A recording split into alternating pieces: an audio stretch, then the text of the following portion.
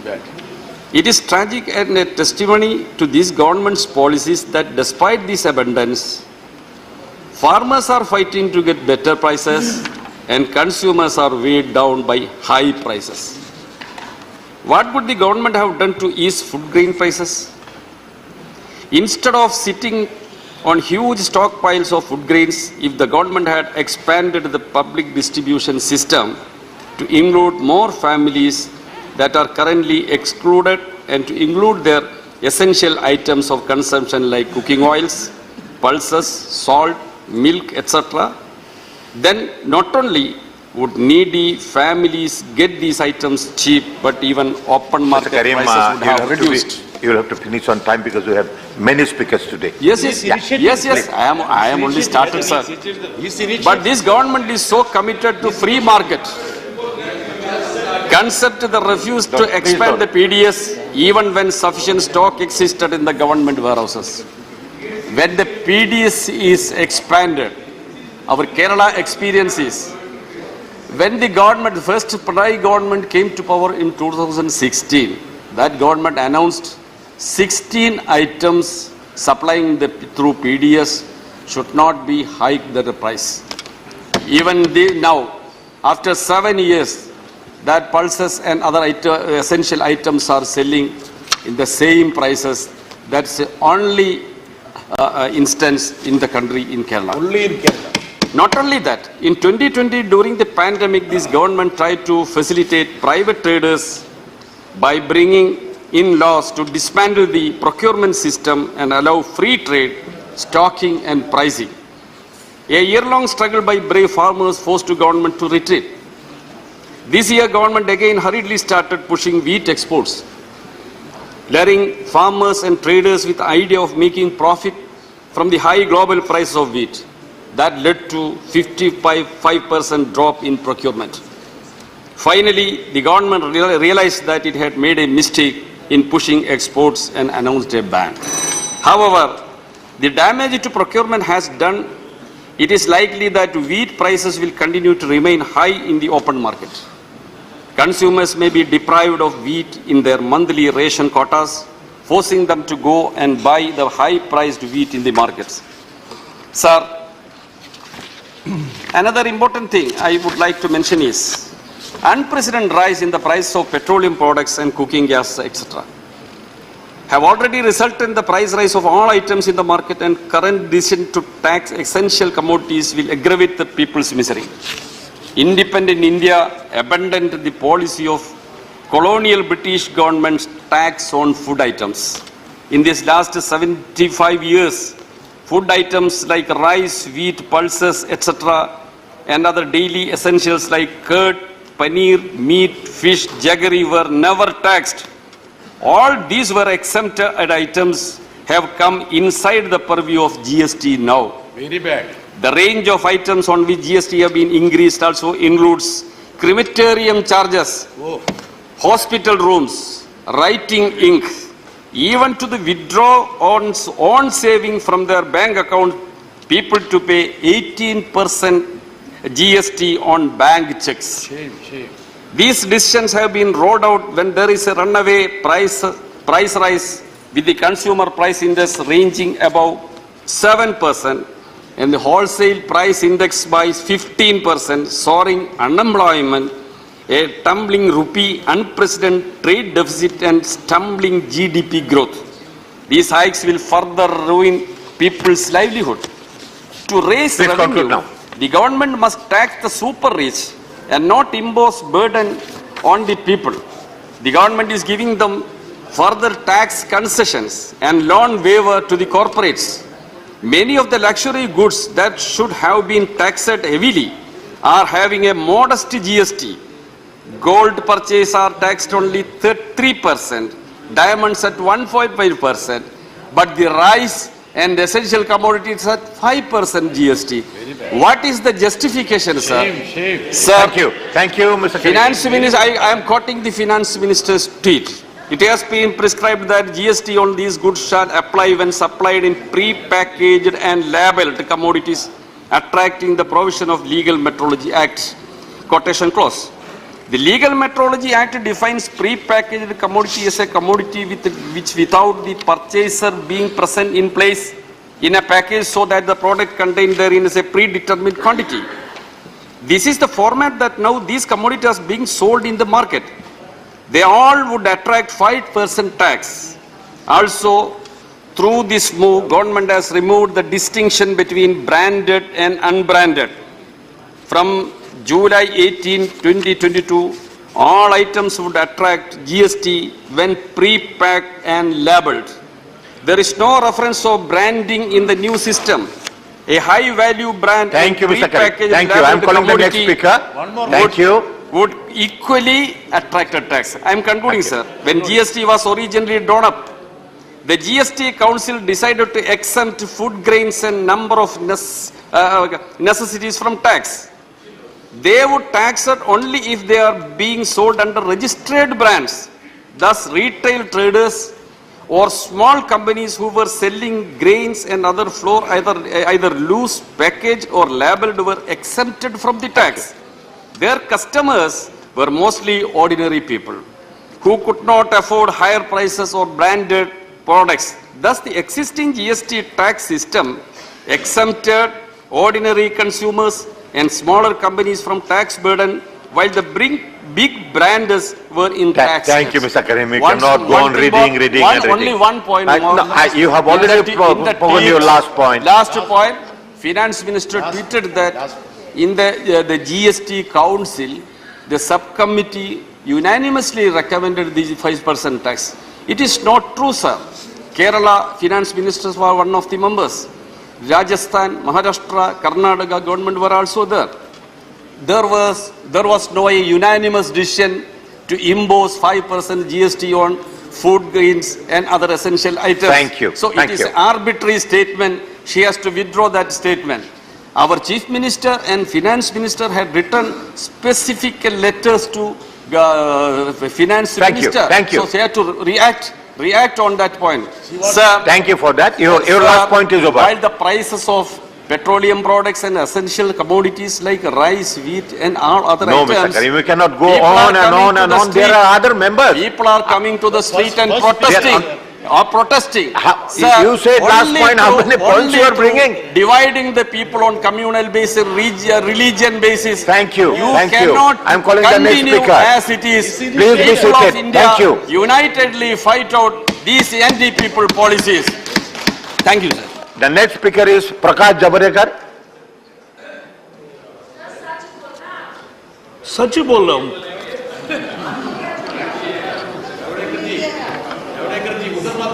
पहले तो उपसभापति महोदय जी, महंगाई एक ऐसी चीज है कि किसी को भी दुख ही होगा। महंगाई बढ़ी तो बहुत आनंद हुआ, ऐसा कोई आदमी नहीं मिलता। लेकिन दुनिया में ऐसा कौन सा देश है कि जहां महंगाई बढ़ती ही नहीं? बढ़ती है, लिमिट में बढ़ती है क्या? और मूल मुद्दा क्या होता है कि आपकी इनकम जितना बढ़ता है उसके ज्यादा महंगाई बढ़ रही है या प्रोपोर्शन में है? क्योंकि एक मैं बताना चाहता हूं, विपक्षी भी इसको समझे। हम किसानों के मेले में जाकर क्या कहते हैं? किसानों के मेले में हम जाकर कहते हैं कि लाभकारी मूल्य किसान को मिलना चाहिए, उसके दाम बढ़ने चाहिए। करेक्ट है, जो प्रोड्यूस करता है उसको अधिकार का मिलना चाहिए। फिर हम दूसरी तरफ कहते हैं कि महंगाई बढ़ी है तो नहीं, वो सस्ता चाहिए, मार्केट में सस्ती चाहिए। और अनाज में आपको पता है कि नहीं, मैं बता रहा हूं ना, सरकार 20 रुपए यानी सभी खर्चा मिलके 30 रुपए में 1 किलो चावल लेती है, तैयार होता है, और 30 रुपए का चावल राज्यों को 3 रुपए में देती है। और 2 साल फ्री में दिया था 80 करोड़ लोगों को पूरा राशन, दुनिया में एक भी ऐसा देश नहीं था। अब इसको खर्चा आएगी कि नहीं? 2,71,000 करोड़ रुपए खर्चा आया, वो कहां से लाएंगे?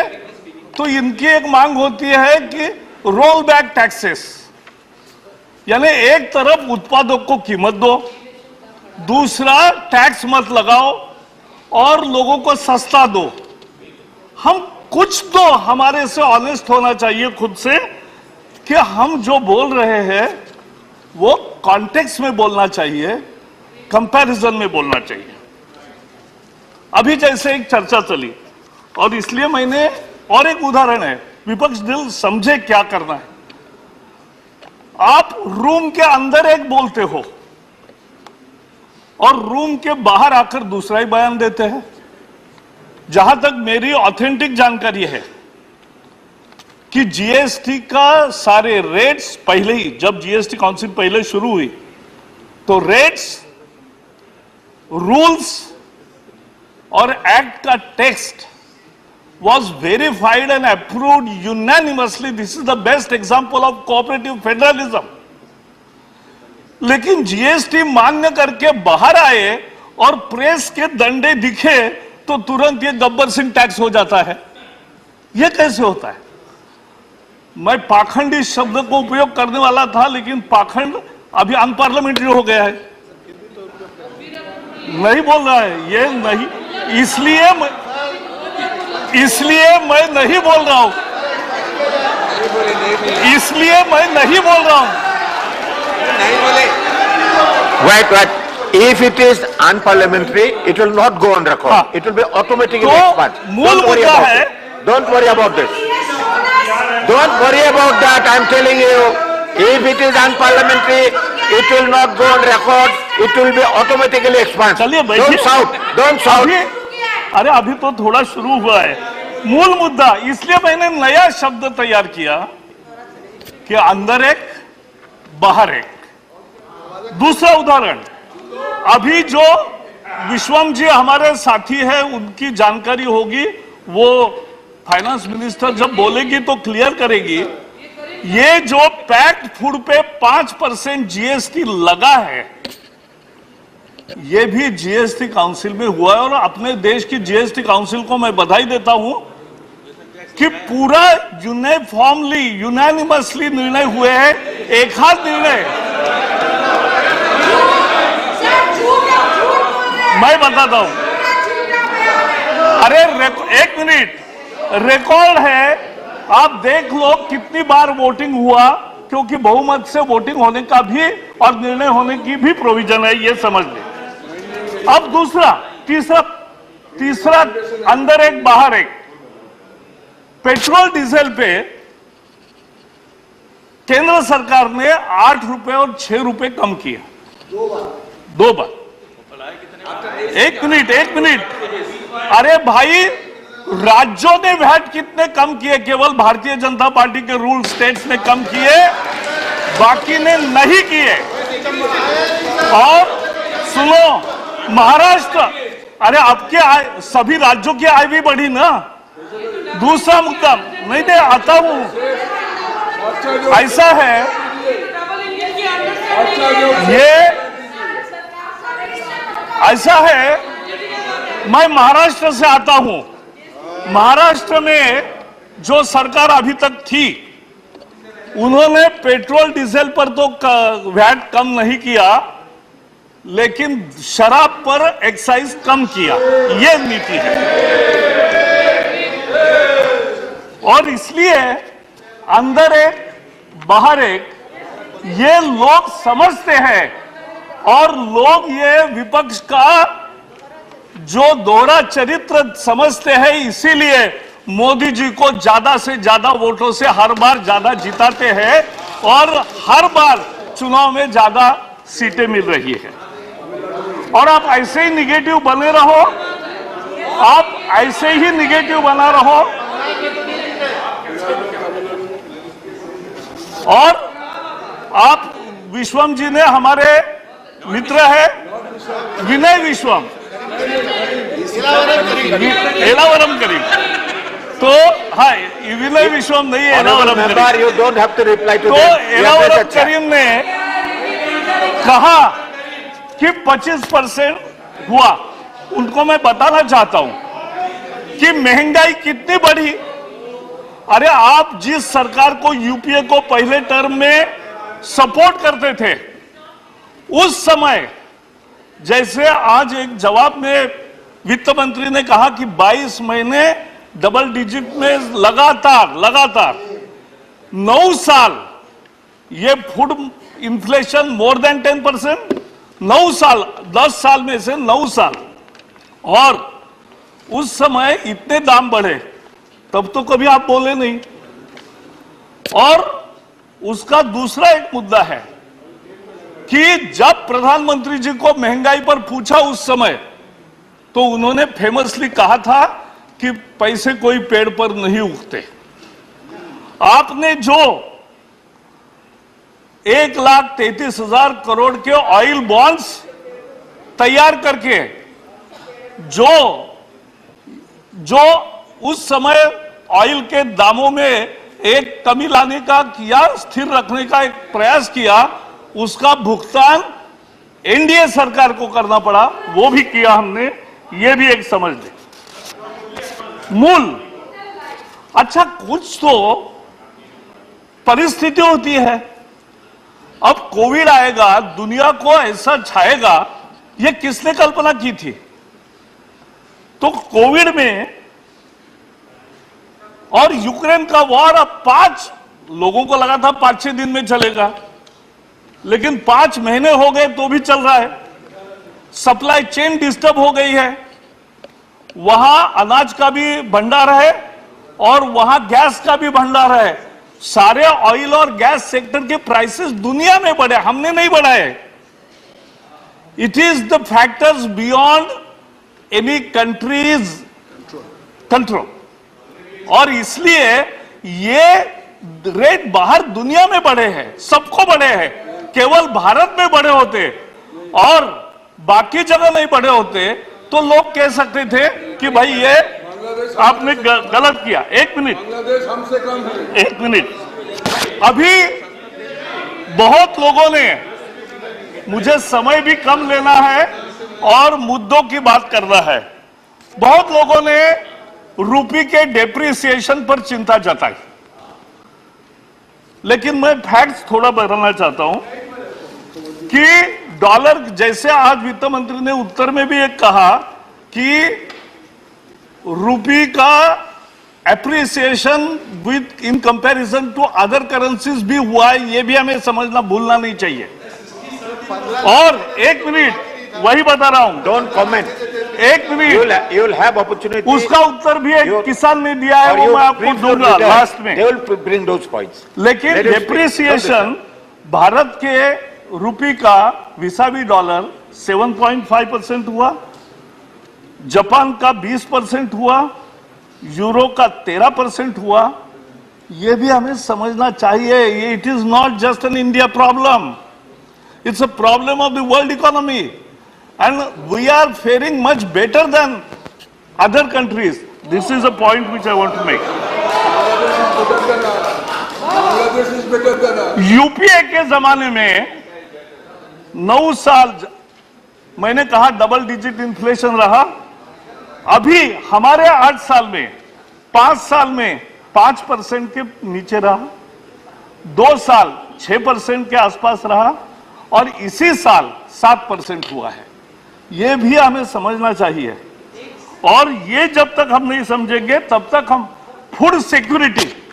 मैं 2017 के चुनाव में मणिपुर गया था, इंचार्ज था, तो मैं सभी लोगों को पूछता था, आम आदमियों को भी, कि किसको वोट देंगे, तो बोले मोदी को देंगे। मैंने कहा क्यों?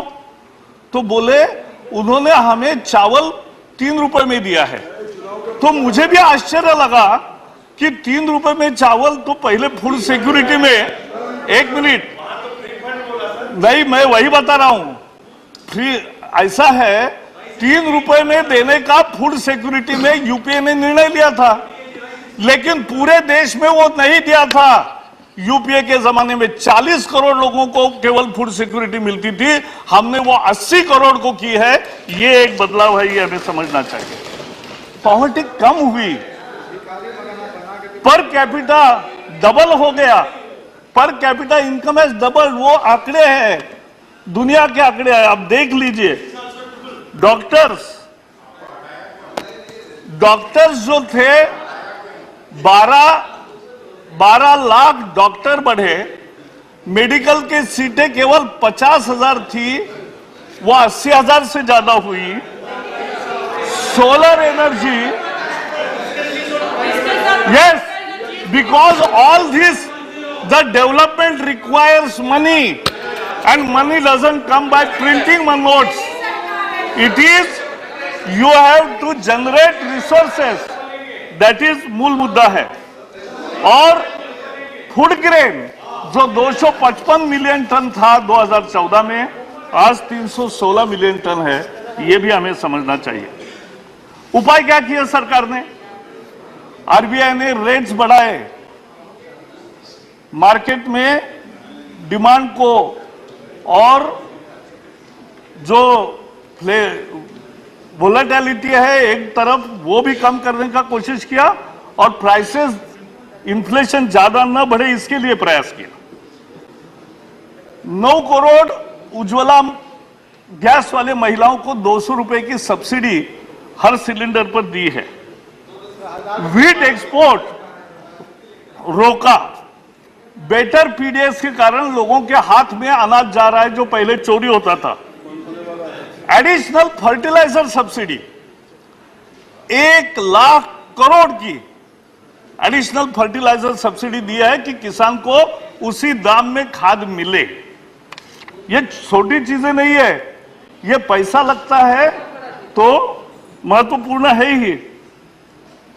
ड्यूटीज, स्टील के दाम बहुत बढ़े थे, घरों के कंस्ट्रक्शन के दाम बढ़े थे, स्टील के दाम कम करने के लिए भी एक्सपोर्ट का ड्यूटी भी बढ़ाया, इंपोर्ट का ड्यूटी कम किया, सब किया, और ये करके ये प्राइसेस में भी स्टेबिलिटी लाई। आखिर हमारी आज इकोनॉमी की सत्यता क्या है? आईएमएफ का जो रेगुलर रिपोर्ट आ रहा है, उसने भी कहा है कि फास्टेस्ट ग्रोइंग लार्ज इकोनॉमी में इंडिया सबसे आगे है। इंडिया सबसे आगे है, 6.8%, ये उनका लेटेस्ट। हाँ,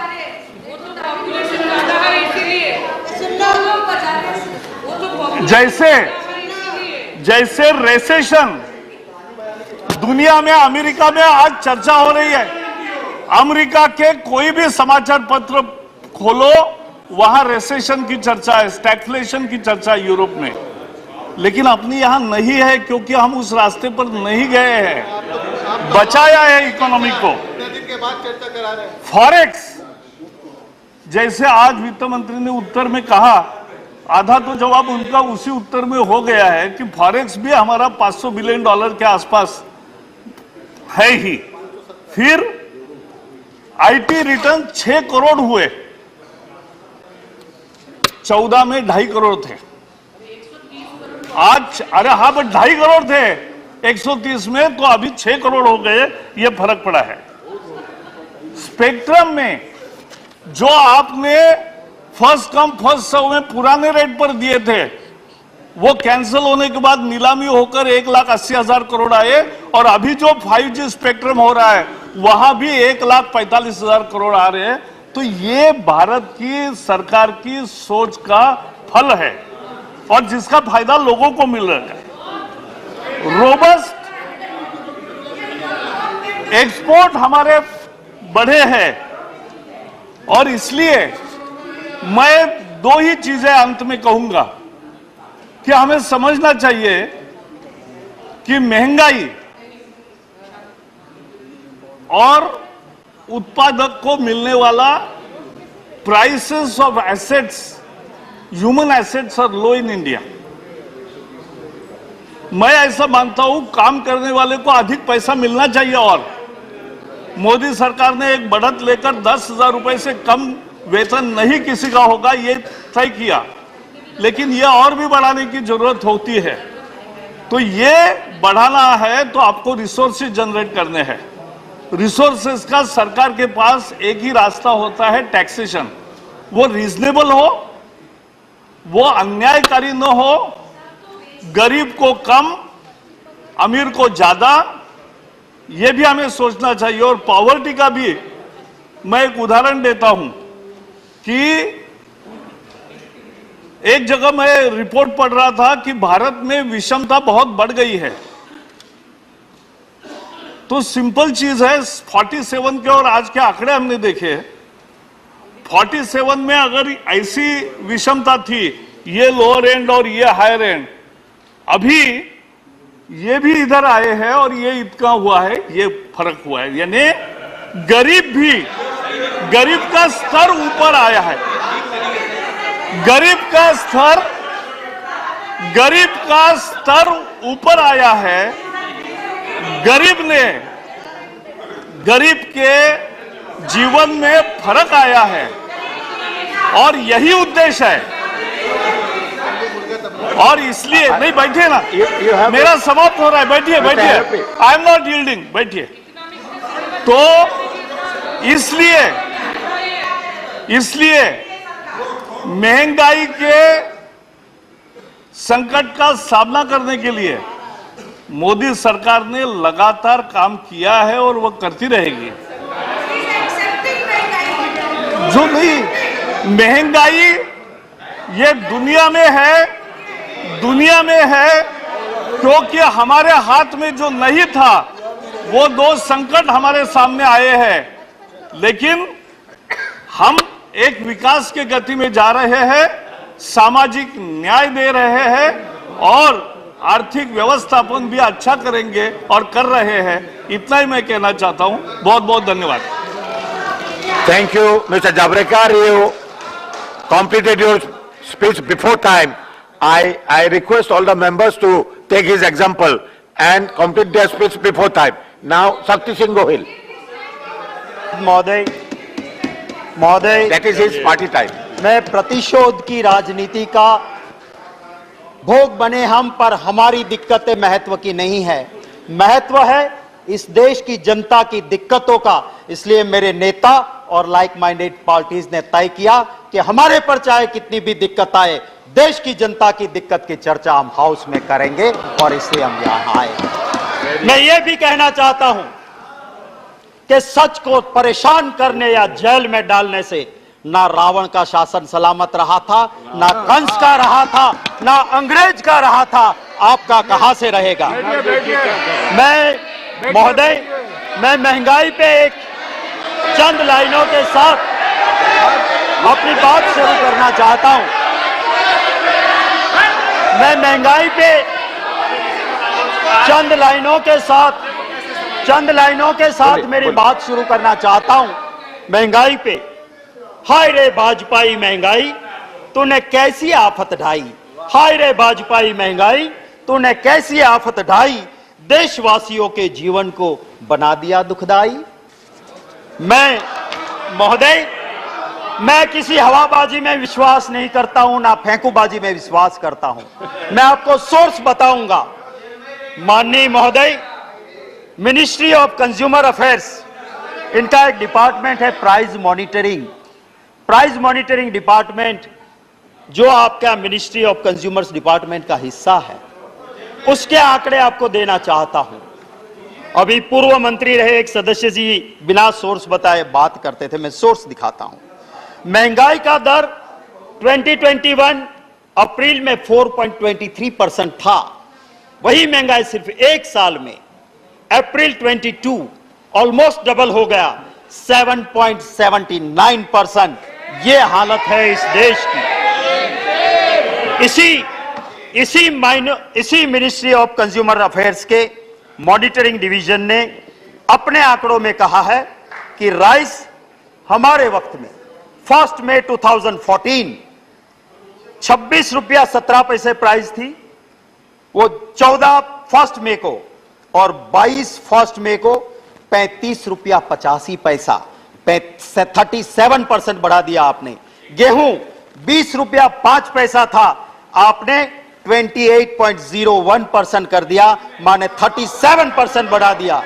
आप ये सारी चीजों पे आपने, बड़ा लंबा लिस्ट है, मैं इसी आधार पे जाके आप देखेंगे तो पता चलेगा।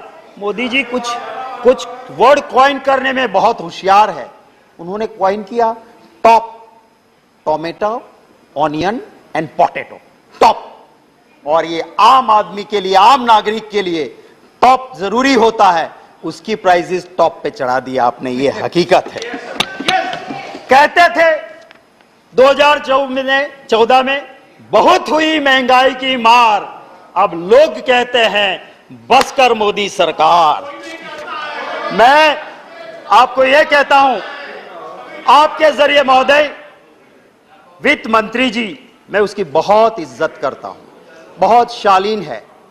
और मैं जिस यूनिवर्सिटी की बहुत इज्जत करता हूं, जवाहरलाल नेहरू यूनिवर्सिटी, जहां से बहुत अच्छे अच्छे लोग निकले, उस जेएनयू की वो पास आउट है, वहीं से उन्होंने शिक्षा ली है। जिनको कुछ लोग शासक पक्ष के जुड़े हुए कहते हैं देशद्रोहियों का अड्डा, गुंडों का अड्डा, मैं उस जेएनयू का बहुत समर्थित हूं। मैं वित्त मंत्री जी से गुजारिश करता हूं कि आप तो संवेदनशील हैं, आप जरा गुजरात के उस अखबार को 4 दिन पहले के उठा के देख लेना। एक एजुकेटेड बंदा सुसाइड करता है और एक सुसाइड नोट में लिखता है कि मैं मर रहा हूं, मैं पढ़ा लिखा, मुझे रोजगार नहीं मिला, मजदूरी करता हूं, पर महंगाई इतनी है कि मैं मेरे घर परिवार का पोषण नहीं कर सकता हूं, मैं आत्महत्या कर रहा हूं। रोज की कहानी। मैं दूसरी बात आपसे करता हूं, उस बोटाड डिस्ट्रिक्ट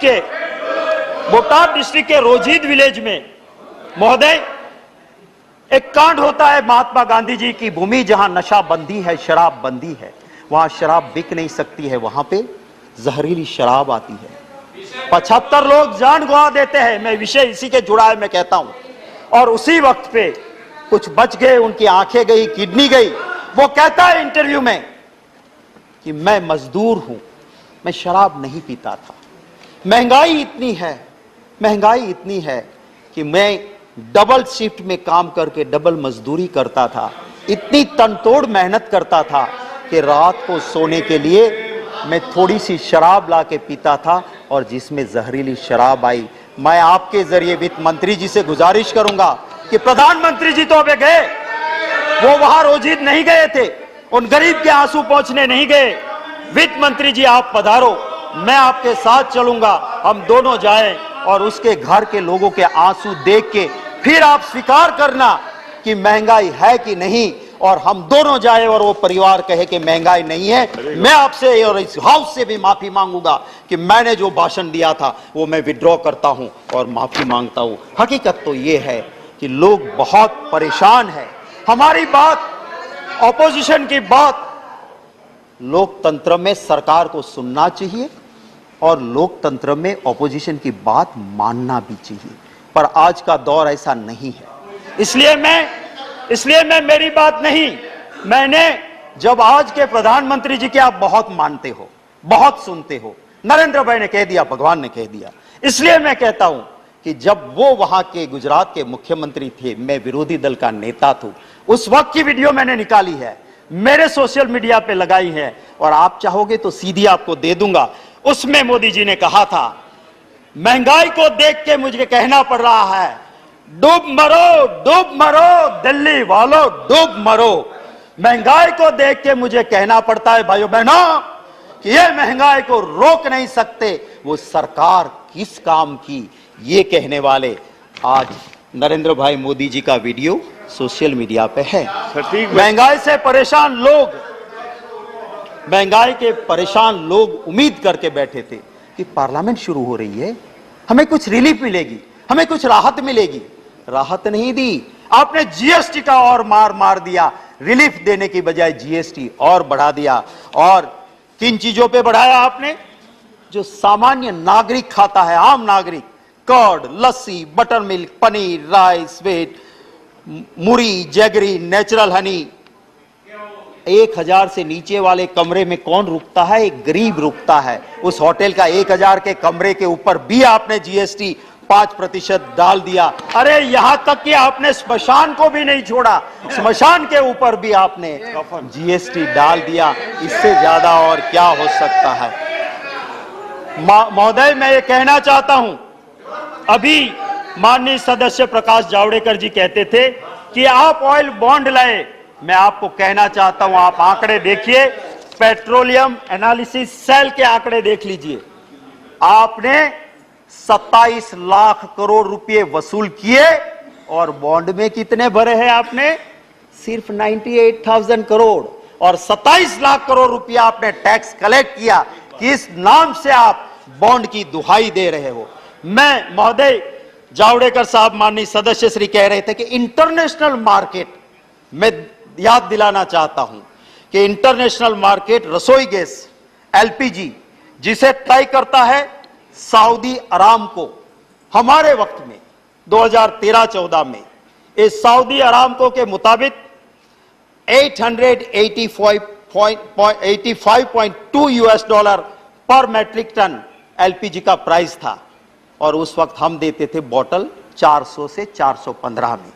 आपके वक्त में मार्च 2022 में 769 यूएस डॉलर पर मैट्रिक टन एलपीजी, माने सस्ता हो गया। और आपने 400 से 1100 रुपया गैस का सिलेंडर कर दिया। महोदय, मैं पूछना चाहता हूं, जब 400 रुपया गैस का सिलेंडर था तब एक मंत्री वीरांगना हो जाती थी और गैस के सिलेंडर पर चढ़ बैठती थी। लोग पूछते हैं वो मंत्री जी कहां है? आए तो सही, अब तो 1100 हो गया है गैस का सिलेंडर, आए तो सही हो।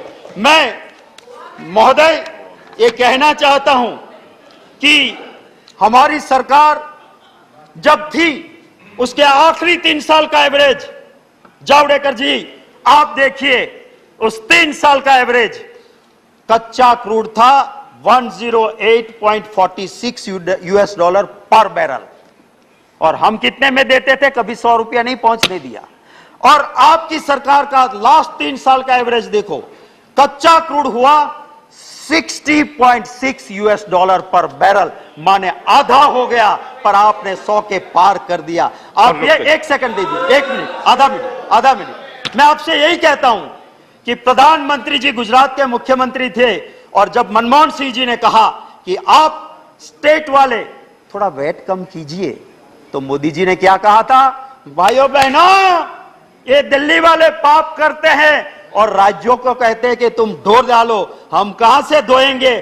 कम करना है तो तुम्हारा एक्सरसाइज करो, तुम्हारे पाप से पेट्रोल डीजल बढ़ता है, हम वैट कम नहीं करेंगे। ये मोदी जी ने खुद कहा था। वीडियो है मेरे पास, मेरे खिलाफ प्रिविलेज करना, मैं वीडियो दिखा दूंगा कि 1 पैसा कम नहीं किया था वैट का। आज आप महाराष्ट्र की दुआएं देते हो। एक आखिरी बात करके खत्म करता हूं, जब प्रधानमंत्री जी मनमोहन सिंह जी थे, महंगाई के लिए डॉलर की कीमत और रुपये को साथ गिनते हुए मोदी जी ने कहा था कि प्रधानमंत्री जी की उम्र के साथ ये रुपया कंपटीशन कर रहा है। अरे वो तो प्रधानमंत्री जी अच्छे थे कि उन्होंने अपनी उम्र से आगे कभी नहीं जाने दिया। मोदी जी की 2 बर्थ डेट है और दोनों बर्थ डेट की उम्र से आगे आज रुपये की कीमत चली गई है।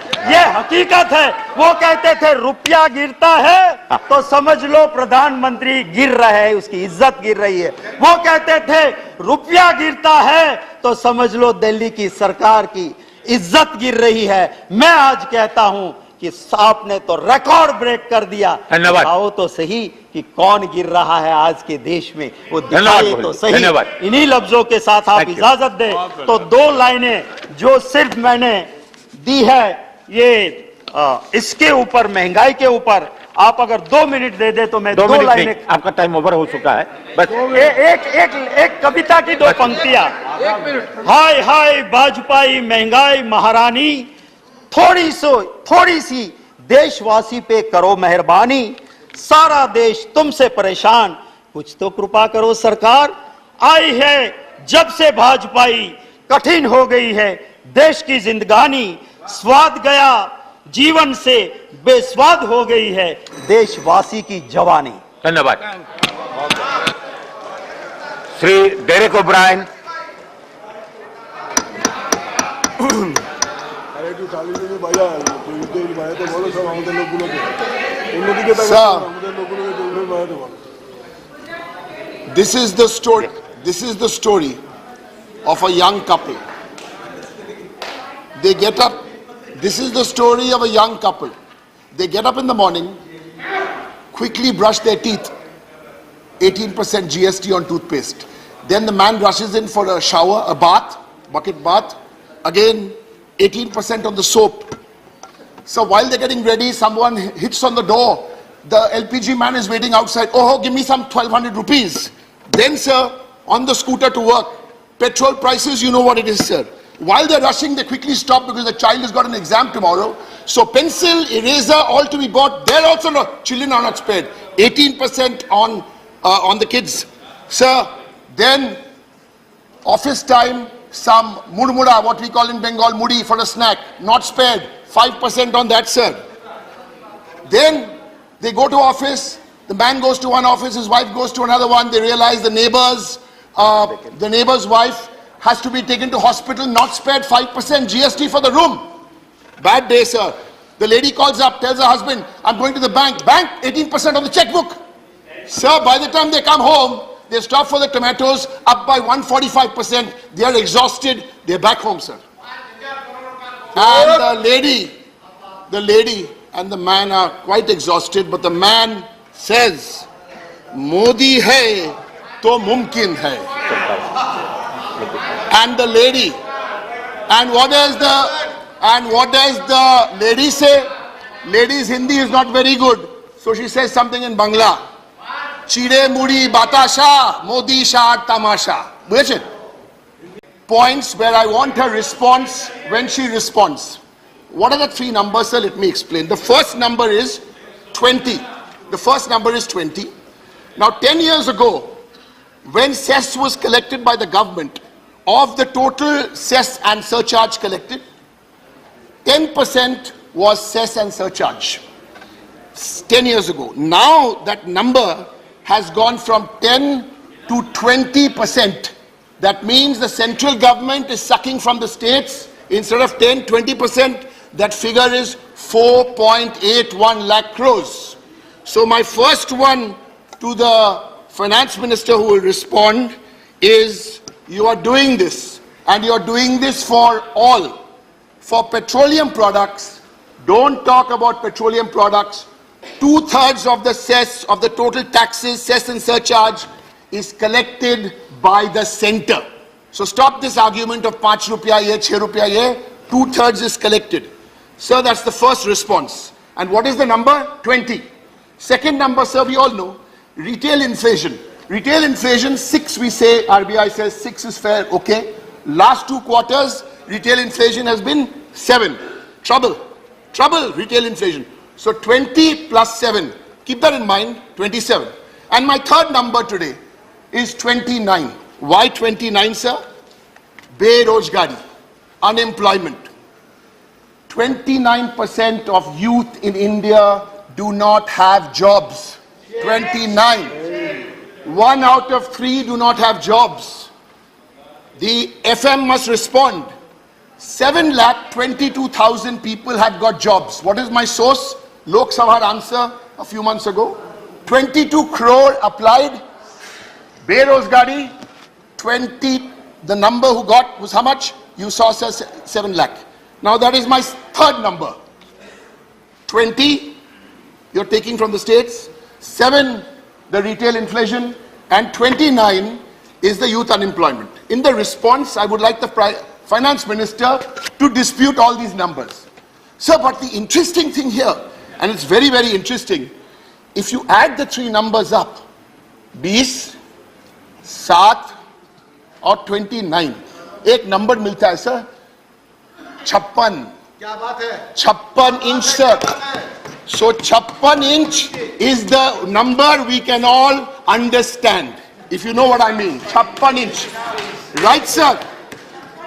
The finance minister is quoting Raghuram Rajan on the floor of parliament. The finance minister, I'm sure she hasn't been well, and I wish her a speedy recovery. I'm sure she'll come back to listen to the second part of my speech. It's good, sir, when the finance minister walks out. you know I get under their skin. Right, sir? बोलो Yeah, मैं भी workout करूंगा ना क्या? बोलो बोलो बोलो हाँ. Raghuram Rajan made that speech. Don't selectively quote Raghuram Rajan.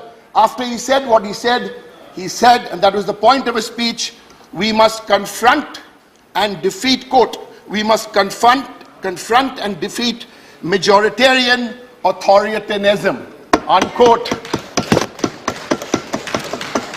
Falling rupee.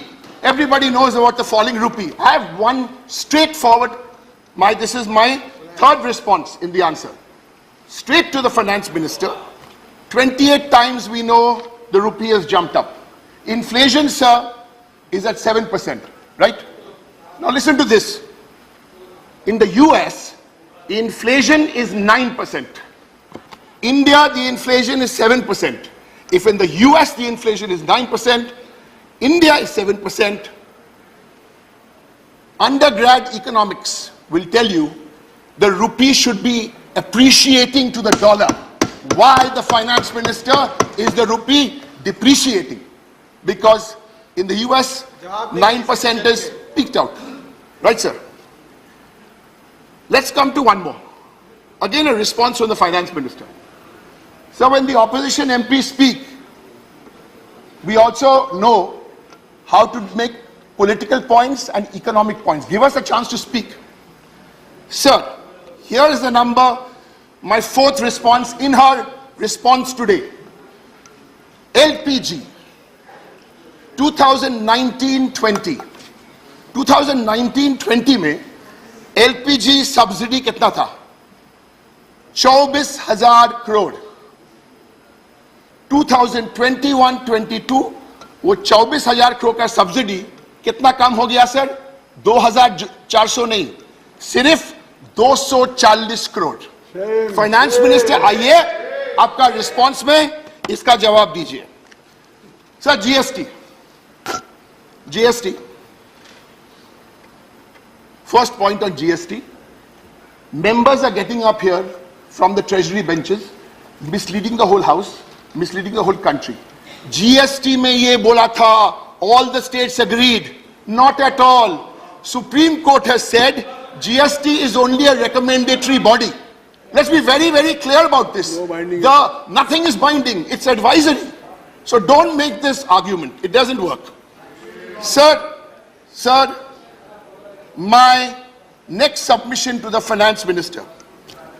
Sir, GST was introduced in 2016. States were assured of compensation for 5 years. States have now written saying that COVID was so bad. Yes. Have you considered the demand of the states to increase the compensation from 5 years to 8 years or 9 years or 10 years? Give us an answer on the floor of this house. These are the real issues. You can't go on Noida TV channels and divert the issues with minor. This is the real issue. Price rise. We're talking about price rise. Let me come back. Let me finish GST. So what you're really doing is 1.5 lakh crore compensation over the next 9 months. Where is the states going to generate this money? And my last point on GST is, since I had the good fortune of being a member of the select committee, my party, the All India Trinamool Congress, put me there. Now, if the select committee and in the law, that time the revenue neutral rate was 16%. Based on that, all the GST was calculated. Now, the revenue neutral rate is down to 11%. Why? Why?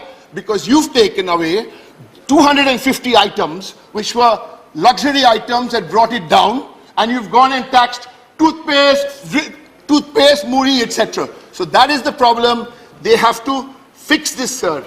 Because if you don't fix this, then I'm afraid this will be the death of federalism. घास पे? अच्छा. Sir, 4 quick points. The opposition, my party, the Trinamool, and there were others as well, we took a very clear view on GST. Idea great. August 2016, check the records in Parliament. We warned you, implementation is the key. And you made a complete hodgepodge of implementation. Next, We warned you. November 2016, 45 minutes after the Prime Minister announced demonetization, one lady, Chief Minister of Bengal, said, withdraw this draconian anti-people decision. Who did that? You didn't listen. Farm laws, you didn't listen. COVID handling, you didn't listen. Sir, come down with the arrogance through you to the Prime Minister and listen to what we have to say. Sir, we've heard a lot of talk about ye diya free, wo diya free. Itna diya free to Bengal mein itna kyun har gaya? Kyun har gaya? Main bol raha hu kyun har gaya? Sir, my time. Sir. Please, honorable member, please, come on. Sir. Please. Sir. Please, Chowdhury. honorable members, please, Sir. please. 14 महीना हो गया, लेकिन अभी भी जलान है यहाँ. Please address Sir, the what to chair. do? Yeah. We'll have to conclude 1 minute. Sir, why 1 minute, sir? You've taken away 3 minutes. 3 minutes. Sir, this is it. Please. The second largest opposition party here is speaking. You're saying I've got 1 minute to speak. Sir, what is this? It's on the board. Sir, let me make the point. I've only got 3 very short points. I must respond to them so they know why they lost. Now, because they think they win everything. मैं बताता हूँ. वो बंगाल का जो मुख्यमंत्री है ममता दी, वो जो बोलती है, keeps her word.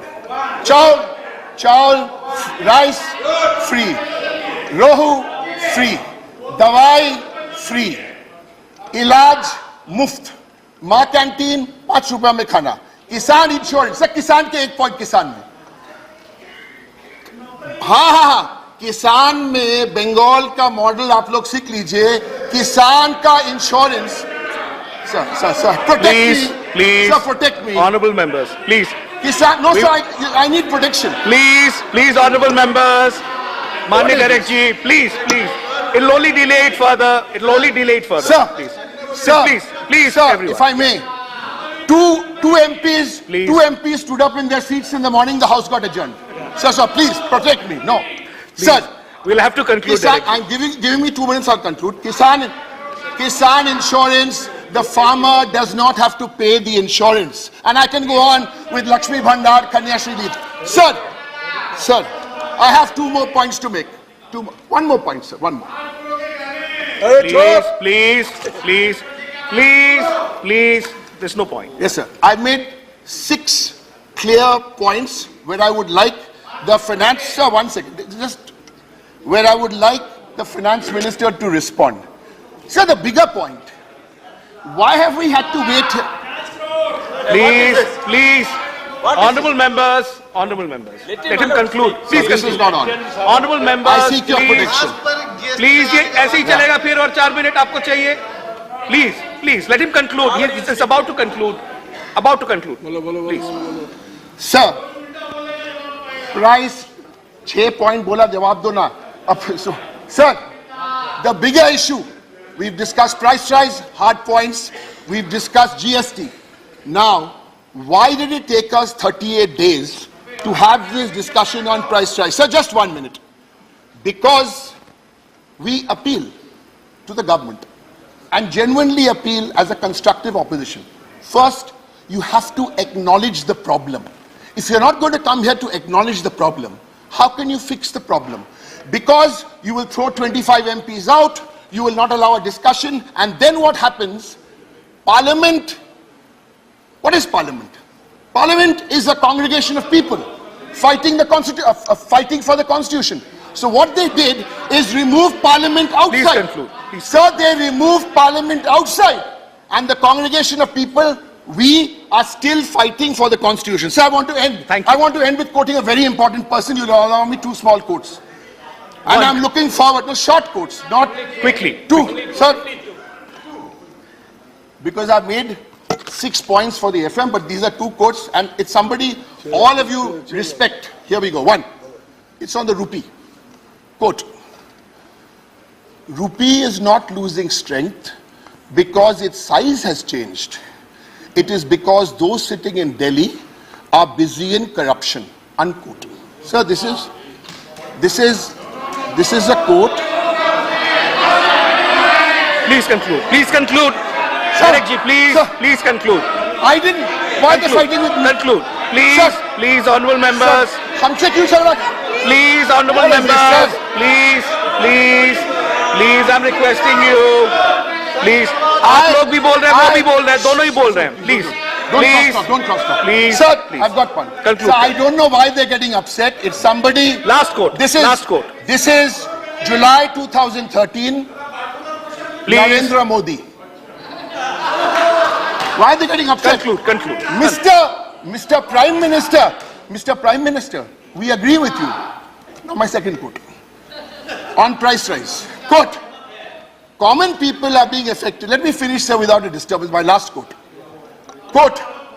Common people are being affected by rising prices, but the insensitive central government is making a mockery of the suffering of the poor. Unquote. Mr. Modi, September 2023. Please conclude. All I want to say to both these quotes, September 2013, thank you for correcting me. He said this in September 2013. All I want to say for these two quotes is, Mr. Prime Minister, we completely agree with you. Thank you. माननीय श्री तिरुचि शिवाजी. माननीय Shri Tiruchi Shiva. Thank you, Mr. Vice Chairman, sir. Sir, I would like to start from where my friend Mr. Derek concluded his speech. In the year 2014, during the Lok Sabha elections, the then Chief Minister of Gujarat, who aspired to become the Prime Minister of India and now the Prime Minister, lambasted the then government, that it was a weak government and it reflects in a weak rupee. And he also accused that government UPA failed in all ways. Assured of, if I am right to quote, Acha Din, that is good days, will come. But now the worst days are here. The country has never witnessed such a critical situation before. In the past 50 years, the unemployment has critically gone down, very much bad than ever before. All because of this government's policies. Sir, I expected the finance minister to be here. I think some other works might have compelled her to be out. But I want to tell her. Yesterday when she was replying in the Lok Sabha, she was replying to the members of the DMK and other people who criticized the government for not having controlled the price rise and the petroleum prices. And in the course of her speech, she said that the DMK during the election campaigning gave a manifesto and it has not fulfilled its promises of reducing the petrol price and all. Sir, I would like to submit through you to this government as well as to the finance minister. She knows pretty well, but she spoke to the gallery. We expected something else from her. In 1 year, the DMK government headed by Mr. M.K. Stalin has fulfilled 70% of the poll promises. We have yet more 4 years to cross. And we have reduced the petrol price by 3 rupees. And we have reduced the milk price by 3 rupees. And we have done a very, very well. See, this government, because of these policies, I was about to come to that in the later part, but statistics very clearly say that the sex ratio of women have increased, but their anemic ratio is increasing very much. And the nutrition of the children are down to the level. Infant mortality is more. So, sensing all these things, in Tamil Nadu, sir, other than the nutrition meal scheme in the afternoon, we give also breakfast to the children in the school. That is a very progressive one. And everything that happened is only because of this government's policies. Everything. During the election, let me ask. She is challenging us in 1 year whether we fulfill the poll promises. Let me ask them, it is 8 years you have completed. Have you fulfilled your poll promises which you gave in 2014? You said that black money will be totally unearthed and 15 lakh cash will be deposited in every citizen's account. Have you deposited? Have you deposited? Later, you yourselves.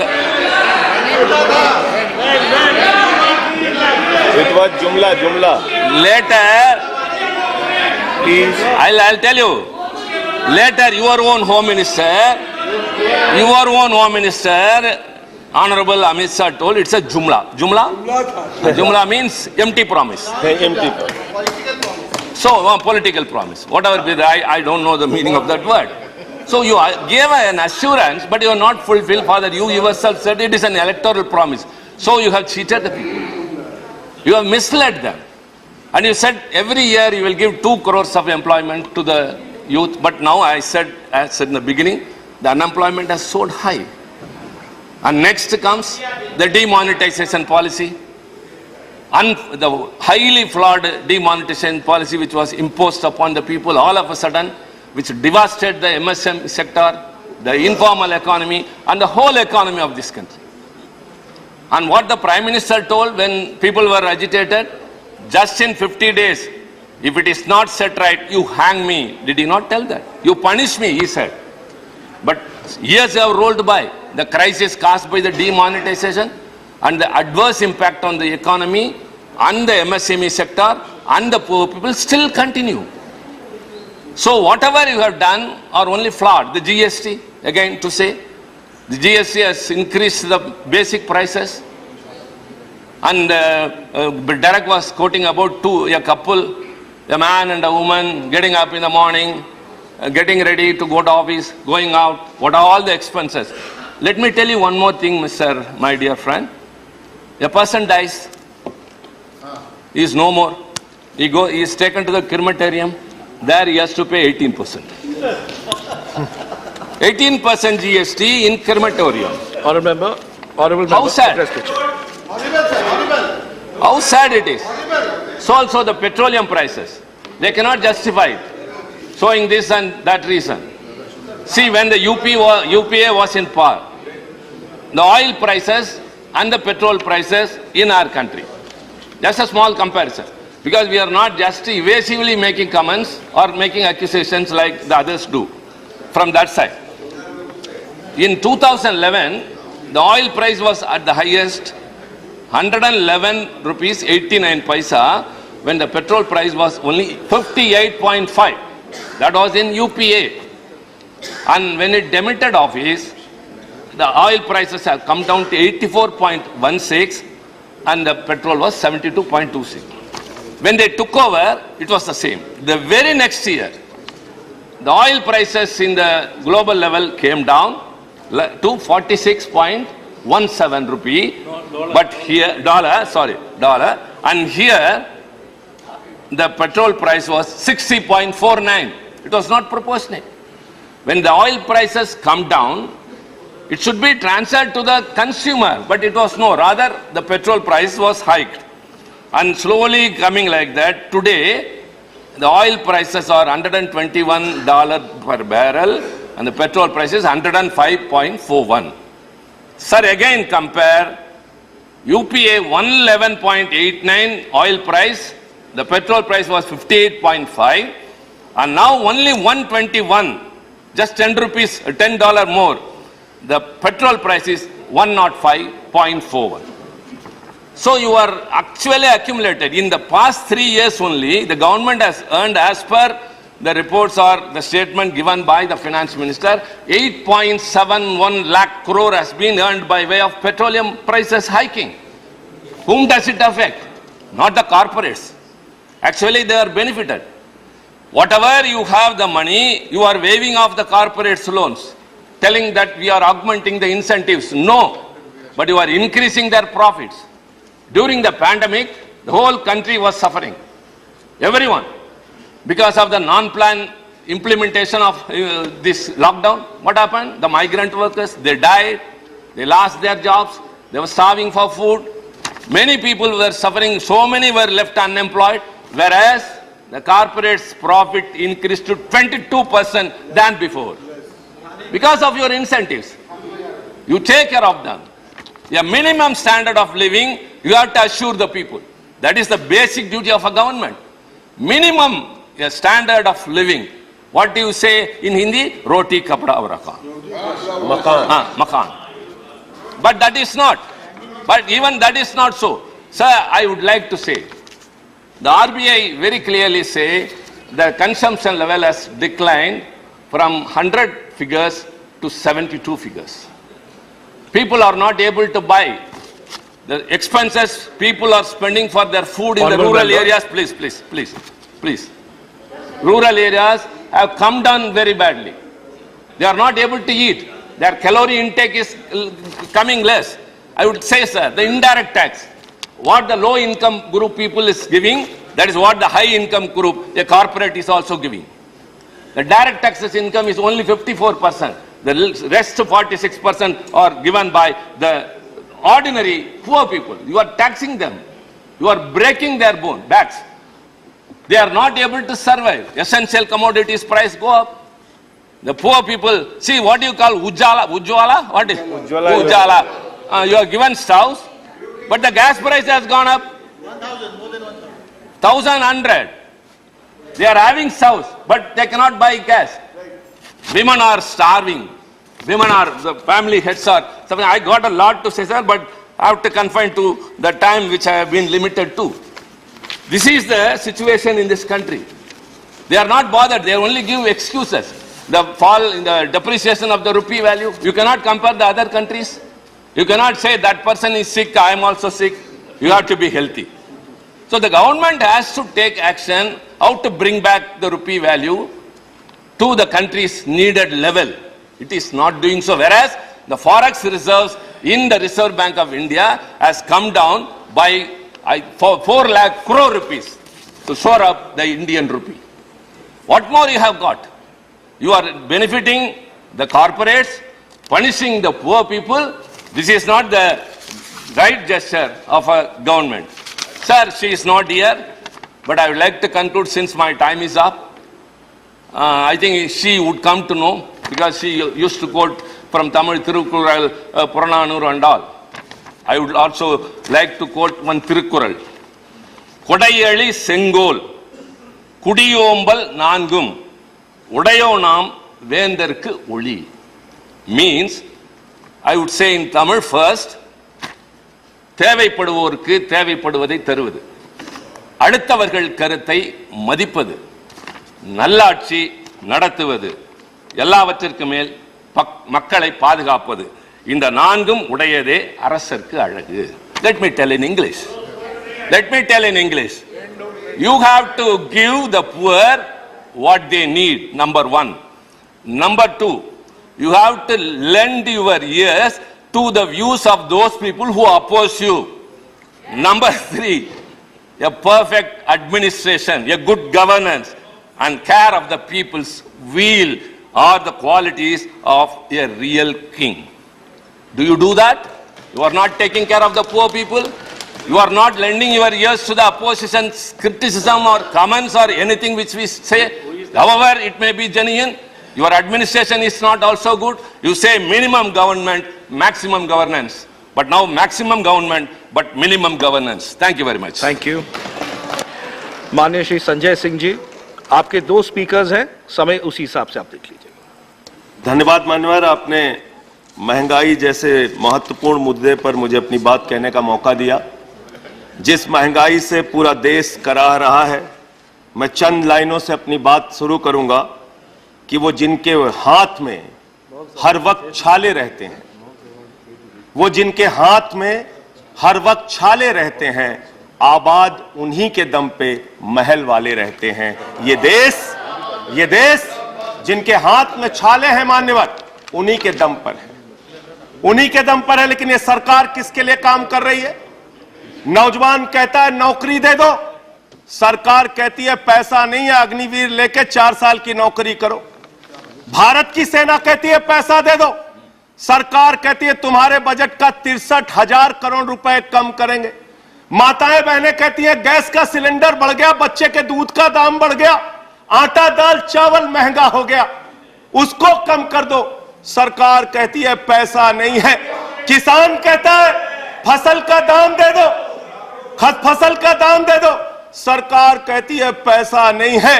अरे बुजुर्ग कहते हैं हमारी rail की तीर्थ यात्रा, उसकी रियायत क्यों कम कर दी?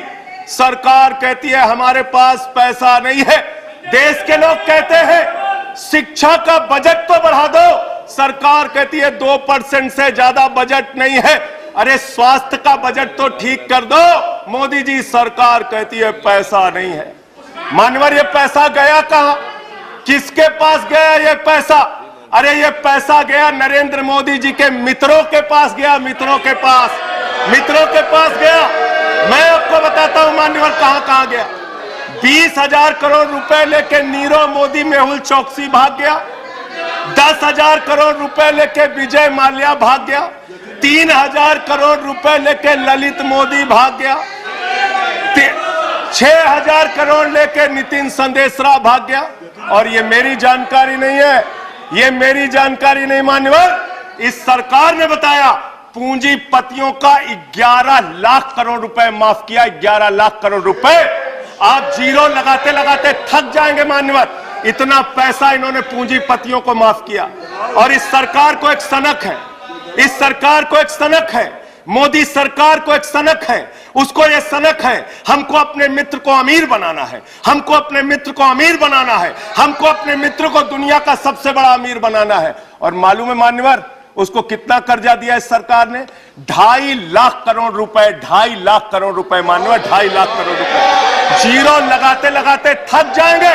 एक इंसान को 2.5 लाख करोड़ रुपए और बच्चे के दूध पे टैक्स लगाते हो, आटा दाल चावल पे टैक्स लगाते हो, हिंदुस्तान के गरीब आदमी का खून चूसने का काम करते हो।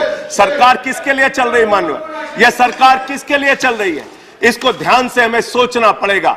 जब हम इसी सदन में किसान के काले कानून का विरोध कर रहे थे, हमें सस्पेंड करके बाहर कर दिया गया।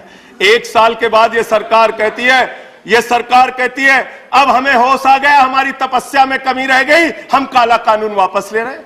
क्यों भाई? 1 साल पहले कानून वापस ले लेते तो 750 किसानों को शहीद नहीं होना पड़ता। आज एक छोटी सी बच्ची, 6 साल की बच्ची ने प्रधानमंत्री को चिट्ठी लिखा है मान्यवर। उसने लिखा है मम्मी से जब पेंसिल मांगती हूं तो मम्मी मुझे मारती है, मम्मी जब पेंसिल मांगती हूं तो मम्मी मुझे मारती है। वो कीर्ति दुबे पूछ रही है मान्यवर मोदी जी कहां है, मोदी जी कहां है?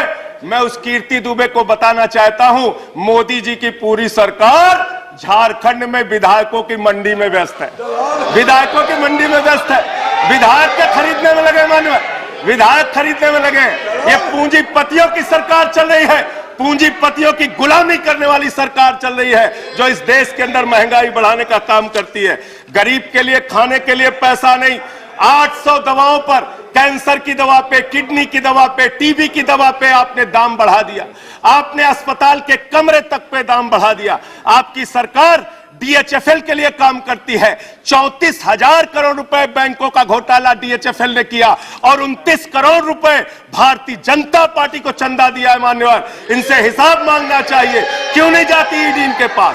क्यों नहीं जाती सीबीआई इनके पास? इनसे सवाल पूछना चाहिए मान्यवर। मैं सिर्फ इतना कहना चाहता हूं, आप खाने के लिए आपके पास, सरकार के पास पैसा नहीं, उस पर तो टैक्स बढ़ा देते हो, लेकिन गुजरात के अंदर जहरीली शराब पिलाते हो लोगों को, जहरीली शराब। 75 लोग जहरीली शराब पी के गुजरात के अंदर मर गए मानो, 75 लोगों की जान चली गई। दिल्ली के मुख्यमंत्री केजरीवाल जाते हैं देखने, गुजरात का मुख्यमंत्री उन लोगों से मिलने नहीं जाता, देश के प्रधानमंत्री उन लोगों से मिलने नहीं जाते, दिल्ली के मुख्यमंत्री केजरीवाल उन लोगों से मिलने जाते हैं। माननीय, मैं कहना चाहता हूं, माननीय, no point of, I am not yielding sir, I am not yielding sir, 1 minute sir, I am not yielding sir, I am not yielding, let me complete sir, sir बस खत्म कर रहा हूं, कंक्लूड कर रहे हो, उसके बाद आई टेक द पॉइंट। ये सरकार पूंजीपतियों की सरकार है मान्यवर, ये बिल्डर्स के लिए काम करते हैं। मैं आपको बता रहा हूं, गुजरात में मान्यवर, गुजरात के अंदर, गुजरात में नवासारी एक जगह है, गुजरात में सीआर पार्टी के जहां के सांसद, नहीं sir I am not yielding, इसी चेयर से कहा गया जब बोलते रहो तो किसी को पॉइंट ऑफ ऑर्डर नहीं देंगे। No, he has a point no of no order. No sir, no I am not telling. अब बात खत्म कर रहा हूं, मेरा लास्ट पॉइंट। सर, ये सरकार पूंजीपतियों के लिए काम करती है। सरकार एक बिल्डर गुजरात के अंदर सीआर पाटिल के इलाके में, उसके लिए रास्ता बनाने के लिए राधा कृष्ण का मंदिर गिरा दिया इन्होंने। Point of order, I have to take, का मंदिर I have to गिरा take the दिया। point of order. 1100 Please, one second, under which rule, one second, 1100 one second, one second, one second. Sir, ये Point of order. इसी chair से कहा गया, I'm allowed. इसी चेयर से कहा गया sir. One I second. think, sir, sir, हमारा you need time to आप देंगे। exercise your One power. second. हमारा टाइम आप देंगे। One Sir, second. 240. No sir, Sir, Please, please. Chair से बोला गया। I'm allowing the point of order. Sir, Point of order. Sir, sir, यही बोला गया। 240. No sir, One second, one second. बीच में Point of नहीं order. लगते, Take the 240 point of order. 240. Point of order नहीं ले सकते। 240. सर, जब ये बोल रहे हैं सदस्य कैसे 240. One second. Irrelevance or repetition. The chairman, after having called the attention of the council to the conduct of a member who persists in irrelevance or in tedious repetition, can ask the member to discontinue the speech. Sir, and most of what has been said here does not relate to the topic being discussed in the council, sir. Taking your point is taken. Sir, a lot of what has been said does not pertain to the I'm subject. taking your point. You made your point. Thank you. You made your point. Made your point. Please sit down. बैठ जाओ sir. He's concluding. बस खत्म। Please, please.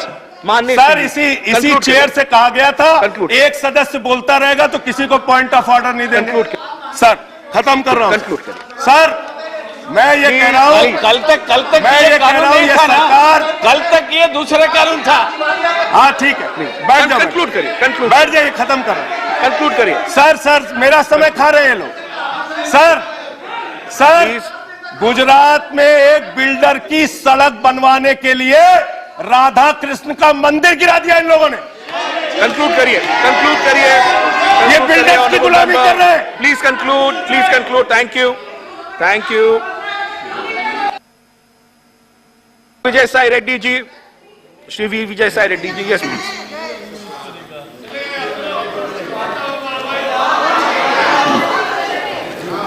please. Please.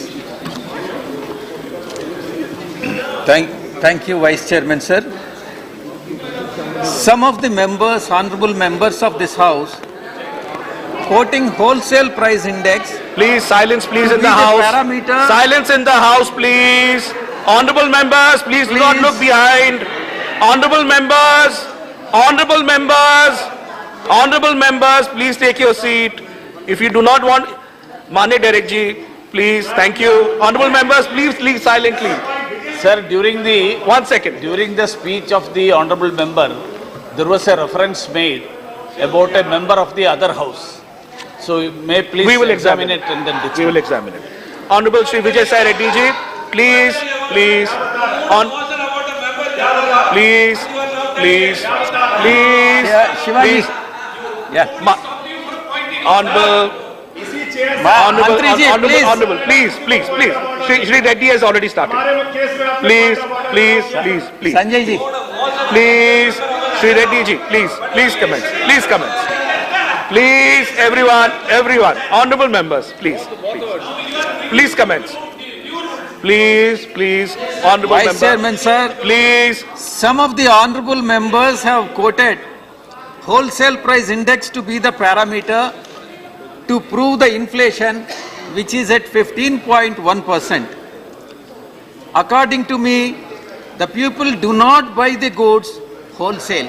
It is only consumer price index is the right measure to judge the inflation, which is 7.1% in June 2022. Sir, it is undoubtedly high. It is not justifiable. 7.01% is unjustifiable, is definitely on higher side, and it is still lesser than, it is 7.0, I am not justifying 7.01%, but it is still lesser than 10.4%, which was the inflation rate during Honorable Finance Minister Chidambaram time.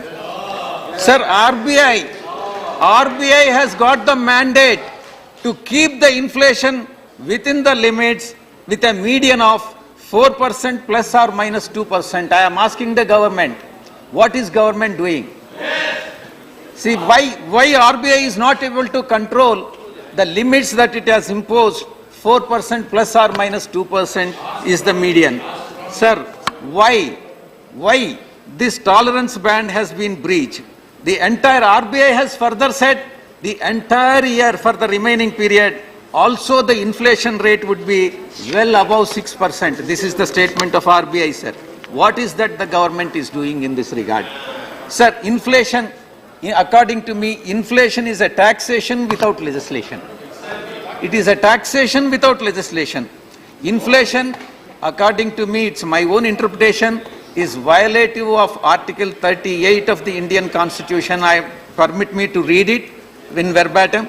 Quote, the state, that is the central government, shall in particular strive to minimize the inequalities in income and endeavor to eliminate the inequalities in status, facilities and opportunities, unquote. So this is the responsibility of the government to control the inflation. According to me, the government of India, the present central government has failed to control the inflation. Sir, increase of price of essential commodities adversely impacts the poor of the poorest of the poor, sir, and the marginalized sections in the society. Sir, 1 lakh rupees, 1 lakh of rupees in the year 2001 is now equivalent to that of 27,000 rupees. See, this is the value of the rupee as of now when compared to 2001. Therefore, it is the duty of the government to ensure that socio-economic security, to control the prices by controlling the prices and enhance the quality of life.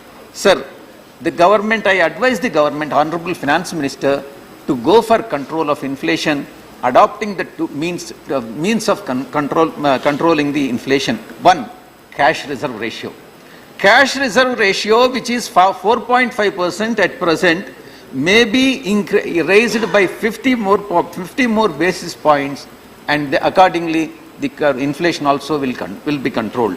The next is statutory liquidity rate. The statutory liquidity ratio is maintained at 18% as of now, and it can be increased by the Reserve Bank of India in case if it is required to the extent of 40%. Sir, therefore, I request the Honorable Finance Minister to adopt these two measures and thereby control the inflation, sir. Sir, labor participation. 4 more minutes. Labor participation. Sir, the trauma of migration in 2020, COVID, low wages, lack of social security, support system have caused the less migrants to return to the urban centers. Those who have left the work and then migrated back to their respective places have not come back to the urban centers and not joined the duty. This is one of the reasons for the less purchasing capacity of the people of the country, sir. Sir, as per the National Statistical Office, the labor force participation in the quarter January to March of 2022 stood at 47.3%, which is miserably low.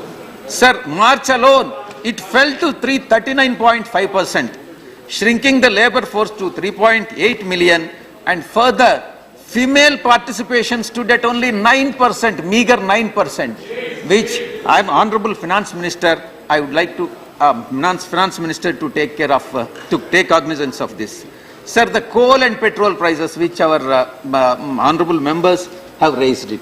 Sir, the price of the coal and oil prices have increased, the supply chain disruptions. Coal and oil prices have been 7 years high as of today. In the last 7 years, this is the highest. The growth rate on the production of coal by Coal India Limited and its subsidiaries shows the negative growth. Minus 0.98% is the negative. Sir, between 2019-20 and 2021. So this is the state of affairs. Sir, in fact, today morning, Honorable Member from DMK, Kanimali Somuji, has raised this issue, cess and surcharge. Sir, between 2015 to 16 till today, what states ought to have got, had it not been cess and surcharge, it would have been the central gross tax revenue, and according to the finance minister, the center is distributing 41% of the gross tax revenues to the states, which is not correct. If at all central government includes the cess and surcharge also in the gross tax revenues, the real distribution of taxes to the states is only approximately about 31 to 32%. And states have lost altogether 11.26 lakh crores, and Andhra Pradesh alone has lost about 46,000 crores in the last 7 years. This is the state of affairs, and the center, in other words, I can say that center is robbing the states by imposing the cess and surcharge. Sir, input costs. There is a slowdown of pace in the manufacturing sector. Broad-based slowdown in the growth across the number of measures such as factory orders, production, export, input buying and employments as clients and businesses restricted spending amid elevated inflation. My time is over, sir. One more minute. Sir, chairman has to allow. Sir, please. Sir, it is by convention. It is by convention that the interest rates on small saving schemes, which Honorable Finance Minister is aware, should be 25 to 100 basis points above the 10-year bond yield, 10-year Government of India bonds. The Government of India 10-year bonds yield has increased 140 basis points from 6.04% to 7.46%. Therefore, it is the responsibility of the government to increase the PPF rates also from 7.1% to 7.8%. And also, Sukanya Samruddhi Yojana from 7.6% to 8.3%. And senior citizen saving scheme has to be, rate of interest has to be increased from 7.4% to 8.1%. You can't have two different logics for the same subject. So I request the Honorable Finance Minister to take cognizance of this. Sir, inflation is worldwide phenomena as of now. However, it is the responsibility of the government to control it. Just because there is an inflation in Germany, just because there is an inflation in UK and also in US, doesn't mean that India can justify the inflation. It is the responsibility. Our neighboring countries also, yes, there is an inflation. Sir, everything is covered. Now, as Derek Ji has pointed out, everything except some exempted items, everything is covered under GST. Even Tirumala Ghat is also not spared. This I have raised several times. And Honorable Finance Minister is not. All the BJP members would go to Tirumala and then pray the God, but their God is also being taxed.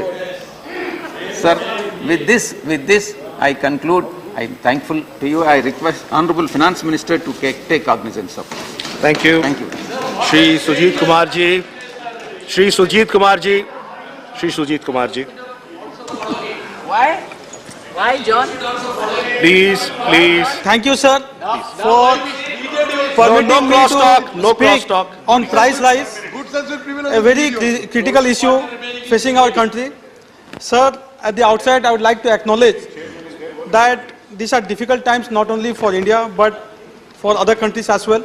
I quite understand and appreciate the predicament in which the Finance Minister is, Honorable Finance Minister is. She has to manage the economy in the post-COVID scenario. And we have the Ukraine-Russia conflict. We have supply chain constraints emanating from China. So I do definitely understand the situation. Sir, I would like to quote from an all-time favorite classic of mine, A Tale of Two Cities by Charles Dickens. Yes. It was the best of times. Yes. It was the worst of times. It was the summer of hope. It was the winter of despair. Now, sir, why is there spring of hope? Please. Because, sir, I firmly believe that the India growth story is intact.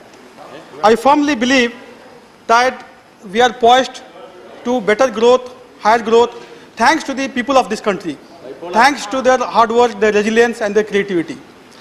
Yesterday in the Lok Sabha, Honorable Finance Minister in a reply mentioned that there is zero probability of India having recession or stagflation.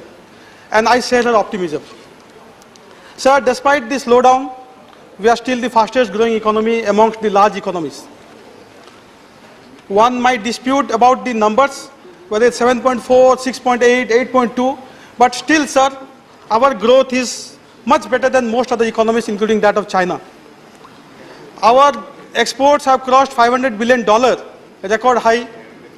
Our GDP, government debt to GDP ratio is in the 80s, whereas for most countries, including US, France, most of the developed countries, it's in the 3 digits. So, sir, there are many reasons for hope, and due to paucity of time, I'll not have the opportunity to get into all of those regions. But, sir, I'll fail in my duty as a parliamentarian if I do not highlight the concerns of crores of Indian citizens who are today crying because of the burden of inflation or burden of price rise. And I promise you, sir, I'll speak only about price rise and inflation. I'll not get into foreign exchange reserves and other jargons of economics. Sir, today, the wholesale WPI, wholesale price index, WPI, for June 2022 is 15.18%, which was 12.07% in June of 2021. This is an almost 30-year high. Sir, CPI, Consumer Price Index, which impacts common citizen the most, remains at 7% for the third consecutive month, which is higher than the RBI's comfort of 6%. So, for a common man, CPI, WPI have no meaning. She is only concerned about her monthly budget. And in the CPI, when the food basket is 40% of the weightage, if the CPI inflation goes up, then it is the Indian housewife's kitchen that bears the brunt of this high inflation. Absolutely. Sir, I'll give some examples. Price of Banaspati oil on 31st of May this year was 26.6% higher than the same day in 2021. Price of wheat was 14.3% higher on 31st of May. I'm talking about 31st of May 2022 compared to 31st of May 2021. Same for sugar, same for mustard oil, etc. sir. Even domestic cooking coil today has crossed almost 1100 rupees. Petrol prices have gone beyond 120 rupees in most Indian cities. Sir, we all agree that price rise or inflation affects the poor and the middle class the most. Sir, I'll read out a report. I'll talk about a report from Oxfam titled Profiteering from Pain that concludes that every 30 hours a billionaire is born while nearly 1 million people are pushed into extreme poverty because of inflation. The system is such that inflation, particularly in a post-COVID scenario, makes the poor suffer and the rich Silence, gain. please. Silence. Sir, please. Sir, today I had the opportunity to ask a supplementary question today morning during question hour on the prevalence of dubious loan apps, and I gave the example of these apps, loan apps, digital loan apps having connections to China, and how there have been 1.5 lakh downloads in the state of Odisha alone. I do not have the figures for the entire nation, but this tells us how people have now started borrowing money to meet their monthly budget. I am afraid, sir, people will get into a debt trap if this continues. If the price rise continues, bulk of India's middle class and poor will get into a debt trap. Yes. Sir, this inflation is killing the dreams of our youth, particularly when their income is falling, when they do not have better job opportunities, when there are no livelihood opportunities. Honorable Member Bijay Saidji spoke about Article 38, and I agree with him. Sir, please. Sir, senior members though Article 38 of the Constitution is part of the directive principles of state policy and is not justifiable by the court, I think it is the bounden duty of the government to tame inflation. Because, in my view, and most economists agree, that this inflation is caused not by demand. It's not demand driven. It's not because of rise in wage, but it's largely because of supply constraints. And, sir, here I would like to bring to the attention of the House a social media post by Department of Economic Affairs at Ministry of Finance in April 2022, and it states, and I quote, "Evidence of consumption patterns suggests that inflation in India has had less impact on lower income groups than higher income groups," unquote. Sir, can it be more bizarre and callous than this? All of us know, that inflation affects the poor and the middle class. But this social media post tries to portray the picture that it's not the case, it affects the rich class. Sir, as if the existing inflation was not enough, now there is an additional burden of 5% of GST on many packaged items of food like paneer, curd, atta. Sir, I agree that this was not the decision of Government of India. Rather, this was the decision of the GST Council. But sir, and GST Council has representation from all the states, I do concede. But sir, wasn't this hike made by the GST Council on the recommendation of the group of ministers? So should the group of ministers not have recommended to the GST Council that this is not the opportune time to have a hike on these packaged products? Honorable member, please conclude. Sir, give me 2 more minutes, sir. Sir, Honorable Member Shivaji spoke about the nutritional impact on child, and this is very close to my heart, sir, so please, I ask for your indulgence. Sir, the inflation, the price rise has had a direct impact on the midday meal schemes. Sir, the schools, government schools, they get 5.42 rupees for each student from class 1 to 5 and rupees 8.10 for each student from class 1 to 5 and from 6 to 8 it's 8.10. Sir, we all know, can a meal be served at rupees 5 or rupees 8? We all know that a basic plate of dal, rice and vegetable curry will cost at least 15 rupees. So sir, what is the impact of price rise now? The quality of food served, the quality of midday meal has significantly got diluted, and our children, the children of this country are now getting served substandard food, low quality food. Sir, many times, even in this August, sir, 1 more minute, sir. Even in this August House, I have argued vociferously about the need to implement Kothari Commission's recommendation, which was made way back in the 60s. The need to spend at least 6% of our GDP on education. We are half of that. We are currently spending 3% of our GDP on education.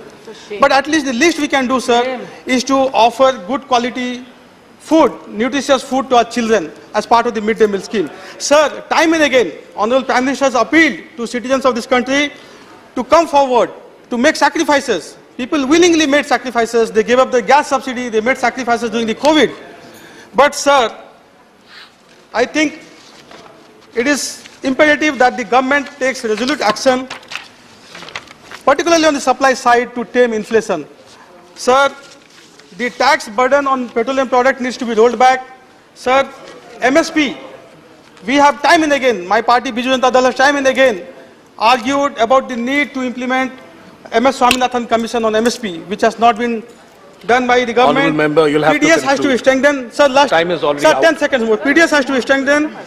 Sir, the cartel has to be, dismantled. Competition has to be promoted. And finally, sir, we all know that we cannot have a sustainable economy. We cannot have an inclusive economy unless we take care of price rise and inflation. Thank you, sir. Thank you.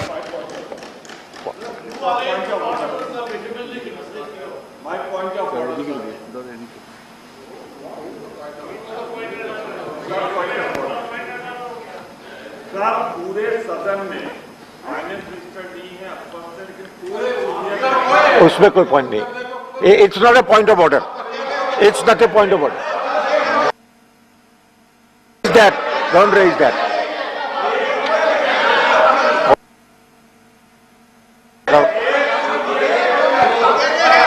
It's not a point. Manoj Kumar, जा. Sujit Kumar ji complete हो गया. मनोज, बैठिए बैठिए। Sir, don't start my time.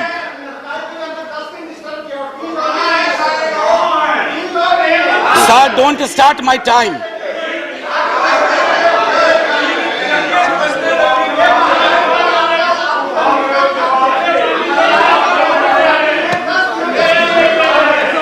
There Hey, is no point, Sivasan. sir. Please be seated. Manoj Kumar Jha ji. बैठिए बैठिए, आप आराम से बैठिए, दादा बैठिए। Sir,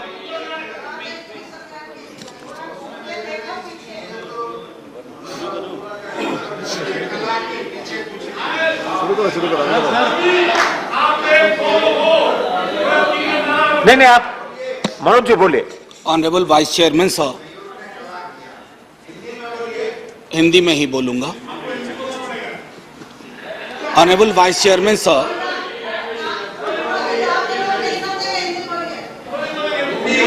मनोज जी हिंदी ही बोलते हैं सर। सर मेरा वक्त फिर से शुरू करिए, वैसे भी बहुत बुरा वक्त चल रहा है। शुरू नहीं हुआ है, आपका वक्त शुरू नहीं हुआ, अब शुरू कीजिए। अभी तो शुरू नहीं किया, देखो टाइम नहीं, पॉइंट ऑफ ऑर्डर नहीं है। नहीं क्या नहीं, पॉइंट ऑफ ऑर्डर नहीं मेरा। यहाँ पर झूम के नारे लगा रहे थे कि चर्चा होनी चाहिए, चर्चा होनी चाहिए। आज चर्चा के लिए कहाँ है वो लोग? ओके मनोज जी नहीं, not you mister Sivadasan. Manoj, I have taken the name of Manoj Kumar Jha, please. Thank you so much sir. Vice chairman sir, खाके वतन तुझसे मैं शर्मिंदा हूं बहुत, महंगाई के इस मौसम में त्योहार पड़ा। माननीय उपसभापति महोदय, बहुत दिनों बाद सदन एक गंभीर विषय पे चर्चा के लिए बैठा है। इसकी गंभीरता हमारे बयान में, हमारे सरोकार में परिलक्षित होनी चाहिए। सर, एक कहानी सुनाना चाहता हूं। जैसे फिल्मों में कहते हैं ना कि ये काल्पनिक है, सर इस कहानी में कुछ भी काल्पनिक नहीं है। राइट नहीं सर, कुछ भी काल्पनिक नहीं है, बस सुन लीजिए। सर, एक पात्र का नाम है नयन सुखलाल। वो अपनी पत्नी और 2 बच्चों के साथ दिल्ली में काम करता है। छोटी नौकरी है, सांसदों के घर की रखवाली करता है, सिक्योरिटी गार्ड है। Sir, can I have uninterrupted? Please let the members speak, please don't disturb. Sir, लोग देख रहे हैं और लोग ये देख रहे हैं कि महंगाई और रोजगार पे बात हो रही है और हम एक दूसरे को ट्रिवियलाइज कर रहे हैं। ये नहीं होना चाहिए सर। बहरहाल sir, I am sitting down. No. Please, Shivdasan, Manoj Kumar Jha, do you want to speak? Please be seated. I have not taken your name. Mr. Shivdasan, I have not taken your name. I have taken the name of Mr. Manoj Kumar Jha. Please. Can I have a request all of you? पूरा देश देख रहा होगा कि महंगाई बेरोजगारी पे बात हो रही है और एक दूसरे का उपहास कर रहे हैं। आप गरीब का उपहास कर रहे हैं, आप प्राइस किसी व्यक्ति का उपहास प्राइस राइट में आइए। जी, मैं वो कह रहा था कि नयन सुखलाल अपनी पत्नी 2 बच्चों के साथ रहता है। सर, सांसदों के घर की रखवाली करता है जैसे चौक पे होता है। 20,000 की तनख्वाह है, 10 से 12,000 पे वो साइन करता है, यानी मूल तनख्वाह 10 से 12,000 होती है। उसके 2 बच्चे हैं सर। अब सुन लीजिए, 4,000 रुपए घर का किराया दे रहा है। सर, काटते जाइएगा 10 में 1,200 रुपए सिलेंडर का हर महीना, 1 महीना तो लगेगा ही। खाने पे 50 गुना 2 गुना 30, 3,000 रुपए। स्कूल की फीस, 2 बच्चे हैं, 2,000। आने जाने का खर्चा नहीं जोड़ रहा हूं, आकस्मिक बीमारी को भी नहीं जोड़ रहा हूं, डीजल और पेट्रोल भी नहीं जोड़ रहा हूं क्योंकि उसके पास सिर्फ साइकिल है। सर, ये नयन सुख दिल्ली में भी है, ये कलकत्ता में भी है, बंबई में भी है, ये हमारे पटना में भी है। नयन सुख के नजरिए से महंगाई को देखिए और बेरोजगारी को देखिए, तब पता चलेगा कि हमारे सरोकार कितने संकीर्ण हैं। सर, एक विशाल पार्टी, पूरे देश में सबसे विशाल पार्टी, एक विशाल राज्य में एक विशाल बहुमत के लिए चुनाव लड़ रही थी। सर, पूरे उस प्रोसेस में कीमतें नहीं बढ़ी। पहले कहा जाता था कि बाजार कीमतें तय करता है। सर, कीमतें क्यों नहीं बढ़ी? मैं इसलिए कह रहा हूं कि विशाल पार्टी होने के साथ साथ हृदय भी विशाल होना चाहिए। बड़ा हुआ तो क्या हुआ, जैसे पेड़ खजूर, पंछी को छाया नहीं फल लागे अति दूर। हमारी कोशिश होनी चाहिए कि लोगों को रिलीफ दें। अब सर मैं बार बार मैं देख रहा हूं क्रैडल टू ग्रेव, हमारा सोशल पॉलिसी जो हमारी थी, जो हमारा संविधान कहता है, वो कहता था कि पालने से लेके कब्र तक। आपने पालने से लेके कब्र तक कोई ऐसा मसला नहीं छोड़ा है जिसपे जीएसटी ना लगी हुई हो। सर कब्र में दाह संस्कार की लकड़ी पर तो कम से कम सुकून से आदमी जाए दुनिया को अलविदा कहते हुए। सर कफन का कपड़ा ओढ़ने के बाद सर कफन में जेब नहीं होती है सर, हम सब जानते हैं। उसकी जेब पहले ही आपने ढीली कर दी मौत से पहले। मैं सिर्फ यह आग्रह कर रहा हूं कि इस तरह के लोक सरोकार के मुद्दों पर एक चिंता सार्वजनिक होनी चाहिए, और अगर आपसे गलती हुई है तो उसको आप वापस ले लीजिए। वो आप रोल बैक करने से कोई आप छोटे नहीं हो जाएंगे। वैसे छोटे होने के लिए किसी भी चीज से हो सकते हैं। सर जब इन्फ्लेशन पे मेरा एसडीडी जो था, शॉर्ट ड्यूरेशन डिस्कशन, मैंने इन्फ्लेशन और अनएम्प्लॉयमेंट दोनों को जोड़ के दिया था सर मैं उस राज्य से आता हूं, आज भी मेरा 0 आवर था, एडजर्न हो गया। सर मेरे राज्य में आपने विजुअल्स देखे होंगे अग्निपथ पे, लोगों को बड़ी चिंता हुई, मुझे भी चिंता हुई। मेरे नेता प्रतिपक्ष तेजस्वी जी ने कहा भी कि हिंसा की कोई जगह नहीं, लेकिन सर हमारे यहाँ हिंसा सबसे ज्यादा क्यों हुई? आक्रोश बहुत है सर।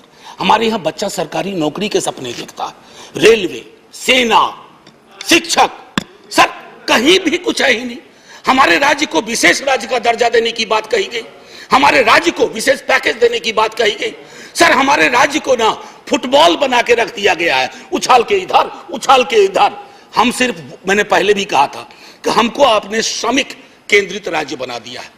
हम सिर्फ श्रम देते रहें और आप हमको जनसाधारण ट्रेन देते रहिए ताकि हम अलग अलग राज्यों को ट्रेन से अपने श्रमिक पहुंचा सके। सर ये सरासर नाइंसाफी है, सरासर नाइंसाफी है बिहार के साथ। सर मैं एक बात कहना चाहता हूं आपके माध्यम से, बेरोजगारी के मसले पर। मैं चूंकि महंगाई और बेरोजगारी को अलग नहीं देख सकता सर, ये संभव ही नहीं है मुझसे, और ये संभव नहीं है मेरे साथियों से भी कि दोनों को अलग अलग करके देखें, क्योंकि दोनों में ताल्लुक इतना गहरा है। सर एक्स्ट्रा अटेम्प्ट की मांग कर रहे हैं छात्र, बैठे हुए कोई सुनवाई नहीं। 4 साल की नौकरी पे आपने कह दिया। कमाल यह है कि वो 4 साल जिसमें से 25% को रिटेन आप करेंगे, पता ना जाने कैसे करेंगे, उनकी 4 साल की वो नौकरी भी नहीं जोड़ी जाएगी सर। उनके पास कोई ग्रेच्युटी नहीं, कोई पेंशन नहीं। तो क्या हमने सोशल सिक्योरिटी के पूरे सरोकार को ध्वस्त करने का निर्णय लिया? सर रहम करना चाहिए, सरकारों का काम है, रहम करो। मैं जानता हूं आप चुनाव जीतते हो, मुझे कोई ऐतराज नहीं, आप चुनाव जीतते रहिए, लेकिन साहब दिल भी जीतिए। मैं बोलिए आपका सर मैं खत्म हो रहा है। एक शब्द महंगाई से अलग नहीं बोला है। और अगर मैं ये कहना चाहता था सर कि आप कहते हैं कि आपको मैंडेट मिला, मैं मानता हूं ना, हमें नहीं मिला, आप चुनाव जीते, लेकिन इसका मतलब क्या है सर? वो मैंडेट लाइसेंस है कि आप ब्रूटलाइज कर दें लोगों को, उनके सरोकारों को? सर कोई भी मैंडेट आखिरी नहीं होता है, कभी ना कभी उसका एक्सपायरी डेट आता है। इशू पर मैं कल लोकसभा के एक सदन में, लोकसभा के हमारे सदन में, दूसरे सदन में एक शब्द का प्रयोग किया गया, फ्री फंड में। सर इस सदन में मैंने कई दफा कहा, और मुझे भाजपा के मित्रों ने बाहर कहा, अंदर कहा कि आपने सही कहा है, फ्री शब्द का इस्तेमाल नहीं होना चाहिए। सर मेरे समक्ष, मैं आपके समक्ष रखता हूं, पढ़ूंगा नहीं सर, आर्टिकल 38 और 39। अगर उस व्यक्ति विशेष के बयान को 38-39 के नजरिए से देखिएगा तो आप में से कोई भी उनके पक्ष में खड़े नहीं होंगे। आप सब कहेंगे आपकी सरकार ने 2-4 जगह बैनर बदले हैं, मुफ्त की जगह निःशुल्क लिखे हैं, निःशुल्क लिखना शुरू करिए, ये गरिमा को बचाने वाला काम होगा। ये फ्री में दे रहे हैं, फ्री फंड का दे रहे हैं सर। आप महोदय, मैं इसलिए कह रहा हूं, पहले भी सदन में जिन्होंने अभी आपत्ति की है उन्होंने भी, उनके तमाम दोस्तों ने भी कहा था कि इस शब्द का, सर 1-2 मिनट और लूंगा क्योंकि नहीं, मेरा पूरा रिदम बिगड़ा था सर। आपका समय मैं तेल सर बस 1-2 मिनट दे दीजिए। मैंने तेल की बात नहीं की। मुझे पता है कौशिक बासु ने खुद कहा कि क्रूड ऑयल प्राइस जो इंटरनेशनल का राइज है उससे हमारी महंगाई का कोई, ये लोकल फ्यूल प्राइस राइज से ड्रिवन है सर। और इसलिए मैं कहता हूं एक आखिरी टिप्पणी करके, इन्फ्लेशन इन हेल्थ केयर पर सर चर्चा होनी चाहिए। इन्फ्लेशन की वजह से ओल्ड एज पीपल को, मैंने नयन सुख की आपको कहानी सुनाई, हमारे आपके मित्रों में कई नयन सुख हैं। अगर कोई आकस्मिक बीमारी आ गई, अपनी वहां भी जीएसटी लगा दिया, आदमी के आमदनी का सेविंग्स पे कोई प्रभाव नहीं पड़ रहा है सर, फिर भी हम जय जयकार करने को भी तैयार हैं, बशर्ते कि आपकी नीतियों में तब्दीलियां हों। सर एक आखिरी चीज कह करके बात खत्म करूंगा। कल माननीय वित्त मंत्री साहिबा ने सर एक मिनट दे दीजिए। मैंने बड़ी मेहनत से ये किताब भी सोचा था कि वित्त मंत्री मैडम को बताऊंगा, एमओएस हैं सर, ये है Marx capital and the madness of economic reason. यहां तो मैडनेस ऑफ इकोनॉमिक रीजन की बात हो रही है, we have entered madness of economic unreason. और उसमें किंग जॉन से उन्होंने एक उद्धृत किया है, खत्म करता हूं sir, and say here is no sin but to be rich, and being rich, my virtue then shall be to say, there is no vice but beggary. Since kings break faith upon commodity, gain he be my lord, for I'll worship thee.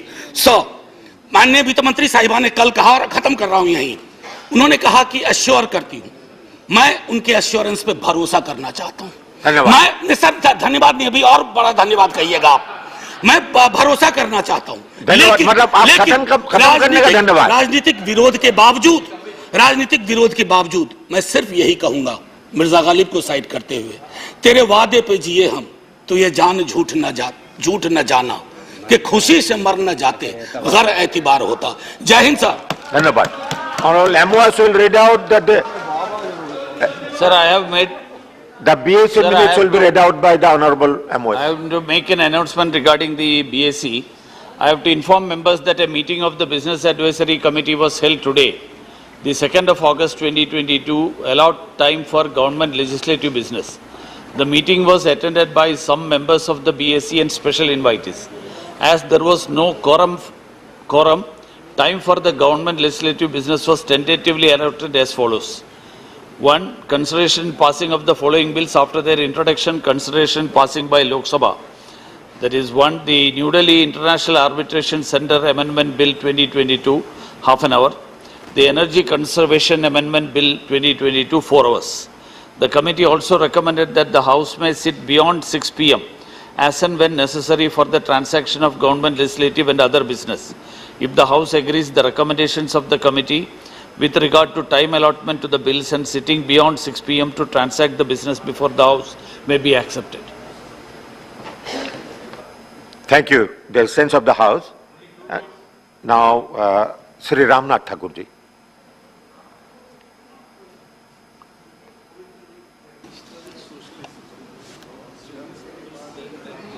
आदरणीय पिताजी महोदय, आपने अल्पकालीन महंगाई पर चर्चा करने का समय दिया। मैं अपने दल की तरफ से और अपनी तरफ से आपको कृतज्ञता ज्ञापित करता हूं।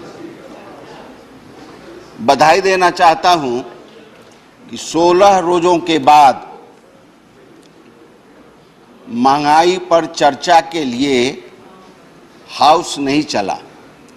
सरकार को मैं बधाई देता हूं और विरोधी पक्षों को भी बधाई देता हूं कि आपस में मिल करके आज चर्चा करने का समय दिया।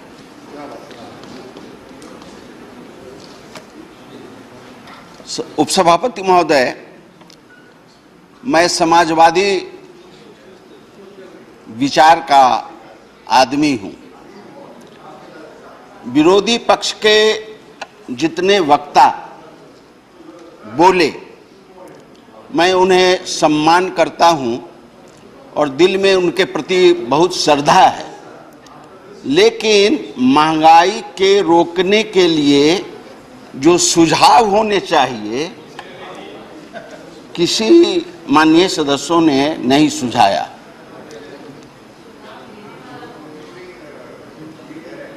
डॉक्टर राम मनोहर लोहिया ने कहा था लोकसभा में कि जो सरकार महंगाई नहीं रोक पाती हो, नहीं घटा पाती हो, लेकिन जो दाम हैं जो निश्चित है उसको तो बांधने का काम करना चाहिए। मेरा एक सुझाव है, दाम बांधो नीति डॉक्टर राम मनोहर लोहिया ने चलाया था, उस नीति को लागू होना चाहिए। मैं चावल, दाल, तेल, सब्जी पर जीएसटी लगा। मेरा सुझाव है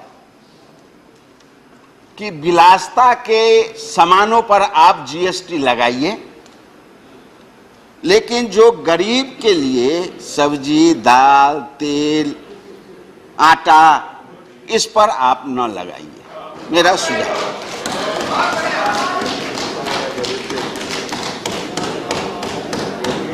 मैं सरकार से अनुरोध करना चाहता हूं कि एक सर्वेक्षण करावे सरकार।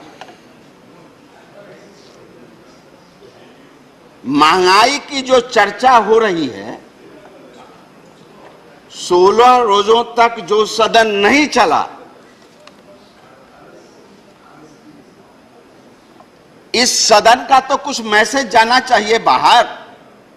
सरकार ये सर्वेक्षण करावे, जांच करावे, सीमेंट बिक्री में कमी आई कि नहीं आई, गिट्टी के बिक्री में कमी आई कि नहीं आई, बालू के बिक्री में कमी आई कि नहीं कमी आई, मजदूरों के मजदूरी में कमी आई कि नहीं आई, कपड़े की दुकान कितने बंद हुए, दवा की दुकानें कितनी बंद हुई, सैलून कितने बंद हुए, होटल कितने बंद हुए, इसका एक आकलन होना चाहिए सरकार से, और यह निर्णय होना चाहिए कि महंगाई का एक कारण है। मैं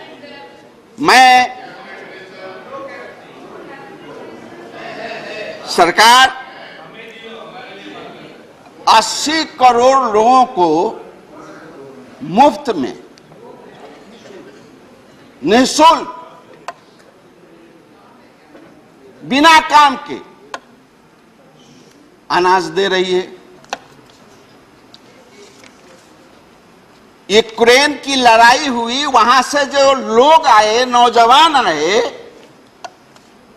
सब सरकार ने उनको बुलाया। बुलाने का खर्च आप देख लीजिए। एक परिवार में अब आने वाला है दिवाली, दशहरा, छठ,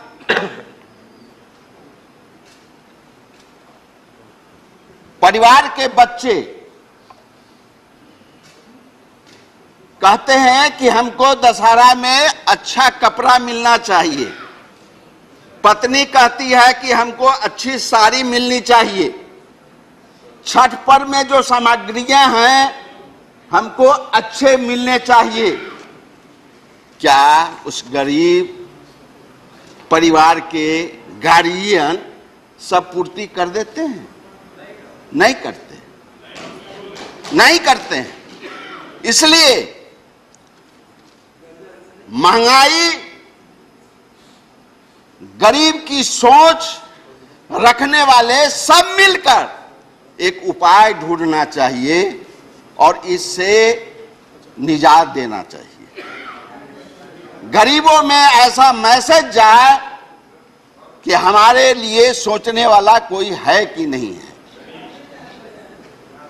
अगर नहीं है तो बनना चाहिए। ठाकुर जी, बनना चाहिए। ठाकुर जी आप समाप्त कीजिए, इसलिए आपका समय। मैं क्या कहा साहब? आपका समय खत्म, समाप्त हो चुका है, आप समाप्त कीजिए, आप भाषण समाप्त कीजिए। मैं आपके आदेश का पालन करता हूं और इन शब्दों के साथ कि आइए हम सब मिलके शोषित, पीड़ित, दलित, लांछित के सोचने वाले लोग एकजुट हों और सरकार उसमें सहयोग करे, शोषित पर अन्याय नहीं हो, गरीब पर अन्याय नहीं हो, इसके बारे में सोचे समझे। और मैं अपने दिल से ये कहना चाहता हूं कि दाम बढ़ना चाहिए, महंगाई आगे नहीं बढ़ना चाहिए। जय हिंद, जय भारत। धन्यवाद। श्रीमती महुआ माझी, प्लीज। माननीय उपसभापति महोदय, हार्दिक धन्यवाद कि आपने मुझे बोलने का अवसर दिया। आज मेरा मेडन स्पीच है, इसलिए मैं अनुरोध करूंगी, विनम्र अनुरोध कि मुझे कुछ अतिरिक्त समय मुहैया कराया जाए। मैं धरती आबा बिरसा मुंडा के उस झारखंड से आई हूँ जिस धरती के नीचे अकूत खनिज संपदा है, कोयला, लोहा, यूरेनियम, बॉक्साइट और न जाने क्या क्या पूरे देश को सप्लाई करता है। लेकिन दुर्भाग्य ये है कि उस धरती के ठीक ऊपर रहने वाले लोग बहुत गरीब हैं, अत्यंत ही गरीब। आज हम अपने माननीय राष्ट्रपति द्रौपदी मुर्मू जी को लेकर गर्वान्वित महसूस करते हैं। आज पूरा आदिवासी समाज आपकी तरफ देख रहा है, आशा से, बहुत ज़्यादा आशा से कि निश्चित रूप से उनकी समस्याएं दूर होंगी। लेकिन माननीय महोदय, मैं यही कहना चाहूँगी कि अगर इस जीएसटी और महंगाई से सबसे ज़्यादा प्रभावित कोई होगा, जिसका दुष्प्रभाव उन पर पड़ेगा, वो आदिवासी समाज ही है, जिसमें सिर्फ झारखंड ही नहीं बल्कि बंगाल, छत्तीसगढ़, उड़ीसा, बिहार और इस जैसे जितने भी गरीब और आदिवासी बहुल प्रदेश हैं, वहाँ की तमाम महिलाओं पर, तमाम बच्चों पर, तमाम लोगों पर इसका प्रभाव पड़ेगा। अगर मैं झारखंड की बात करूँ, चूँकि मैं झारखंड में महिला आयोग की अध्यक्ष रही हूँ, विमेन कमीशन की चेयरपर्सन, और कई सालों तक काम करने का अवसर मिला, तो जो समस्याएं हैं उसे मैंने ग्रास रूट लेवल पर देखा है, बहुत करीब से देखा है और उसको मैंने समझने की कोशिश की है। झारखंड और उस जैसे प्रदेशों की जो सबसे बड़ी समस्या है वो माइग्रेशन की समस्या है। आप सभी जानते हैं कि ह्यूमन ट्रैफिकिंग को लेकर कितनी बड़ी समस्याएं हैं यहाँ पर। पन्नालाल जैसे ट्रैफिकर्स जो अभी जेल में हैं, उन्होंने सिर्फ झारखंड से 15,000 लड़कियों की तस्करी की थी। वो लड़कियाँ क्यों अपना घर छोड़कर, अपने माँ बाप को छोड़कर, अपने गांव को छोड़कर दिल्ली में, असम में, हरियाणा में और न जाने कहाँ, पंजाब में जाकर वो अपने घर से दूर, परिवार से दूर वहाँ जाकर मेहनत करती हैं 2 पैसों के लिए, क्योंकि वहाँ बहुत ज़्यादा गरीबी है। और उसमें अगर उस पर महंगाई की मार पड़े तो आप समझ सकते हैं कि उनका भविष्य क्या होगा।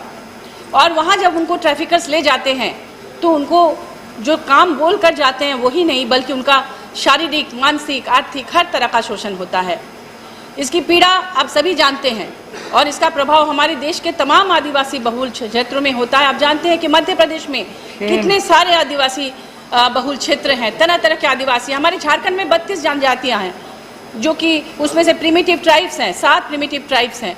उनकी जीवन शैली, वो इतने गरीब हैं, अभी तक उनकी स्थिति नहीं सुधरी है। मैं ये भी कहना चाहूँगी, जो अनसेफ माइग्रेशन है उससे सिर्फ महिलाएं ही नहीं या पुरुष ही नहीं बल्कि बच्चे बहुत ज़्यादा प्रभावित होते हैं। हम स्कूल की बात करते हैं, स्कूल के लिए हम लोग इंफ्रास्ट्रक्चर देने की बात करते हैं, किताबें देने की बात करते हैं, हम उनके लिए आंगनबाड़ी केंद्र में मिड डे मील की बात करते हैं। लेकिन आपको पता है कि कितने बच्चे वहाँ जाते हैं? वो अपने माता पिता के साथ दूसरे राज्यों में चले जाते हैं। उनका भविष्य अंधकार में है, उनका भविष्य कौन देखेगा? ये सारी चीज़ें गरीबी की वजह से है, महंगाई की वजह से है। इस पर ध्यान देने की ज़रूरत है कि एक व्यक्ति अपना घर, अपना गांव छोड़कर क्यों जाता है। आपको मैं बता दूं कि हमारा पठारी इलाका है, जहां पर बारिश के दिनों में सिर्फ खेती होती है, बाकी महीनों में वहां पर कोई भी आजीविका का साधन नहीं है। दुर्गम क्षेत्र हैं, वो शहर आ नहीं सकते और आना भी और रहना भी बहुत महंगा होता है, जिसकी वजह से उन्हें दूसरे राज्यों में जाना पड़ता है, वहाँ पर जाकर वो मजबूरी में काम करते हैं। और यहाँ पर जो उनको ले जाया जाता है अनऑर्गेनाइज्ड सेक्टर्स में, जहाँ पर उनको पता नहीं होता है कि कौन उनके मालिक हैं। मानिए ये मेरा मेडन स्पीच है जी। अनऑर्गेनाइज्ड सेक्टर में उन्हें पता ही नहीं होता है कि उनके मालिक कौन है। वो एक जगह से दूसरी जगह से तीसरी जगह और ऐसे ही घूमते रहते हैं। जब उनकी दुर्घटना होती है तो उनको पता नहीं होता है कि कौन उनकी देखरेख करेगा। उनके लिए कोई बीमा पॉलिसी नहीं है, कुछ नहीं है, और ऐसे लोगों की संख्या लाखों में है। आपको पता होगा कि वहाँ डायन प्रथा है। डायन प्रथा के पीछे की वजह भी मैंने देखी है। डायन कौन घोषित करता है? जिसमें कि महिलाओं को टॉर्चर किया जाता है, उनके नाखून उखाड़ दिए जाते हैं, बाल नोच दिए जाते हैं, उनको मैला पिलाया जाता है, उनको पूरे गांव में नंगा करके घुमाया जाता है। डायन करार देते हैं ओझा गुनी भोक्ताइन। आखिर क्यों लोग ओझा गुनी की बात सुनते हैं? इसलिए सुनते हैं कि गरीबी की वजह से वो जब बीमार पड़ते हैं तो डॉक्टर के पास नहीं जा सकते, फीस नहीं दे सकते, तो वो जाते हैं ओझा गुनी के पास झाड़ फूक करवाने के लिए। और झाड़ फूक करके जब कोई बीमारी ठीक नहीं होती तो तुरंत वो गांव की किसी ऐसी महिला को डायन घोषित कर देते हैं और कहते हैं कि ये बीमारियों की वजह, इनकी मौत की वजह ये डायन है। और यूनिसेफ की रिपोर्ट कहती है कि डायन उन लोगों को ज़्यादा बोला जाता है जो कि कुपोषण की वजह से कुबड़ी हो गई हों, जिनके खाल काले पड़ गए हों, चमड़े सिकुड़ गए हों, वो विभत्स देखने में हो जाती है। ऐसी महिलाओं को डायन करार देना बहुत आसान होता है। और ऐसे लोगों को, ऐसे जहाँ पे गरीब लोग हैं, उनके यहाँ महंगाई को बढ़ाना कितना अन्याय है मान्य, ये जरा सोचने की बात है। आपको पता होगा कि बच्चे आजकल अपराधी हो रहे हैं, नक्सली गतिविधियों में शामिल हो रहे हैं। मिस माजी, हमारे मैं रिक्वेस्ट करूंगी कि आज मेरा देखिए 6 साल में एक बार मुझे ये मौका मिला है। हाँ नहीं, 6 साल में एक बार नहीं, आपको और मौका मिलेगा। बात ऐसा है, आज मैं थोड़ा सा रिक्वेस्ट करूंगी। डोंट प्लीज डोंट एक बार सर, प्लीज डोंट सर, महिला when share is speaking don't cross talk, don't. आज से मेडन स्पीच है और से मेडन स्पीच का आज समय 1-2 मिनट हम तो बढ़ा देंगे, लेकिन maiden no don't worry, whatever chair is saying you have to listen. It's not wrong. Don't evaluate. तो आपको 1-2 मिनट हम दे देंगे, लेकिन आज से का 15 मिनट अगर हम करेंगे तो आज इसको फिनिश नहीं कर पाएंगे। और बड़े पार्टी जो है, रूलिंग पार्टी है, कांग्रेस है, इनके स्पीकर्स है। हाँ, अब 2 मिनट में खत्म कीजिए, 2 मिनट बस।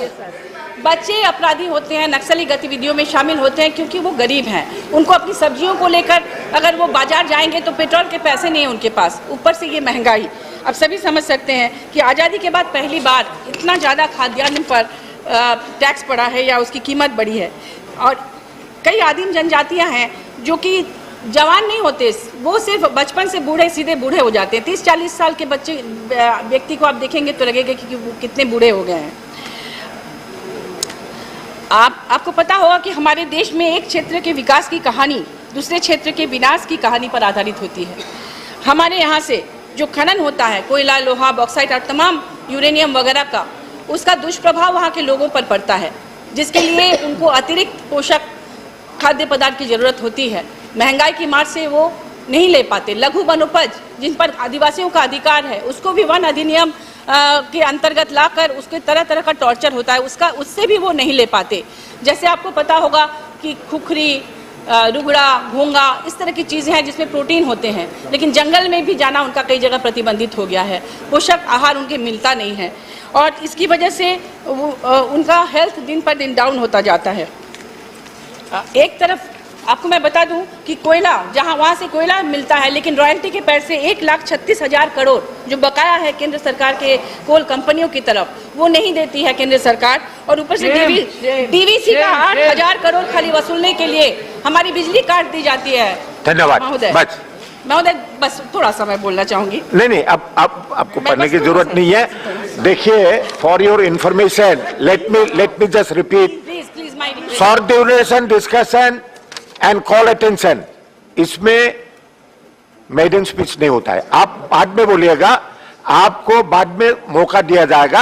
अब आप खत्म कीजिए, आप समाप्त कीजिए। मेडन स्पीच का मौका मिलेगा? नहीं, हाँ, बाद में मिलेगा, शॉर्ट ड्यूरेशन में नहीं, कॉल अटेंशन में नहीं। अच्छा, थोड़ा सा मैं बोल लेती हूँ प्लीज। हाँ, अब आप समाप्त कीजिए प्लीज। देखिए, एक तरफ हम जंगल काटने की बात करते हैं तो उज्ज्वला योजना के तहत आदिवासियों को जो गैस सिलेंडर और चूल्हा दिया गया वो अब कबाड़ खाने में पड़ा हुआ है। इतना महंगा हो गया पेट्रोल गैस की कीमतें कि वो खरीद नहीं सकते। महोदय, मैं सच कह रही हूँ और सच के बारे में प्रसिद्ध मार्क्सवादी विचारक एंटोनियो ग्राम्सी ने कहा था, telling the truth is always revolutionary. और मुझे लगता है कि सोशल रिवोल्ट इन महंगाई के कारण से ही हो सकता है। इसका दूर दूर तक असर पड़ता है और इसके परिणाम बहुत भयानक भी हो सकते हैं। अंग्रेजों के खिलाफ, जमींदारों और महाजनों के खिलाफ कई क्रांतियां हुई हैं। बिरसा मुंडा, सिद्धू कानू, चांद भैरव, महिलाएं भी बहुत सारी थी जिसमें सिंगी दई, कैली दई, फूलो, ठीक है, धन्यवाद धन्यवाद। मैं द नेक्स्ट स्पीकर, मैं दूसरे स्पीकर बुला रहा हूँ।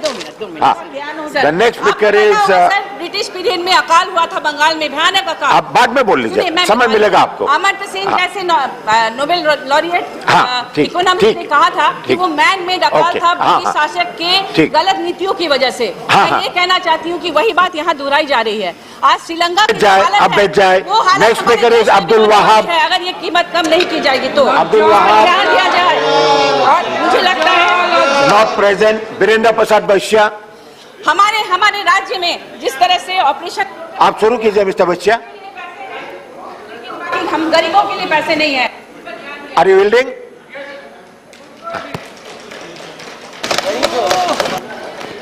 Sir, Chairman, sir, I'm raising a point of order. My past under what rule? No, point of order. Under what rule? Procedure, regarding procedure. Regarding, we are having four members. Four members were in the party, but we are not at all calling. I have given so many times I'm requesting. My name is not calling him. You come in the chamber, it will be discussed, or you show the rule. Your name is there. Your name is there. आप शुरू कीजिए। Thank you, Honorable Deputy Chairman, sir, for allowing me to take part in the today's discussion, short duration discussion, price rise on essential commodities, sir. Subject is very important. Last 16 days, House was the past the time without discussing any bill, any issue, as issued by the leader of the House, Parliamentary Affairs Minister, with consultation with the opposition, to the time has allotted for discuss this topic, sir. Sir, world economy to the passing through a very critical time, sir. Due to the corona, due to the Ukraine-Russian war, world economy to the passing through very critical way, sir. The growth percentage of superpower country like USA today is declining, sir. The banking industry, China, to the facing serious threat due to the no payment paid by the builders, real estate businessmen, sir. In this critical time, due to the corona, due to the Ukraine war, inflation percentage is 7% is our country, sir. No doubt, sir, this is high, but sir, in this critical time, world is passing through bad critical economic times due to the Ukraine war and due to the corona. This 7% inflation, although it is high, it is, I must compliment government, at least in this critical time, they have maintained it successfully, sir. Sir, we remember one thing, sir. One ration card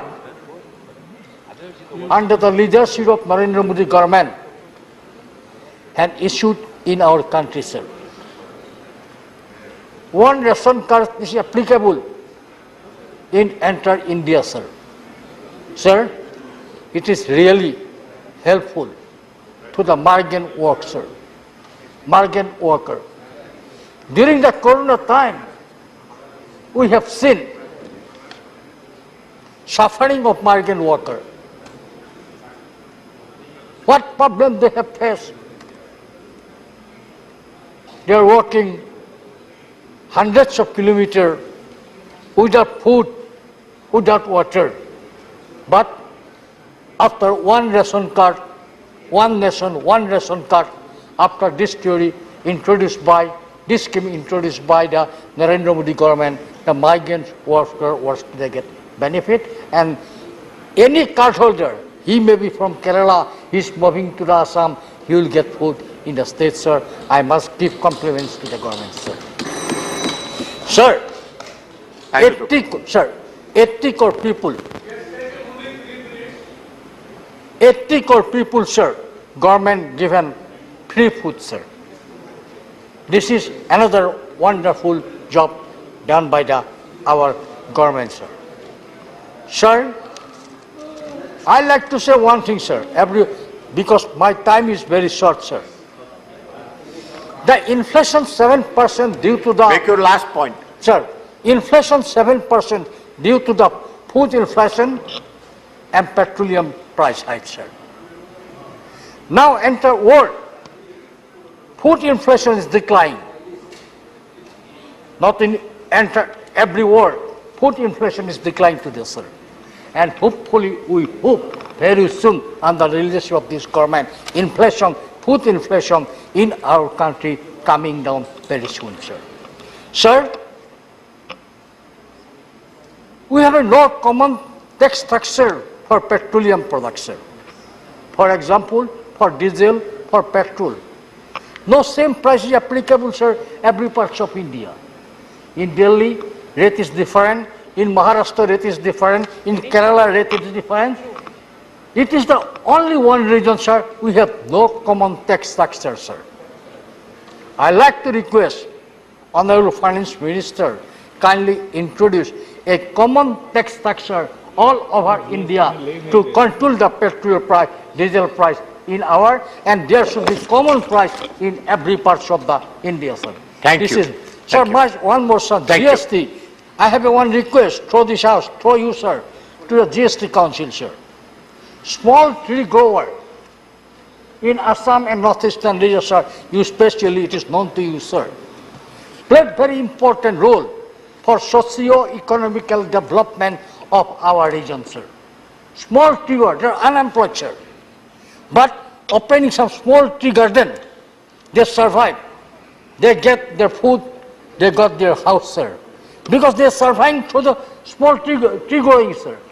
So I like to request GST Council kindly consider. Thank you. Thank you. Withdraw GST against the seal. The next speaker is Sudhanshu Trivedi. Sir. Sir, with this word, sir, I hope, sir, government to seriously considering, especially the small tree growers of the northeastern region, government is going to withdraw the GST from the tree growers, small tree growers, sir. Thank you. Dr. Sudhanshu Trivedi. माननीय आज हम सब महंगाई के इस गंभीर विषय पर चर्चा करने के लिए यहां एकत्र हैं। विगत कई दिनों के उग्र वाक युद्ध के बाद आज यह चर्चा हो रही है और चर्चा के दौरान भी हमने देखा कि विपक्ष के कई सदस्यों का बड़ा आक्रोश, आवेग और नयन सुख की कथा सभी चीजें व्यक्त की गईं, परंतु अभी कुछ देर पूर्व जो एक दृश्य सदन में दिखा था कि जब ऐसा लगा था कि वो नयन को सुख देने वाला नहीं था कि जब विपक्ष की लगभग सारी सीटें खाली नजर आ रही थीं, परंतु अच्छा हुआ कि विपक्ष ने अपनी जगह पहचान ली और समय रहते हुए आंशिक उसकी भरपाई कर दी। अब मैं यह कहना चाहता हूं, विषय पे आ रहा हूं, विषय सुनने वालों के मन में विषय के प्रति कितना अगाध स्नेह था ये उनके उस कार्य से दिख रहा था। अब मैं विषय पे आता हूं। विषय बहुत व्यापक है। महंगाई का विषय बहुत व्यापक है, इसलिए इसको गंभीरता से और व्यापकता से समझने की आवश्यकता है। आज यह बताया जा रहा है कि महंगाई बहुत गंभीर स्थिति में है, परंतु मैं अभी याद दिलाना चाहता हूं कि 2019 का लोकसभा चुनाव एकमात्र ऐसा चुनाव था जिसमें महंगाई मुद्दा नहीं था, और 2004 का लोकसभा चुनाव छोड़ दें, अन्यथा हर चुनाव में महंगाई मुद्दा होता था। आज की महंगाई की हम बात करें तो भारत में रेट ऑफ इन्फ्लेशन जो अगस्त के महीने की है वो 7.01% है। अब यदि हमें महंगाई को पूरी तरह समझना है तो थोड़ा इसको व्यापक रूप से समझना होगा। मैं अपने विपक्ष के सदस्यों से कहूंगा कि वो जरा इस बात पर मुलाहिजा फरमाएंगे कि इस समय विश्व में महंगाई की दर में इटली में 7.9% है, जर्मनी में 7.5% है, कनाडा में 8.1% है, यूरोपियन यूनियन में 8.9% है, यूएन में 9. सोर्स के साथ बोलूंगा, बिल्कुल बिल्कुल, जर्मनी में, यूएस में 9.1%, ब्रिटेन में 9.4%, Why are you wasting your energies? Spain में 10.8%. Sit down, sit down. What is the source of your raising the issue? Right. No, please. No, it will not go on record. You are wasting time. We have hardly 36 minutes time. Let me complete the sentence, sir. And China में 2.5% है। China में इसलिए कम है क्योंकि उनके consumer price index का जो criteria है, जिसमें उन्होंने फूड और क्लोथिंग को ज्यादा महत्व दे रखा है, and the source is south China morning post, उन्होंने अपनी रिपोर्ट में इस बात को दर्ज किया है। अब आप आइए महंगाई की दर। आज ये कोई मुश्किल बात नहीं है कि पूरे दुनिया के देशों में महंगाई की दर क्या है, जाके चेक कर लीजिए। भारत की महंगाई की दर 7% है। दुनिया में 63 देश ऐसे हैं जहां महंगाई की दर 10% से ऊपर है। इतना ही नहीं है, कुछ देशों में 50%, 100% और कुछ देशों में 200% भी महंगाई की रेट है।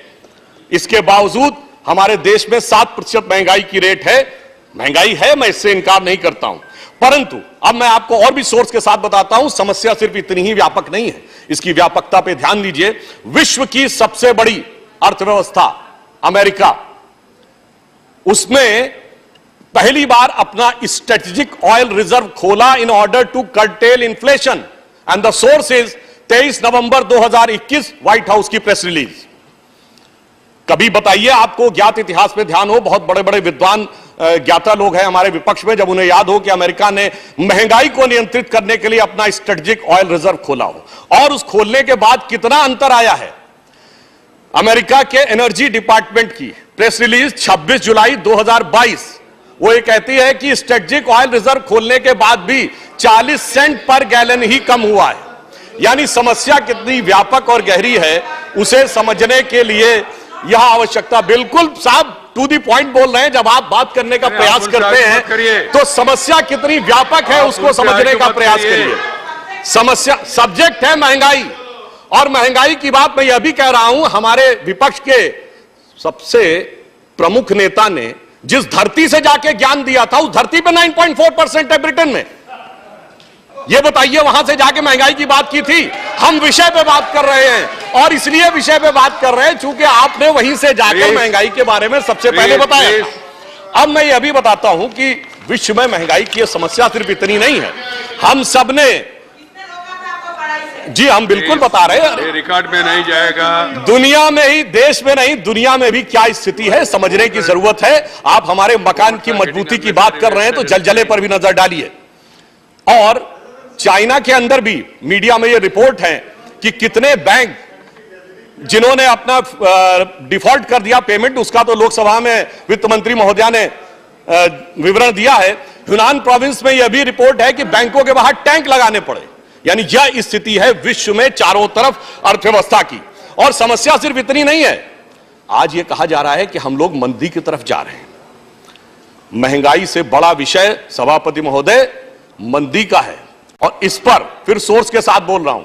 ब्लूमबर्ग की पूरी दुनिया के, भारत सहित देशों के बारे में मंदी की रिपोर्ट भी उपलब्ध है, जिसके अनुसार इस समय अमेरिका के मंदी में जाने की संभावना है 38%, यूरोपियन यूनियन की है 50%, चीन की है 20%, ऑस्ट्रेलिया की है 20% और साउथ कोरिया और जापान की है 25%।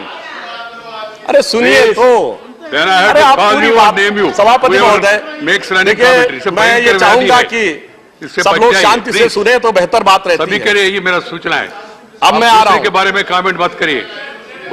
अब ब्लूमबर्ग के अनुसार भारत की अर्थव्यवस्था को मंदी में जाने की संभावना है 0%।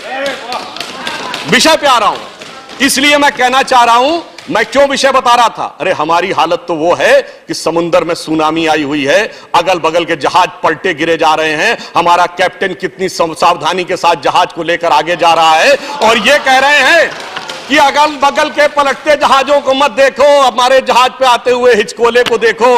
तो मैं कहना चाहूंगा कि हमारे प्रधानमंत्री मोदी जी तो इस प्रकार की परिस्थितियों के आदी रहे हैं। विपक्ष चाहे जितनी भी कांटे बिछाता रहे और कितनी विपरीत परिस्थितियां हो, मैं उनके लिए एक पंक्ति कहना चाहूंगा कि वह पथ क्या, पथिक कुशलता क्या, जो पथ में बिखरे शूल न हो, और नाविक की धैर्य परीक्षा क्या, जो धाराएं प्रतिकूल न हो।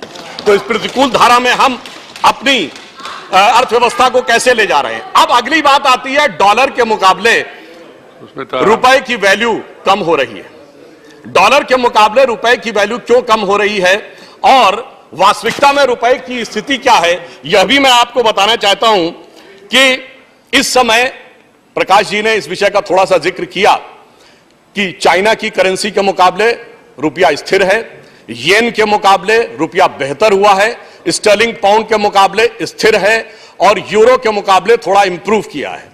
तो सिर्फ अमेरिका केंद्रित मानसिकता से थोड़ा बाहर आइए और उसके बाद भी आपको दिखेगा कि वास्तविकता क्या है। और अमेरिका में भी डॉलर के मुकाबले हमारी रुपए की वैल्यू क्यों कम हो रही है, क्योंकि अमेरिका अपने डॉलर के मूल्य बढ़ा रहा है। मैं फिर कोट कर रहा हूं, 27 जुलाई 2022 सीएनबीसी की रिलीज, वो कहता है federal reserve hike the interest rate by 0.7% point for second consecutive term in order to contain inflation. वो अपनी महंगाई को बचाने के लिए लगातार दूसरी बार 0.7% पॉइंट की बढ़ोतरी कर रहे हैं। इस कारण से डॉलर के मूल्य में आपको यह अंतर नजर आ रहा है। इसीलिए येन हो या यूरो हो या स्टर्लिंग हो, वो अंतर नहीं नजर आता है। अब भारत में हमने क्या किया, मोदी जी के नेतृत्व में निर्मला जी जो काम कर रही हैं, हमारी स्थिति क्यों बेहतर है उसका भी मैं कारण बताना चाहता हूं। कारण यह है कि हमारे यहां महंगाई और विकास दर दोनों संतुलित इसलिए हैं कि हम विश्व की बड़ी अर्थव्यवस्थाओं में एकमात्र बड़ी अर्थव्यवस्था है जिसका डेट टू जीडीपी रेशियो सबसे कम है। बाकी सभी अर्थव्यवस्थाओं का डेट टू जीडीपी रेशियो 100% से ऊपर। और इतना ही नहीं, महंगाई को नियंत्रित करने के लिए जरूरी था कि हमारे पूरी अर्थव्यवस्था की मजबूत आधार हो, और उस मजबूत आधार के लिए द इकोनॉमिस्ट जिन्होंने कोट करते हुए भारत के बारे में लिखा है कि 5 प्रमुख कारण रहे जिसकी वजह से भारत इस परिस्थिति में भी महंगाई और रिसेशन के दौर में नहीं जा पा रहा है। पहला कारण उन्होंने बताया कि सिंगल मार्केट हमने क्रिएट की, यानी जीएसटी। दूसरा बताया गया कि expansion of industry but with a shift towards renewable energy, और सोलर एनर्जी से लेकर हाइड्रोजन एनर्जी तक के लिए क्या हो रहा है वो हमें सबको पता है। फिर moving from supply chains away from China, क्योंकि आज चीन के अंदर जो हो रहा है उस कारण से तमाम प्रोडक्ट्स की सप्लाई चेन पे प्रभाव पड़ रहा है। दुनिया के अन्य देश प्रभावित हो रहे हैं, परंतु भारत ने उससे अपने को बचाने में सफलता हासिल की है। And the prominent use of IT, जो हमने आईटी का यूज किया है, जनधन मोबाइल, इस कारण से भी काफी हद तक गतिशीलता बनी हुई है। And the high welfare society, इस विपरीत परिस्थितियों में गरीबों को किस प्रकार से जन कल्याणकारी योजनाएं चलानी चाहिए, वो उस कारण से भी हमारी स्थिति अच्छी है। और इसीलिए जो इंटरनेशनल इकोनॉमिक रेजिलियंस की रैंक में हमारी रैंक बढ़ने के बारे में भविष्यवाणी की गई है कि भारत अब हो सकता है कि जर्मनी और कनाडा के बाद सबसे बेहतर इंटरनेशनल इकोनॉमिक रेजिलियंस की दृष्टि से सेकंड रैंक पर पहुंचने की संभावना है। और इस कारण से क्या है, जी आपका टाइम समाप्त हो रहा है। मुझे तो 15 मिनट बताया गया, बताया हमको 10 मिनट इसमें दिया।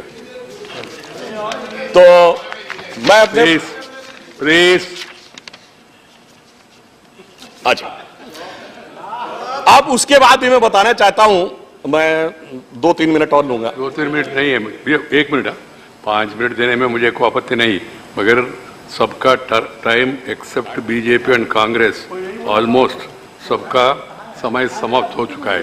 कुछ पार्टी ने सुबह नाम नहीं दे पाया, वो लोग अभी नाम दे रहे हैं, तो इसको एक एक मिनट दियो तो भी उसमें में समय लगेगा। हमारे पूर्ववर्ती वक्ता ने समय से पहले समाप्त कर दिया था। ऐसे नहीं, मैं तो भैरव साहब है इसे। खैर, उसके बाद भी मैं कहना चाहता हूं, मैं जल्दी समाप्त करने का प्रयास करता हूं सर। उसके बाद भी हमारा फॉरेन, आप समर्थमान है, प्रयास करने की जरूरत नहीं जी। देखिए, उसके बाद भी हमारा फॉरेन एक्सचेंज रिजर्व इस समय ऑल टाइम हाई है, all time high foreign direct investment है। इसके बावजूद, जबकि यह भी यथार्थ है कि कुछ काम ऐसे हैं जो सिर्फ केंद्र सरकार कर रही, राज्य सरकारें नहीं कर रही हैं। जैसे नंबर 1, 80 करोड़ लोगों को अनाज देना, नंबर 2, सबको मुफ्त टीका लगवाना, नंबर 3, चाइना के सीमा के ऊपर भारी इंफ्रास्ट्रक्चर डेवलपमेंट करना, वहां पे कॉस्ट कई गुना ज्यादा आती है सामान्य उससे। इसलिए अब मैं यहां पर यह भी कहना चाहूंगा कि अगर आप पूरी तरीके से एनालिसिस करना चाहें घर के अंदर भी, तो हम यह भी बताना चाहेंगे कि इस समय कुछ राज्य ऐसे हैं जिनकी की परसेंटेज ऑफ इन्फ्लेशन राष्ट्रीय औसत से ज्यादा है, जिसमें तेलंगाना है, उसका 9.4% है, एडिलविस सोर्स है इसका, मैं अपने विपक्षी सदस्यों के लिए बता देना चाहता हूं, और बंगाल का 8.27% है, राजस्थान का 7.36% है। तो हम विराट दृष्टि से देखें या सूक्ष्म दृष्टि से देखें, हमें दोनों दृष्टि से यह समस्या समझ में आ रही है। परंतु मैं यह भी बताना चाहता हूं कि महंगाई की जब बात होती है सभापति महोदय, तो सिर्फ पिछली सरकार के जमाने की बातें नहीं बताई जाती। हम लोगों से कहा जाता है, आज तो यूट्यूब पे खूब अवेलेबल हैं लोगों के वीडियो, 50 साल की सबसे बड़ी महंगाई, 50 साल की सबसे बुरी अर्थव्यवस्था। मुझे याद आता है सभापति महोदय, हम 2022 में हैं, ठीक 50 साल पहले 1972 में आज है रेट ऑफ ग्रोथ 8.5%, और उस समय क्या थी, -0.55%। और इतना ही नहीं था, इतना ही नहीं था। याद करिए उस समय रेट ऑफ इन्फ्लेशन कितनी थी, 16%, 28% की रेट ऑफ इन्फ्लेशन। 91 में सोना गिरवी रखा गया, कहते हैं उससे बुरी स्थिति थी। इसलिए मेरा मानना है कि जो बातें कही जा रही हैं वो यथार्थ पे कहें।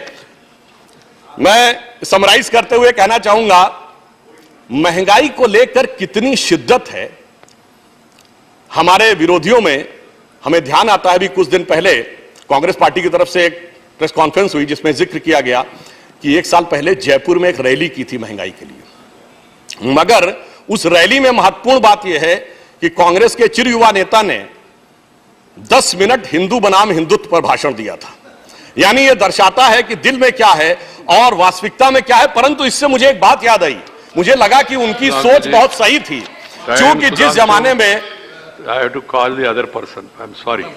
बस मैं समाप्त करता हूं, बस 2 लाइनें समाप्त कर रहा हूं। जिस जमाने में, याद करिए, जब उनकी सरकार थी तो रेट ऑफ ग्रोथ 2% थी, जिसको मजाक बनाया जाता था हम लोगों का, कहा जाता था ये 2% हिंदू ग्रोथ रेट है, और अब 8.5% है, ये हिंदुत्व की ग्रोथ रेट है।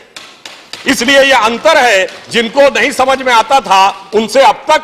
और अंत में मैं सिर्फ ये कहना चाहूंगा कि तुलनात्मक दृष्टि से बहुत सारे आंकड़े थे, उसमें ना जाते हुए, हाँ, शक्ति सिंह जी ने कहा ईमानदारी से स्वीकार करिए कि महंगाई है। हम कहते हैं हाँ बिल्कुल है जनाब, मगर इस समय चमन में बाहर का नहीं खिजा का माहौल है। इसके बावजूद हमारे माली ने जिस ढंग से सींचने का प्रयास किया है, और आपने जो किया था, ये पंक्ति कहते हुए समाप्त करता हूं, महंगाई को लेकर जो थोड़ा कष्ट हो रहा है जनता का, उसके प्रति संवेदना व्यक्त करते हुए मैं कह रहा हूं, सुनिए सुनिए, चमन को सींचने में पत्तियां कुछ गिर गई होंगी, यही इल्जाम हम पर लग रहा है बेवफाई का, मगर कलियों को जिसने रौंद डाला अपने हाथों से, वही दावा करे हैं अब चमन की रहनुमाई का। धन्यवाद। Honorable members, please सुनिए। If you are not interested, then I'll call the finance minister and close the discussion. If you are not interested, if you don't have patience to hear others, and you become patient to make running commentary, I feel sorry for the same. And there is also another wrong impression. I was watching, I was there sitting, that some people are saying our maiden speech. BJP में 6 लोग कह रहे हैं हमारे median speech, इसमें median speech होता नहीं। Please understand, short notice discussion में, कॉल अटेंशन में मेडियन स्पीच होता नहीं। बजट डिस्कशन में और लार्जर डिस्कशन जो होता है उसमें मेडन स्पीच होता है. मेडन माने you have entered just now, have patience, you have another 5 years and undoubted time. So enough opportunities you will get. Please keep that in mind. Madam Rajani Ashok Rao Patil. धन्यवाद sir. बहुत दुख के साथ मैं ये मेरा गहना पहन रही हूँ. मेरा ये स्वभाव नहीं है कि मैं ये पहनूं, लेकिन जिस मध्यम वर्गीय महिलाओं को मैं रिप्रेजेंट करती हूँ, This is not allowed. Then I will call other मध्यम वर्गीय महिलाओं को Then I will call the other member, Ranjit. जिस मध्यम वर्गीय महिलाओं को मैं रिप्रेजेंट करती हूँ. सर, हमारा अधिकार आप नहीं दे सकते. अधिकार नहीं है, ये अधिकार है क्या हाउस में आके? नहीं, मैं 50 करोड़ महिलाओं को जिनका रिप्रेजेंटेशन हम करते हैं, मध्यम वर्गीय महिलाओं को, इसके लिए मैं दर्शाना चाहती हूँ. रिकॉर्ड में नहीं जाएगा, नहीं दिखाएंगे. किस अधिकार No exhibition of articles inside the house is allowed. That is very clear in the rules. Sir, हमारी बात There are precedents. There are precedents. Sir, There are number of rulings. No, you have to remove that and speak and utilize your time. ठीक है. You already lost your time. दिखाना चाहती हूँ महिलाओं की. दिखाना नहीं, इसको दिखाना नहीं. किसने देखा वो भी भूल जाइए. लेकिन मैं दिखाना चाहती हूँ कि ये महंगाई है. प्लीज ऐसा मत कर, कोई कमेंट. सर, हमारे भाई भारतीय जनता पार्टी के सुधांशु त्रिवेदी जी ने अभी इंटरनेशनल भाषण किया और देश और प्रदेश की भाषा उन्होंने बताई, और मैं इसीलिए थोड़ा सा व्यथित होके ये गहना पहन रही थी, क्योंकि मैं इस देश की मध्यम वर्गीय महिला को रिप्रेजेंट करती हूँ. और मैं ये बताने की कोशिश कर रही थी आपके द्वारा इस देश को और इस सभागृह को कि इस देश की जो महिला है वो आक्रोशित है, वो बहुत व्यथित है. और जिस तरह से महंगाई बढ़ रही है, हमें आपके बड़े बड़े आंकड़े नहीं पता होते हैं, हमें नहीं पता होता है कि किस तरह से आप बोल रहे हैं, कौन सी भाषा, लेकिन हमें ये मालूम है कि आप जिस तरह से गुमराह करने की कोशिश सरकार कर रही है, हम उसके लिए चंद लाइनें बताना चाहते हैं. सरकार कहती है सब चंगासी, सरकार कहती है सब चंगासी, लेकिन धरातल पर है त्राही त्राही. आंकड़ों को देखकर अनदेखा, जनता से छुपाते सच्चाई, खुद को बड़ा बता तथ्य से झूठे उम्मीदें है बंधाई. महंगाई कर चरम सीमा पर चला दी देश में तानाशाही. गरीब का आंसू पलकों पर सूखा, सरकार का व्यवहार है रूखा रूखा.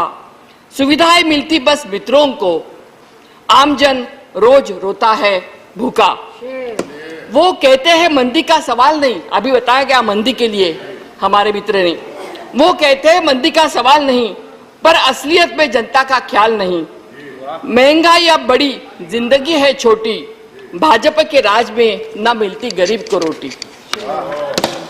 मैं इसके साथ ही शुरू करना चाहती थी सर, और मैं मेरे मन की भावना सर, आप आज इस कुर्सी पे बैठे, मुझे बहुत मन से अच्छा लग रहा है कि आप मेरा भाषण सुनने के लिए यहाँ बैठे हैं. मुझे बहुत अच्छा लग रहा है कि मेरी मन की बात सुनने के लिए आप हैं. सही में मेरी मन की बात है ये. सर, मानसून सत्र शुरू होने के बाद लगातार सर हम चाह रहे थे कि हमारी मन की बात सरकार सुने, और हम 8, 9, 10 दिन से बार बार हम कोशिश कर रहे थे कांग्रेस पार्टी और विरोधी पार्टियों की तरफ से कि आज की तारीख में अगर कोई जरूरी बात है, महत्वपूर्ण बात है, देश के लिए बहुत ही आवश्यक बात है, वो है महंगाई. और वो महंगाई की बात, हमारी देश की बात आप लोग सुने, और जो भारत का जो सर्वोच्च सभागृह है राज्यसभा और लोकसभा, उसके माध्यम से, आपके माध्यम से हमारे प्रधानमंत्री जी और सभी सुने. जब ये महंगाई डायन खा रही है तब ये देश का दुख आप सुने, लेकिन इसकी भाषा हमारी सुनाई नहीं गई. और उल्टा जब हमारे नेता जयराम रमेश जी हो, हमारे वेणुगोपाल जी हो, हमारे विरोधी विपक्ष नेता खरगे जी हो, 267 की हर रोज नोटिस देते रहे, एक बार भी वो नोटिस एक्सेप्ट नहीं की, और सर्वोच्च सभागृह में हमारी अनुमति हमें दी नहीं गई. मैं जब यहाँ के लिए निकली संसद के अटेंड करने के लिए, तो हमारा बहुत छोटा डिस्ट्रिक्ट है मराठवाड़ा में, वहां के सभी पत्रकारों ने हमें बोला कि बताइए आप जा रही है ना, हमारा जो महंगाई का मुद्दा है वो पहले उठाना. यानी मैं इसलिए नहीं बोल रही हूँ कि हम कुछ बड़े हैं, इसलिए बोल रही हूँ कि इतने छोटे छोटे परकुलेट हुआ है कि लोग बोल रहे हैं कि महंगाई का मुद्दा उठाओ। इसका मतलब ये है कि महंगाई लोगों की कितना परकुलेट हो गई है। और इस कमरतोड़ महंगाई ने अगर सबसे ज्यादा अगर किसको उछाला है तो सबसे बड़ा दुख अगर किसको दिया है तो महिलाओं को दिया है। इस देश की आधी आबादी जो महिला है उनको सबसे ज्यादा परेशान किया है। सब्जियां महंगी, किताबें महंगी, स्कूल आने जाने की यातायात महंगी, गैस महंगा, किराना सामान महंगा। इतना ही नहीं तो जिस उज्ज्वला योजना का अभी जिक्र हो गया था, मैं आपको बताना चाहती हूँ कि उज्ज्वला योजना का जो जिक्र यहाँ पे बताया गया, सीएजी की रिपोर्ट सर आप देखिए, सीएजी की रिपोर्ट में 65% जो गैस है दिया गया उज्ज्वला के तहत वो यूज ही नहीं करते महिलाएं, क्योंकि उसका 1000 रुपए से ज्यादा ऊपर सिलेंडर चला गया है, इसलिए उज्ज्वला योजना का उपयोग ही हो नहीं रहा है। सर 1 मार्च 2014-15 में जिस एलपीजी की कीमत 410 रुपए हुई थी, 1 अगस्त 2022 में उसी एलपीजी की कीमत 1003 रुपए हो गई। जिस अप्रैल 2011 में कच्चे तेल की कीमत 150 रुपए बैरल हुई थी, उसकी लीटर की कीमत 58 रुपए 50 पैसे हुई थी। जुलाई 2022 में उसी कच्चे तेल की कीमत बैरल की 96 रुपीज 96 बैरल हो गई, लेकिन लीटर की कीमत बढ़ गई 96 रुपीज 20 पैसे हो गई। राइजिंग फूड प्राइसेस अगर बताया जाए तो एडिबल ऑयल 18% से बढ़ गया है, मस्टर्ड ऑयल 28.66% से बढ़ गया है, रिफाइंड ऑयल 19% से बढ़ गया है, पोटैटो जिसकी माला अभी हम पहन रहे थे 20.42% से बढ़ गया है, टोमेटो 18.54% से बढ़ गया है, ब्रिंजल सबसे ज्यादा 27.72% से बढ़ गया है, लेडीज फिंगर 11%, पीज 11%, वीट 77.77% से। सर सरकार अपना खजाना भरने के लिए, सर मुझे टाइम दीजिए, अपना खजाना भरने में तो तुली है, लेकिन लोगों की तो जेब खाली हो गई है। सर महंगाई के बाद जब निकली तो मुझे याद आ गया 1998 का ऑनियन का इलेक्शन। ऑनियन इलेक्शन इसलिए बोल रही हूँ कि तब भी भारतीय जनता पार्टी की सरकार थी इस दिल्ली में, और तब यहाँ के जो तब के मुख्यमंत्री थे साहिब सिंह वर्मा जी, तब उन्होंने ये बयान दिया था, 50 रुपए किलो ऑनियन हो गया था, प्याज हो गया था, और तब उन्होंने ये बयान दिया था कि कोई गरीब वैसे भी प्याज खाता नहीं था। वैसे भी हमारे अर्थ मंत्री जी ने भी एक बार ऐसे ही बयान दिया था जब प्याज और इसका विषय आया था। तो ये बयान देने के बाद में 15 साल के लिए यहाँ दिल्ली से बीजेपी गायब हो गई थी और शीला दीक्षित जी ने यहाँ पे राज किया था, अगर आपको याद है तो।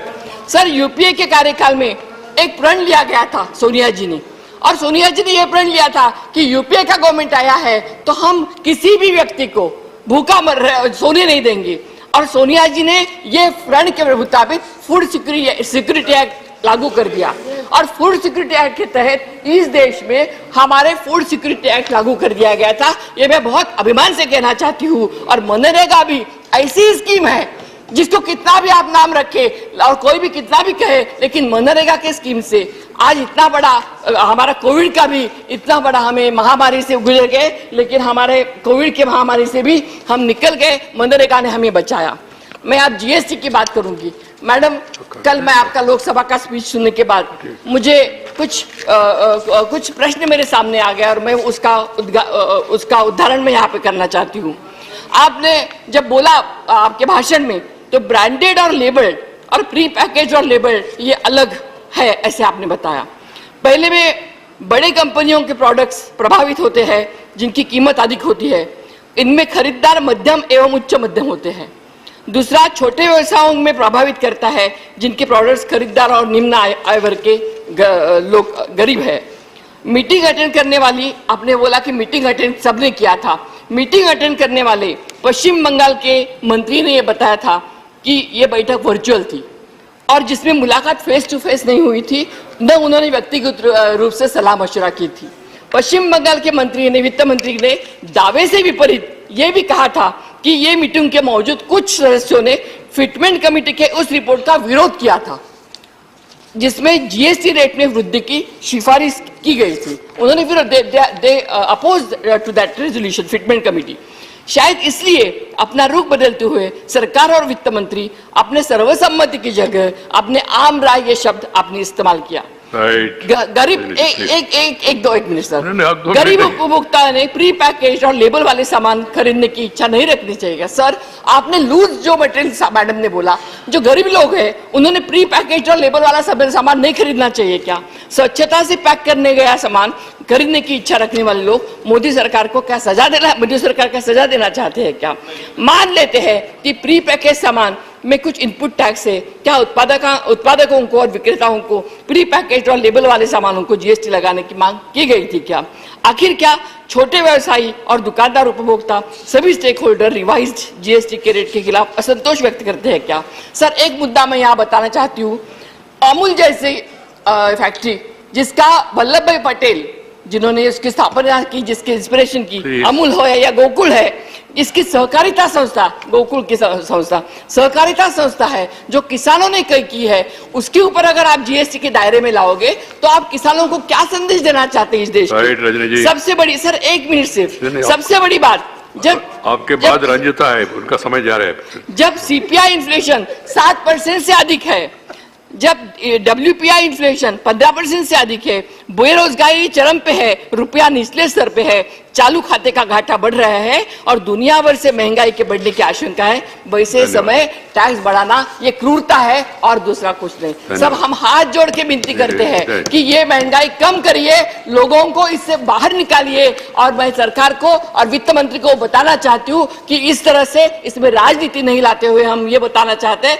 कि लोगों के साथ और खास तौर पर महिलाओं के साथ ये जन्म से लेकर दूध से लेकर स्मशान घाट तक ये जो महंगाई बढ़ाई है इसे कम करने की आवश्यकता है। आप पूरा प्रयास करके तैयारी करके आया, 1 मिनट टाइम आपने वेस्ट किया और कह रहे बाहर महंगाई बढ़ रहा है, आप वो पहन के आया, तो महंगाई सस्ता है ज्यादा क्यों? सर मैं संवेदना देना चाहती you come prepared, utilize the time. मैं दिखाना चाहती थी सर, ये बोलते थे, लेकिन ये सही में संवेदना व्यक्त करना चाहती हूँ। नहीं तो संवेदना के लिए बहुत ये है, लोगों में जाके उनको जागरूक करना, मेहनत करते रहना। प्लीज कमेंट्री मत करिए, particular chairman says something, don't make Raghav, you have only 1 minute time, please I will make it 2 minutes, come on please, what can I do, your reader has taken more time.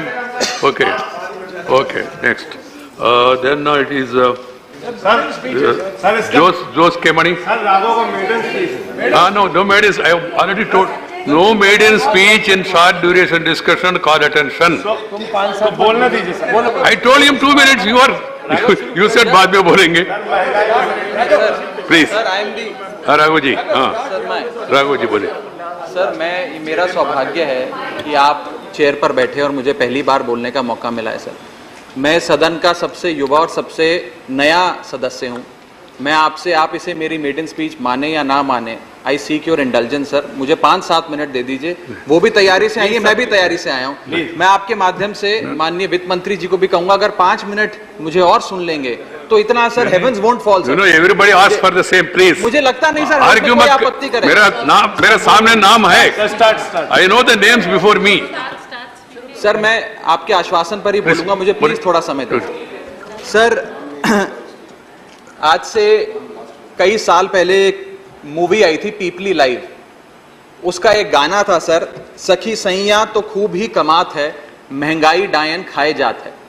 आज इस गाने के lyrics सार्थक होते नजर आ रहे हैं sir. मैं पंजाब सूबे से आता हूं, एक खेती प्रधान सूबा है सर, और पंजाब का किसान, देश का किसान महंगाई की डबल मार झेल रहा है। एक मार किसान की एज अ प्रोड्यूसर और दूसरी मार किसान की as a consumer. Food production की कॉस्ट पिछले 1 साल में सर करीब 21% बढ़ी है, यानी कि किसान की कॉस्ट बढ़ गई फूड प्रोडक्शन की, लेकिन उसकी आय, जिसका वादा था कि एमएसपी दुगनी करेंगे, आय बढ़ाएंगे, वो उस रेट पे नहीं बढ़ी, जिसके चलते आज देश का किसान एज अ प्रोड्यूसर महंगाई के बोझ चले दबता जा रहा है।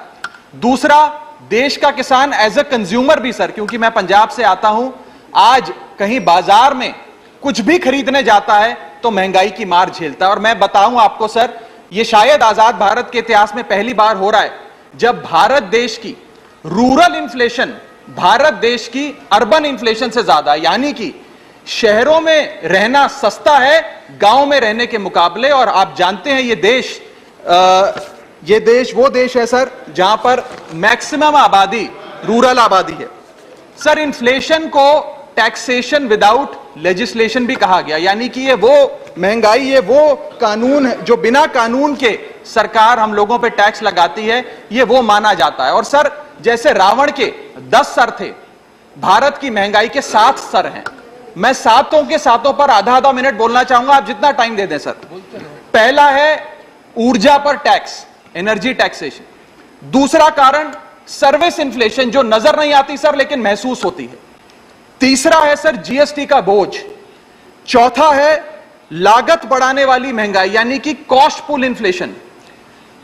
पांचवा है सर बढ़ती महंगाई घटती कमाई, यानी कि हमारी आमदनी उस दर पे नहीं बढ़ रही जिस दर पे भारत की महंगाई बढ़ रही है। छठा पॉइंट गिरता हुआ रुपया। और सातवां पॉइंट सर कॉरपोरेट और सरकार की सांठगांठ।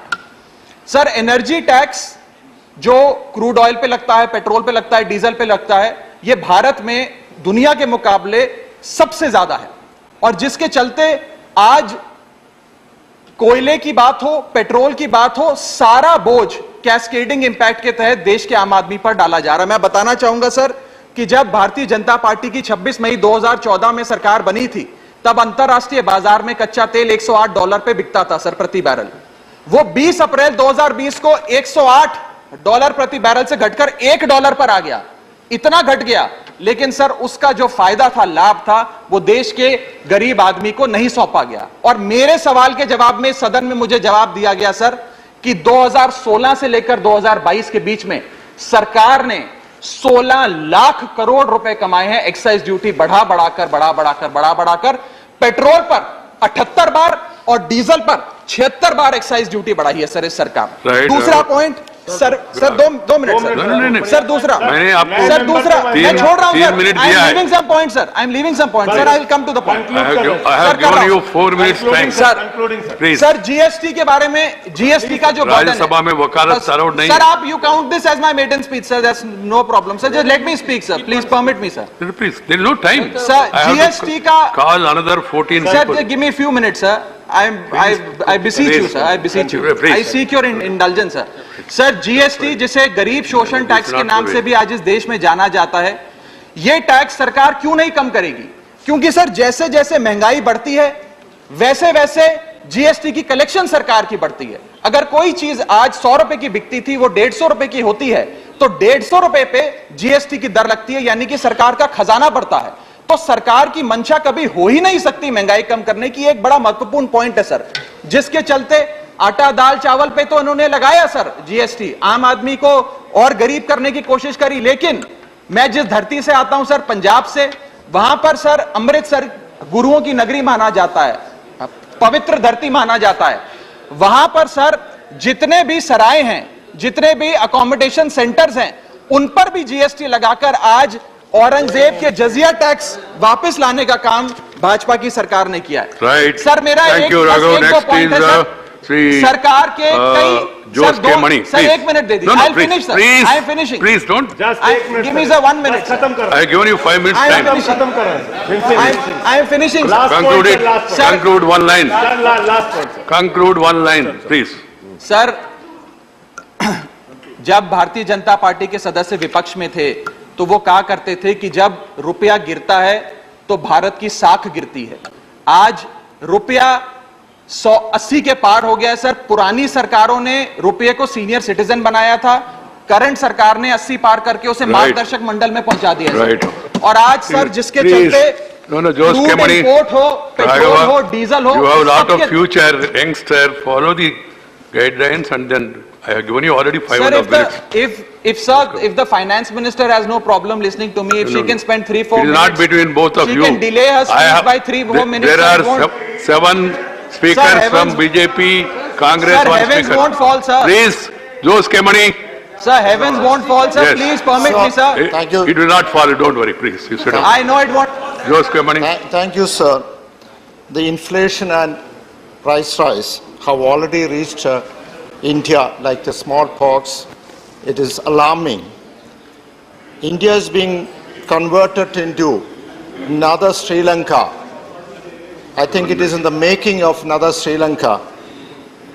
The people, the democratic people of India would not like to imitate them, but the patience has a limit.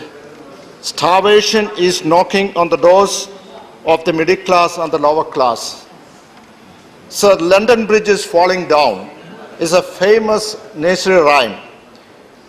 But this rhyme is differently sung by the kids of Kerala. The cash crops is falling down, but the price of milk and curd is rising up and rising up. It's a fact that the people are on the street and starvation is going on. So strangely, we find, as he said, the cash crops, you take into consideration of the state of Kerala, whether it is pepper or rubber or cardamom, the price is coming down. Right, Mani. Sir, I have not come to the point at all, sir. I'm sorry, if you cannot come to the point, I can't help it. I have to go to the next speaker. See, try to understand. I have another 8 speakers here, and the ruling party 6 speakers, and main opposition 1 speaker. I have to go by the strength of the parties, but still we are liberal in giving time to others. You have to understand this and bargain. Go and bargain with the people. Next time they must send you with much more strength. And so that you can have more time. One point, sir. Right, See, next. sir, whenever talking about inflation or price or the value of the rupee, the treasury bench is saying nothing is happening. But we demand a white paper will be released on the price rise and the effects on economic breakdown. Right, Sri Vaiko. Honorable Mr. Chairman, you have 2 minutes time, Mr. Vaiko. Please. It's a big time, sir. Yeah. Price rise in essential commodities and daily needs is a slow poison which is killing the people of this country. The price of food grains rose by 7.56%, particularly vegetables rose by 17.37%, and spices 11.4%, and edible oil and butter 9.36%. Sir, because you said 2 minutes, I am skipping so many things. The common citizens are now suffering from a price rise pandemic after the COVID pandemic. The price hike mostly affects only the low wages or fixed salaried middle class families as compared to higher wages salaried class. Auto rickshaw drivers and cab drivers are also robbed of their livelihood. Our fishing community also suffer the most since they use diesel for their craft boats and trawlers. They live hand to mouth and they are exposed to the rough weather at sea. Sometimes they catch a fish, sometimes they have to return empty-handed. On the mid-sea, there is also the threat of attack by the Sri Lankan Navy. Many times they are attacked and killed. The government is coming with the excuse that because of rise in the price of crude oil in the international market, they are increasing the price of petrol. But the union government is not bringing down the excise duty structure and just which is more than 50%. Recently, the government has reduced the rate of duty on petrol and diesel marginally as a token reduction. No doubt, it has brought down the price of petrol by 2-5 rupees, but the relief is only a token relief to the common people. To add insult to injury, the union government has levied GST on food articles like rice, wheat, milk and milk products. It will have a cascading effect on the economy. Even the hospital room charges taken on hire in ICU are being taxed. The union government is unfortunately not sparing anyone. I will take only 1 minute, sir.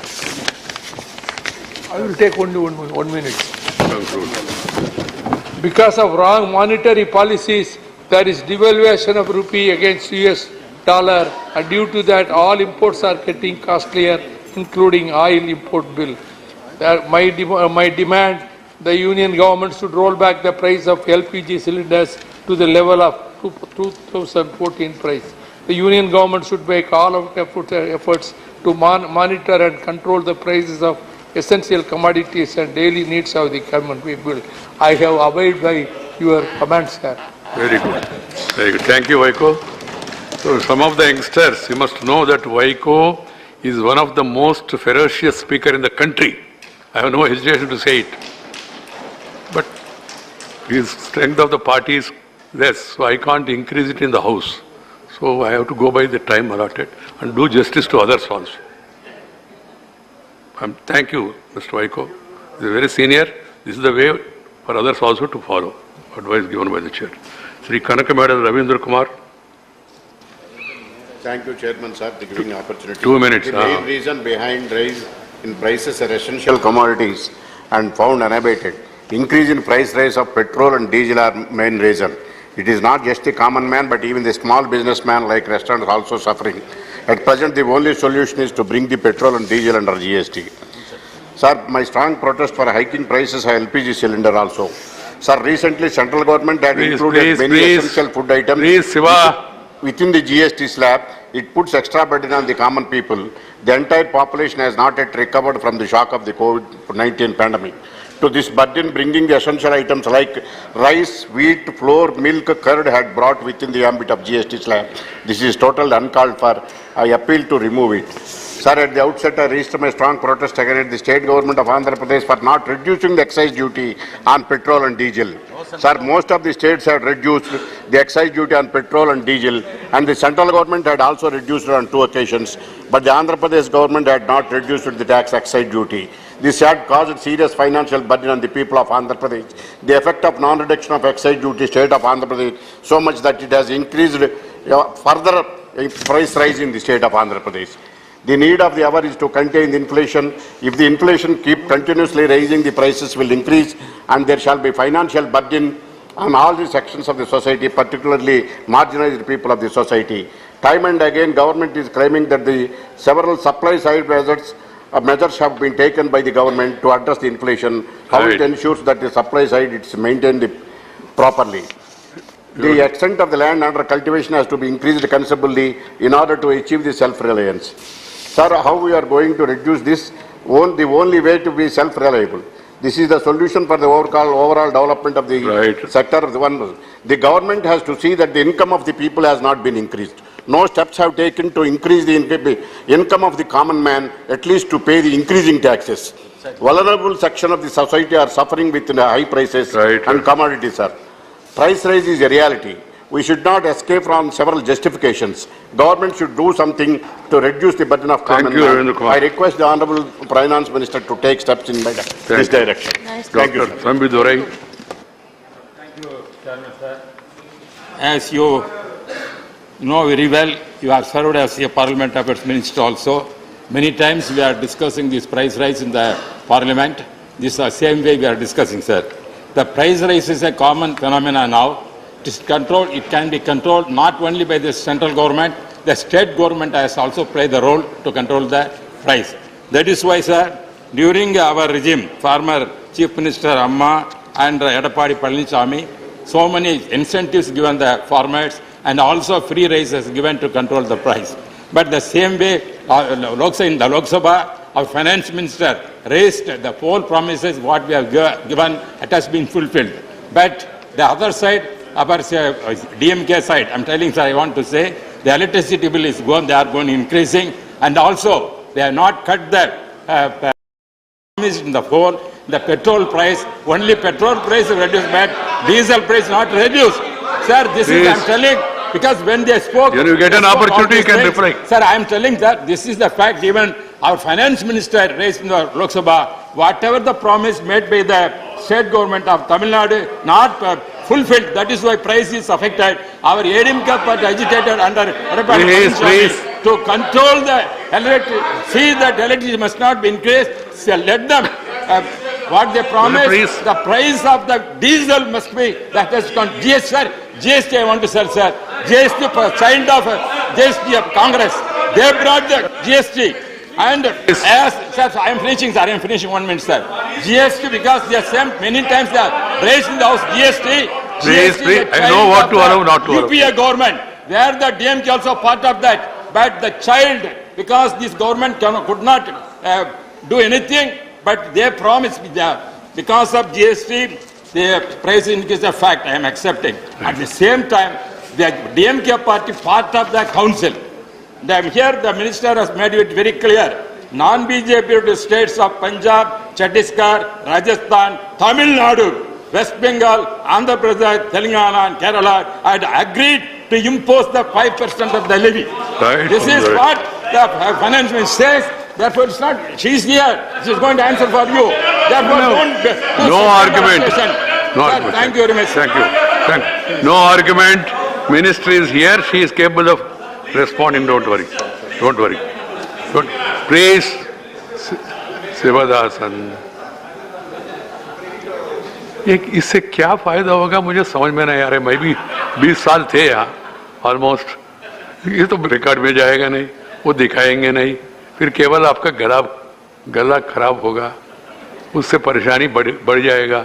महंगाई कम ना होगा मगर परेशानी बढ़ जाएगा। इसलिए Abdul Wahab, you obliged Vaishya, that's why I am obliging, you know. So for me, I think 10 minutes will be... 2 minutes, okay. Come on. 10 minutes. No, come on. Because 2 I minutes. thought other way around. No. This is end of your this one. I thought you will be giving more. This is not end of my life, I have still... Sir, with much effort, we got a chance to talk about... Please. This one, rice and all. And I cannot understand why we are not talking about this one in the first part. After 12 days, we are getting this one. We are talking Antarctica, we are talking Arctica and all. But this is the point where we have to talk. The priorities for this one. And we are, Keralites, are much problem with center in BJP and state in LDF. Both they are charging us, common people. They are not reducing. Tamil Nadu, DMK government reduced the price of diesel and petrol. Kerala is taking a chance to increase everywhere. Reduce, but Kerala is increasing. Please, don't look at them. No, looking at you, but meantime we want to look at other people, how they are responding also. So, our LDF government between devil and sea, we are in the position, Kerala people. So, I am requesting our favorite Nirmala Sitharaman ji, at least to reduce the last increased. We are telling the Kerala and all agreed for this one. Right. GST on the essential item. Please, I am also wearing not this one horticulture items, but everything is increased. Please do the needful, madam. In your reply, I hope she is not looking at me also. Please. Yeah. Okay. Please. Thank you very much. Thank you. Shri Ghanshyam Tiwari, Ghanshyam ji समय कम है, आपका party का समय है, फिर भी थोड़ा मदद करिए। माननीय सभापति महोदय, मुझे बहुत प्रसन्नता है कि आज आपके श्रीमुख से सुनकर मुझे बोलने का अवसर प्राप्त हुआ है। मैं समय का पूरा ध्यान रखूंगा। माननीय सभापति महोदय, मैं निवेदन करना चाहता हूं कि मैंने तो 7, 8, 10 दिन तक विपक्ष का हंगामा सुनकर ये सोचा था कि निश्चित रूप से विपक्ष ऐसी कोई सार्थक बहस करेगा जिससे आम जनता को राहत मिले और काम हो सके। लेकिन सबके प्रवचन सुनने के बाद में मुझे ऐसा लगा कि सारा का सारा काम पूर्णतः राजनीतिक है, जनता के पक्ष में करने का काम नहीं किया। अगर ईमानदारी से ये लोग बात करते तो आज श्री नरेंद्र मोदी जी के प्रति कृतज्ञता ज्ञापित करते कि इतने बड़े कोविड के बाद में, रूस और यूक्रेन की लड़ाई के बाद में और सारे काम होने के बाद में आज अगर देश को देखे चारों तरफ से तो पहले हमारे आसपास के कंट्रीज को देखिए, उनकी क्या स्थिति, फिर आप अमेरिका की देखिए उनकी क्या स्थिति है, फिर पश्चिमी यूरोप की देखिए कि उनकी क्या स्थिति है। इन सब के बीच में देश की नाव को इस प्रकार के निकाल कर ले जाना एक महानता का काम था जिसके प्रति कृतज्ञता आपको ज्ञापित करनी थी। माननीय सभापति महोदय, जहां तक सवाल है, कोविड के अंदर 2 साल तक सारे की सारी एक्टिविटीज बंद हो गई थी, सारी रेल बंद हो गई थी, सारी हवाई जहाज बंद हो गई थी, सारे लोगों का एक प्रांत से दूसरे प्रांत में जाना पड़ा, उत्पादन कम बंद हो गया। उस समय 80 करोड़ लोगों को घरों पर राशन पहुंचाकर जिस प्रकार का जन कल्याणकारी काम किया, वो एक अद्भुत काम सरकार ने किया। रूस और यूक्रेन की लड़ाई के बाद में जब अमेरिका ने, यूरोप के नाटो के देशों ने माननीय मोदी जी पर दबाव लगाया कि आप रूस से सस्ता क्रूड मत खरीदिए, उस समय आज पाकिस्तान का बच्चा बच्चा बोलता है कि भारत के प्रधानमंत्री की हिम्मत थी कि उन्होंने अमेरिका को मना किया, यूरोप को मना किया और सस्ता क्रूड खरीद कर भारत को दिया ताकि पेट्रोल और डीजल के पैसे नहीं बढ़ सके। ये काम किया सभापति महोदय। तो इस प्रकार के काम फिर सरकार ने इन बातों पर कोई ध्यान नहीं दिया। कोई ये कल्पना नहीं करता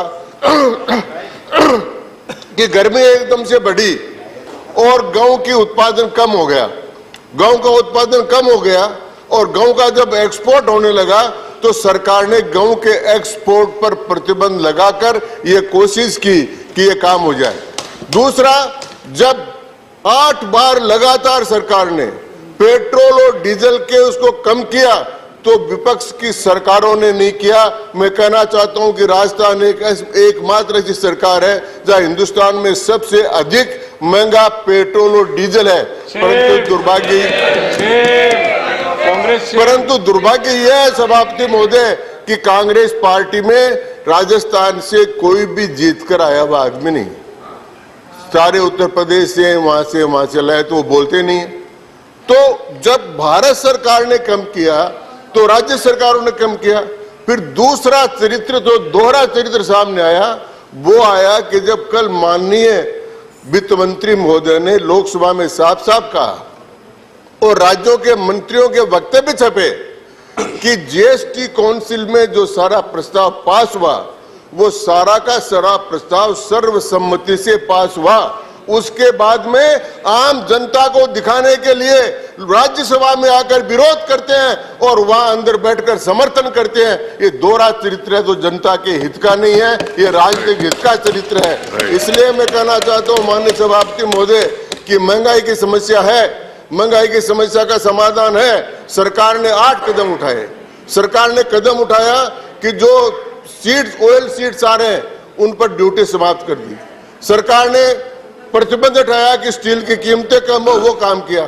सरकार ने गेहूं, चीनी के एक्सपोर्ट को लिमिटेड कर दिया, वो काम सरकार ने किया। सरकार ने 8 बड़े बड़े कदम उठाए जिसके कारण से आज हम कह सकते हैं कि पाकिस्तान डूब रहा है, लंका डूब रही है, बांग्लादेश 4.5 अरब डॉलर का कर्ज मांग रहा है। हमारे चारों तरफ के देश आज इस हालत में है और हम सबसे सुरक्षित हालत में है। ये काम नरेंद्र मोदी जी ने किया। दूसरा, मैं कहना चाहता हूं कि अमेरिका की इन्फ्लेशन रेट 9% तक गई और ब्रिटेन का 30% से सबसे अधिक गया, स्पेन में 9% गया, इटली में गया। उन सब के बजाय भारत उनसे बचकर रहा। ये काम वर्तमान सरकार ने किया, नरेंद्र मोदी जी की सरकार ने किया और आने वाले समय में जन कल्याण कार्य सरकार करेगी और महंगाई पर कंट्रोल करेगी। आपका इशारा हो गया और इशारों को मैं समझता हूं सभापति महोदय, इसलिए मैं बैठ रहा हूं। धन्यवाद। बहुत श्याम जी धन्यवाद। ये बहुत अनुभवी है, पुराना वहाँ से, ठीक है। और श्रीमती रंजित रंजन, आपको 7 मिनट टाइम है। Please sir. धन्यवाद सभापति जी। मैं आपके सामने पहली बार बोल रही हूँ। प्लीज 2-3 मिनट में आपसे रिक्वेस्ट करूंगी। प्लीज माँ, प्लीज बहुत आप बीच में बोल देते हैं, मेरा सारा रेपो खत्म हो जाता। धन्यवाद सभापति जी। मैंने लोकसभा में भी जो बोल रहे थे, क्योंकि आदत पड़ी हुई है लोकसभा की, सबके भाषण को हम लोग सुन रहे थे। निर्मला जी का, माननीय मंत्री जी का भी रिप्लाई भी सुना और बहुत सारी बातें समझ में आई।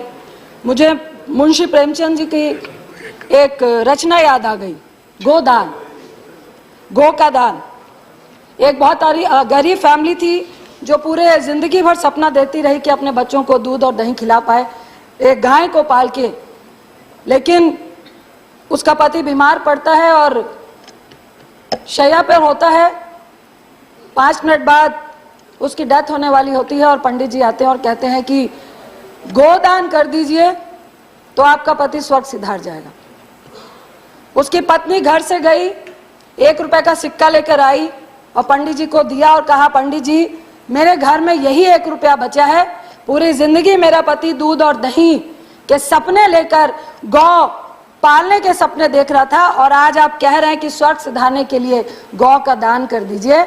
मैं ये इसलिए बोल रही हूं कि आज गरीब के पेट में लात मारी जा रही है और मोदी साहब हमारे कह रहे हैं थाली बजाओ, थाली बजाओ, थाली बजाओ। आप सारा ठीकरा यूक्रेन की लड़ाई पे ठोक रहे हैं, आप कोविड को दे रहे हैं, लेकिन आपकी नीति ने जो नोटबंदी से 2016 से जो गलतियां पे गलतियां की, कभी भी उसका आप जिक्र नहीं कर रहे। जितने अर्थशास्त्री थे उन सब ने कहा था जब हमारे देश की आर्थिक स्थिति बिल्कुल स्टेबल थी उस वक्त नोटबंदी नहीं कीजिए। आपके स्वर्गीय, मैं उनका नाम नहीं लूंगी, उन्होंने भी कहा था कि नहीं करनी चाहिए नोटबंदी। उस दिन से आज तक हम अपने देश की आर्थिक स्थिति को संभाल नहीं पा रहे। मैं 2013 का प्रधानमंत्री जी का भाषण याद कर रही थी, जिन पे उन्होंने कहा था कि मनमोहन सिंह जी महंगाई का मां नहीं बोलते हैं, प्लीज मनमोहन सिंह जी आए और महंगाई के बारे में बताएं कि कब कम होगी। उन्होंने कहा मरो तो मरो आपका नसीब। ये प्रधानमंत्री मोदी जी के शब्द थे मनमोहन सिंह जी के लिए। उन्होंने कहा था कि आप गरीबों के लिए कह रहे हैं मरो तो मरो आपका नसीब। मुझे फिर याद आ रहा है कोविड का वक्त, जब करोड़ों लोग सड़कों में चल रहे थे, हजार किलोमीटर चल के जा रहे थे, तो मुझे लगता है मोदी साहब यही कह रहे थे मरो तो मरो आपका नसीब। क्योंकि उस वक्त गरीब को पैसा देना था तो आपने क्या बोला, सारे गरीब घर से बाहर निकलो और थालियां बजाने का काम करो, थाली बजाने से आपके पेट में भोजन मिल जाएगा। फिर हमारी माननीय मंत्री स्मृति ईरानी जी ने कहा कि जब भूखा बच्चा चीख चीख कर भूख से व्याकुल हो रहा होता है तो सरकार क्यों नहीं सुनती है। जब किसान आत्महत्या कर रहा होता है तो आपके कान में आप रुई डाल के सो जाते हो। आई विश कि स्मृति जी आइए और हम लोगों के साथ, अगर आप चीख चीख के उस बच्चे की पुकार और दर्द को समझ रही थी तो आइए ना। आज गैस सिलेंडर 10,054 रुपए हो गया है। आज आप हमारे साथ चीख चीख कर गरीबों की बात करिए, अपने घर की रंजिश मत निकालिए प्लीज, आप मंत्री। इसके बाद मैं सुषमा जी का एक मिनट रंजिता, माननीय मंत्री, किसी का नाम लेकर यहाँ सवाल नहीं करना चाहिए। स्वर्गीय सुषमा जी की स्पीच को याद करना चाहती हूँ, जिन्होंने कहा था कि यह संवेदनहीन सरकार है, यह बिल्कुल भी गरीबों के बारे में सोचने वाली सरकार नहीं है, यह विश्वासघाती सरकार है। आज मुझे कहना पड़ रहा है कि अगर सुषमा जी होती तो वो निश्चित बोलती कि यह संवेदनहीन सरकार है, हमारी ही सरकार है, यह विश्वासघाती सरकार है, हमारी ही सरकार है। मुझे डर लगता है जब मैं प्रधानमंत्री की उस स्पीच को सुनती हूं जो उन्होंने कहा था कि घर में चूल्हा नहीं जलता है, बच्चे भूख से रो रो कर सोते हैं और माँ आंख में आंसू लेकर चुप हो जाती है। जब आंसू की बात पीएम साहब के मुंह से सुनते हैं तो हमें डर लग जाता है, क्योंकि उन्होंने पहले मिडिल क्लास से महिलाओं के आंसू निकलते हैं, मेरे भी निकलते हैं, सब्सिडी छोड़ दो, महिलाओं ने छोड़ दी। कहा गरीबों को सब्सिडी देंगे, महिलाएं पसीज गई, हम सब ने सब्सिडी छोड़ दी। आज हर्ष क्या हुआ, आज आपने 1600 रुपए का एक झुंझुना पकड़ाकर 7 करोड़ लगभग लोगों को आपने चूल्हा और गैस दिया। आपको मालूम था कि गरीब आपके झांसे में फंसेगा, एक चुनाव 2 चुनाव आपने उज्ज्वला योजना से निकाल लिए। उसके बाद क्या हुआ, क्या वो 1600 रुपए, वो सब्सिडी जिस रेवड़ी की बात आज मोदी साहब कर रहे हैं, प्रधानमंत्री साहब कर रहे हैं, क्या वो रेवड़ी नहीं थी? लेकिन वो रेवड़ी में फर्क इतना था, गरीबों के लिए नहीं थी, गैस एजेंसीज के लिए थी। आप 1600 रुपए गरीबों से ले रहे थे, बाकी का पैसा सरकार दे रही थी। किसका दे रही थी? टैक्स पे ही का दे रही थी। उसके बाद क्या हुआ, आज आंकड़ा है, इतना वक्त नहीं है, लगभग 7 करोड़ घर, जिसमें 4.5 करोड़ वो लोग हैं जो उज्ज्वला के तहत आते हैं, एक साल में एक भी गैस रिफिल नहीं करा रहे हैं।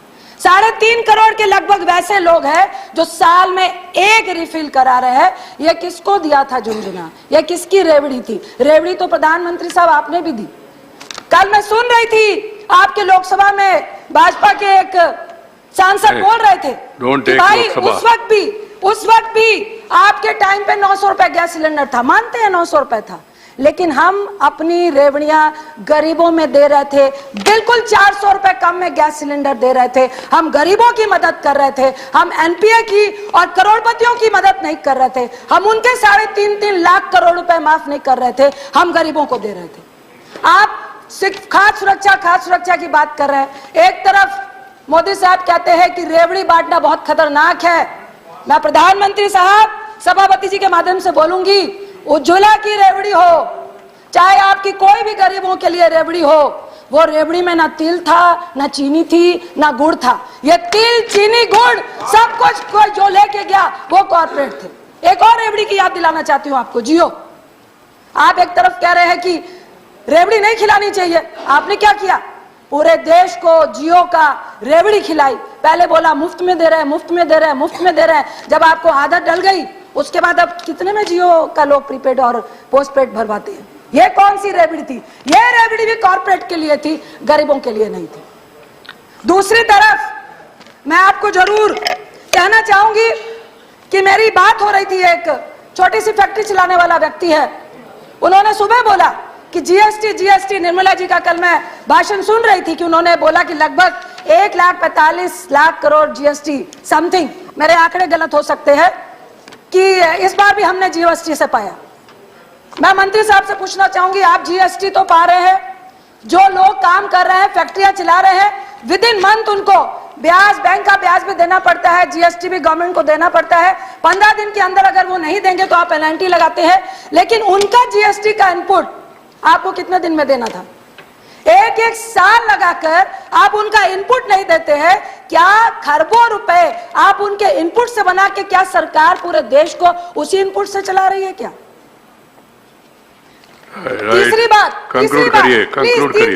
तीसरी बात, मैं एक बच्चे से मिली, 16-17 साल के बच्चे से। आप जीएसटी लगा रहे हैं 5%, आप जीएसटी लगा रहे हैं 12 से 18%। दोनों ही जीएसटी में आम आदमी मरता है। किसी ने बोला कि 5% जीएसटी से किसको फर्क पड़ेगा? पड़ता है। जो व्यक्ति वृद्धा पेंशन 500 रुपए के लिए 8 घंटे लाइनों में खड़ा होता है, पूरा महीना चलाता है, अगर उसको 5% जीएसटी लगता है तो फर्क पड़ता है। आप कहते हैं कि नहीं, खुला, जो गरीब है वो खुले का खाता है, उसको फर्क नहीं पड़ेगा। मैं आपसे पूछती हूं कि क्या आप चाहते हैं जिंदगी भर वो गरीब ठेले में मक्खी लगता हुआ खाना ही खाता रहे? क्या उसका हक नहीं है कि वो पैकिंग खाने को खाए? क्या उसका नहीं हक है कि वो स्वस्थ खाना खाए? प्लीज सर, 2-3 मिनट, स्वस्थ खाना खाए।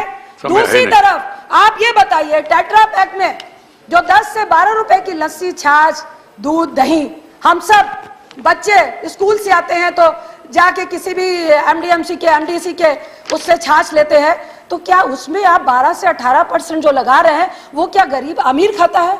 या किसी करोड़पति का बच्चा वो टेट्रा वाली लस्सी पीता है जिसके लिए आप कह रहे हैं कि 12 से 18 करनी है? मुझे एक बच्चा बोल रहा था कि मैडम आप लोग सदन में बोलते क्यों नहीं हैं? रंजिता जी, आपने ज्यादा समय दिया, thank you sir. Please sir, please, thank you, धन्यवाद। Sir please 1 minute sir, please sir 2 minute. Doctor Fauzia Khan, please 2 minute. Doctor Fauzia Khan, please 2 minute. 2 minute extra दिया मैंने आपको। आपने आप पॉलिटिकल सवाल उसमें बोल गए तो मैं क्या करूं? सर कंक्लूड, सर कंक्लूड करो, प्लीज सर कंक्लूड करिए। उसने बोला कि आप बताते क्यों नहीं है? स्कूटी से जाए तो तेल महंगा, एक टेट्रा का 10 रुपए का जूस पिए तो वो महंगा, स्कूल में जाए तो पेंसिल, रबर, इरेजर, कटर महंगा, तो आदमी जाए तो कहां जाए? एक तरफ आप कोविड में 23 करोड़ को गरीबी रेखा में लेके आ गए, 98% लोग की सारी आमदनी घट गई। मैं आपसे एक रिक्वेस्ट करती हूं, बार बार लोग कह रहे थे कि रुपया गिर रहा है, देश की आबरू जा रही है, आबरू जा रही है। मनमोहन सिंह जी ने आपने पूछा था और मनमोहन सिंह जी ने बोला उस वक्त भी कुछ नहीं था, लेकिन 59 से 69 हुआ और विद इन 4 मंथ में दोबारा 59 में लेकर आ गए थे। क्या आप लेकर आएंगे? डॉक्टर मैं आपसे आग्रह करती हूँ कि प्लीज, जहां पर कांग्रेस इस देश की आर्थिक स्थिति को छोड़ के गई थी, once I call the other name, it will not go on record. बैठ जाइए, बैठ जाइए, बैठ जाइए। Thank you very much. 2 minutes, ma'am. Chairman sir, sorry. 2 minutes. Sir, आर्थिक नियोजन में ही और इस संतुलन में ही सरकार की सारी कुशलता छुपी हुई होती है कि आम आदमी को टैक्स का अधिक बोझ भी न पड़े और न महंगाई की अधिक मार पड़े। और अपना विकास का काम सरलता से सरकार का चलता रहे। Running the finance department, sir, is all about balancing finances. With a capable woman finance minister on the driving seat, I feel inclined to think that India will emerge victorious in this battle of balances. वो सुबह कभी तो आएगी sir. कहा जाता है माना कि अभी तेरे मेरे अरमानों की कीमत कुछ भी नहीं, मिट्टी का भी है कुछ मोल मगर इंसानों की कीमत कुछ भी नहीं। इंसानों की कीमत जब छूटे सिक्कों में न तोली जाएगी, वो सुबह कभी तो आएगी। और सर ये सुबह हम ही से आएगी, ये भी मैं कहना चाहूंगी। मुश्किल ये है कि अब नियोजन कुछ चूक रहा है सर। खाद्य वस्तुओं पर भी जीएसटी लगाया जा रहा है। These GST compulsions on basic commodities are obviously the result of the need of more money to run the government. The same applies to the fuel cess. Sir, हर घर करते करते कब हम हर घर तंगी लेके आ गए, हर घर तंगी लेके आ गए, ये हम समझ भी नहीं पाए सर। यहाँ तक के मासूम बच्चों के दूध पीते बच्चों के दूध पर भी हमने टैक्स लगा दिया है। The government, sir, doesn't forget to pat its back when it comes to collecting more GST, on handling inflation, on GDP debt ratio. But sir, when such matters come up, why does the government conveniently shift this to the GST Council? That is my question here, sir. सवाल ये है sir कि क्या ये सरकार उस भूखे बच्चे के सामने जाकर जो भूख से पांव रगड़ कर रो रहा है, क्या उसके सामने हम जाकर ये कह सकते हैं कि हमारा तो जीडीपी डेट रेशियो इतना इतना है? या उस माँ के आगे जिसके बच्चे के लिए वो 5% एक्स्ट्रा पैसे की वजह से अगर वो दूध लाकर अपने बेटे का पेट भर रही है, उसमें पानी मिला रही है पेट भरने के लिए, तो क्या हम उस माँ को ये कह सकेंगे कि कोविड की वजह से ये हो रहा है? सर, या उस पेशेंट को जो इलाज करने के लिए हॉस्पिटल रूम में सर जाने के लिए अगर वो अपना घर बेच रहा है, क्या हम उसको ये कह सकते हैं कि ग्लोबल कॉन्टेक्स्ट में तो हम बेहतर हैं? सर, मैं देहातों की महिलाओं के बारे में बात करना चाहती हूँ। सर, एक ही मिनट दे दीजिए मुझे। देहातों की महिला आज नशे में चूर उनके पुरुषों के वजह से आज त्रस्त है, हैरान है सर। सर, मैं ये पूछना चाहती हूँ कि दूध पर जीएसटी लगाने के बजाय हम जो जीएसटी टोबैको पर है 28% हम लगा चुके हैं, जो हाईएस्ट टैक्स स्लैब है। सिगरेट पर, टोबैको प्रोडक्ट्स पर हम लगा जो टैक्स रेट प्राइस है, retail price 52.7% for cigarettes, 22 for BDs, 63.8% for Please conclude, ma. You have taken already 4 minutes. Okay, sir, I just want to say that why don't we try to come up to the recommendation of the WHO by raising it to 75% in some way? At the end, sir, I would only like to refer to what Rajnitai was saying, that we got a drop of time here today. Thank you very much for it. लेकिन एक छोटी सी कविता सुना के मैं अपनी बात अंत करूंगी 20 सेकंड में। सर, जलते दीपक ने कहा, जलता दीपक जनता है सर, जलते दीपक ने कहा, ए लहराती हवा, 2 पल रुक तो जरा, मेरा फसाना भी तो सुन, मेरी सुलगी हुई हस्ती, तेरी बेपरवाह मस्ती, नई कहानी तो न बुन, मेरा फसाना भी तो सुन, मेरी जिद का जोर कहूं या हौसले का बल, 2 पल जो रुक गए मेरा फसाना सुनने। मैं आभारी हूं सर कि इस देश के दुख का फसाना तो आपने आज सुन लिया, भले ही ये 2 मिनट के अंदर बोलना पड़ा सर। Thank you. 2 मिनट नहीं, 4 मिनट से ज्यादा हो गया। Vinay Viswam, 2 minutes. Thank you, sir,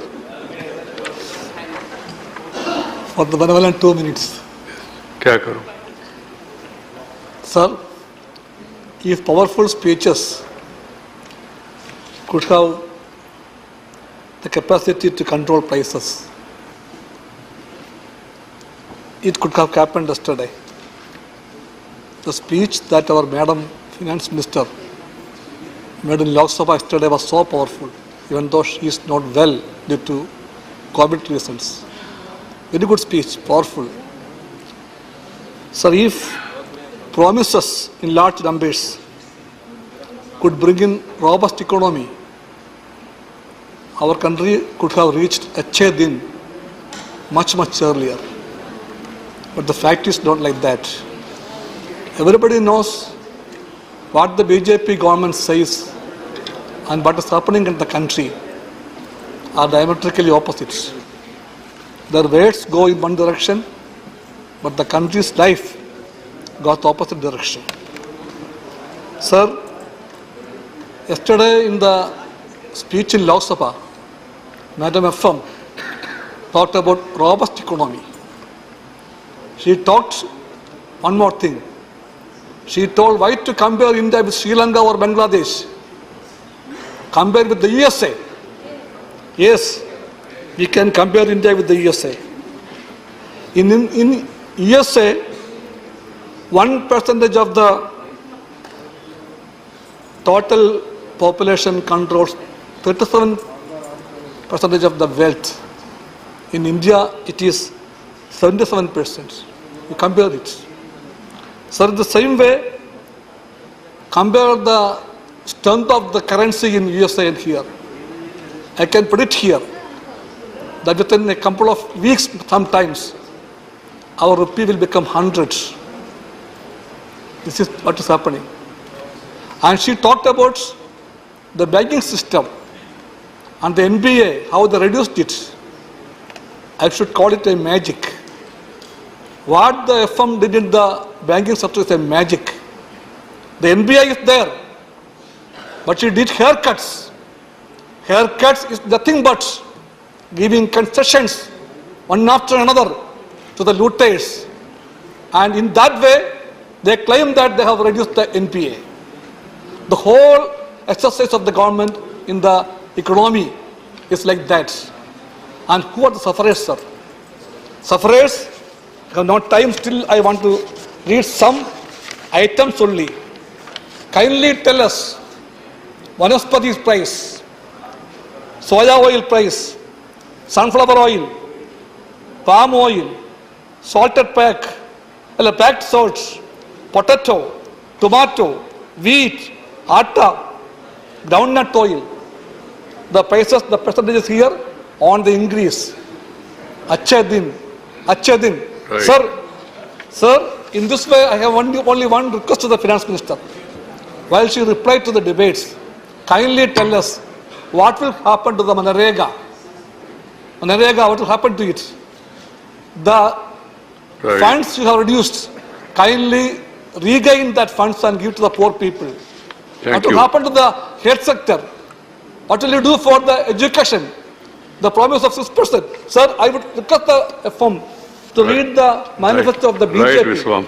BJP manifesto. I have already given you 4 minutes. To read the BMS resolutions also. Right. Then it can Vasan. Thank you, sir. Bye. 4.5 minutes. I have given. No doubt, sir. Price rise is a very important issue in the country. That is why the government has allowed all the members to give their view on this, sir. Please. Sir, we have to understand that why price rise, how price rise, what are the way the government is tackling the price rise to end the problem of the common man. Number one, sir, 2020 COVID. Even countries who are saying superpower were locked with economic problem. Countries who have 20, 25, 15 crore population were in deep trouble. India with 140 crore people, sir, cannot imagine, sir. We were able to feed 80 crore people in our country, sir, number one. Number two, sir, we had a package of 25 lakh crore and again 1.7 lakh crore so that we could give money to the needy people, sir. That helped economy grow at that time. The second problem was the Ukraine-Russia war. Because of this, sir, they are the main suppliers of food and fuel. superpower countries are still suffering. We are the only country, sir, which are negotiating with them on fuel with discount price, sir. Many countries have gone bankrupt. Many countries are asking money to the World Fund. Many countries have gone to recession, sir. The next country, sir, is Pakistan. The regime itself changed, sir. Sri Lanka, sir, because of their very bad economic management, they have gone to internal crisis. Still, we were able to help them, sir. I would like to thank the FM PM on behalf of the Tamil people in Sri Lanka. They have been helped so much, sir. To conclude, sir, I would like to say, sir, being a very important issue, sir, price rise, which concerns everybody in the country, sir. Today, we have a stable economy, but still, sir, we are seeing the GST and other revenue collections at a record high. Since the economy is slowly developing, sir, improving, I am sure the Honorable Finance Minister will take necessary steps to address the increase in the price levels of the essential commodities. Thank you, sir. Thank you, Vasan. Sri Jayant Chaudhary. 2 minutes, Jayant. करिए क्या करूं? 12% GST देना पड़ता है। मैं क्या करूं? धन्यवाद सर। GST काउंसिल का डिसीजन है। मुझसे पहले माननीय सदस्यों ने भी बात रखी। पहले श्रद्धांजलि दूंगा माननीय सुषमा स्वराज जी को, और इसमें कोई शक नहीं है, मुझे याद है मैं लोकसभा में उनके भाषण को मैंने सुना। जिस तरीके से जमीन से जुड़ी बात, एक गृहिणी का दर्द, घर गृहस्थी की बात, मध्यम वर्ग और गरीब के दर्द को, पीड़ा को वो बयान करती थी बेखूबी तरीके से, तो उनसे प्रेरणा लेते हुए आज वो दायित्व हमारा है। हम कोशिश करेंगे, बाकी सरकार भी ऐसी हो जो सुने। मैं कुछ सुझाव देना चाहता हूं, क्योंकि हमने चर्चा की है खाद्यान्न के महंगाई के दर पे सभी सदस्यों ने बात रखी, लेकिन जो मूल बात यहां सदन में हुई है उससे मैं कुछ अलग राय रखता हूं। हम महंगाई की बात करते हैं, तुरंत आलू प्याज टमाटर पे आ जाते हैं। हमने क्या सीमेंट सरिया ईंट की बात की, ट्रैक्टर के भाव की बात की, पंप सेट के भाव कैसे बढ़ गए उनकी बात की, क्या किसान की लागत की हम चर्चा कर पा रहे हैं? मैं आंकड़े दूंगा। अप्रैल से जून 2020 ये जो 3 महीने हैं, अगर उसमें सीपीआई फूड इन्फ्लेशन 8% रहा, जो काफी होता है मैं मान रहा हूं, उसी समय में आपका WPI फार्म इनपुट इन्फ्लेशन 27.4% रहा। और यहां मैं लिव्ड एक्सपीरियंस बताना चाहता हूं, अनुभव बताना चाहता हूं। अगर आंकड़ा गलत हो, बहुत सदस्य यहां ऐसे हैं जो खेती करते हैं, जानते हैं, वो बता दें। 2014 में अगर 1 एकड़ के गेहूं के खेत पे ट्रैक्टर से आप जुताई करते, आपके औसतन 3,000 रुपए खर्च हो रहे थे। आज 8 साल बाद 5400 रुपए खर्च होते हैं। 1 एकड़ के धान की खेती आप करते, 300 रुपए का बीज आ जाता था, अब 600 रुपए लग रहे हैं। आपके खाद और दवाई पे अगर 3,000 रुपए 2014 में खर्च हो रहे थे 1 एकड़ के धान की खेती करने वाले किसान के लिए, आज 6,000 रुपए तक वो आंकड़ा पहुंच गया। तो हम सिर्फ महंगाई की बात करें, ठीक है, टॉप है, आपने स्कीम बनाई, 2018 में 500 करोड़ दिए। सवाल बनता है कि उस संसाधन का क्या प्रयोग हुआ? क्या हमने खाद्य प्रसंस्करण की इंडस्ट्री को, फूड प्रोसेसिंग को बढ़ावा दिया है? क्या ये सच्चाई नहीं है कि आप टॉप टोमेटो से शुरू होता है, टमाटर से शुरू होता है, टमाटर के प्रोसेसिंग पे आप 12% GST वसूलना चाहते हो? क्या ये सच्चाई नहीं है कि पोटैटो को प्रोसेस करने के लिए अगर आप चिप्स बनाएंगे, नमकीन बनाएंगे, तो उस पर भी आप 12% GST वसूलना चाहते हो? ये भी एक कारण है कि जो फूड इन्फ्लेशन है वो बेकाबू हो रहा है। मैं आग्रह करूंगा, वित्त मंत्री को मैं सुझाव देना चाहता हूं कि अगर आप CPI में जो वेटेज है फूड का, अगर आप उसे घटा देंगे तो ये जो चर्चाएं बेवजह होती हैं, आप पे भी दबाव कम होगा। आप तुलना कीजिए, जर्मनी में CPI का वेटेज फूड का क्या है? 8.5%, ब्राजील में 25.5%, चाइना में 19.9%, पाकिस्तान में भी 35% है, हमारे यहाँ 46% है।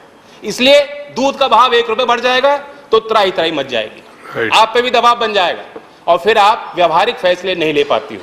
हमने देखा है, दुनिया ने देखा, कॉमर्स मिनिस्ट्री डेलीगेशन तैयार कर रहा था, एक्सटर्नल अफेयर मिनिस्ट्री PM को ब्रीफ कर रहे थे, प्रधानमंत्री यूरोप में कह रहे थे कि हम दुनिया का पेट भरेंगे, गेहूं का निर्यात करेंगे, और कुछ ही दिन में आपने निर्यात पर प्रतिबंध लगा दिया। ऐसे फैसले ना हो, इसलिए मेरी मांग है। दूसरी बात, मैं अभी कंक्लूड कर रहा हूं। मेरी सहानुभूति है वित्त मंत्री जी के साथ, क्योंकि जब से वो आई हैं वो मजबूर होकर क्राइसिस मैनेजमेंट मोड में उन्होंने काम किया है। लेकिन हमें सिनेरियो प्लानिंग करनी चाहिए, भविष्य की प्लानिंग योजना हमें बनानी होगी।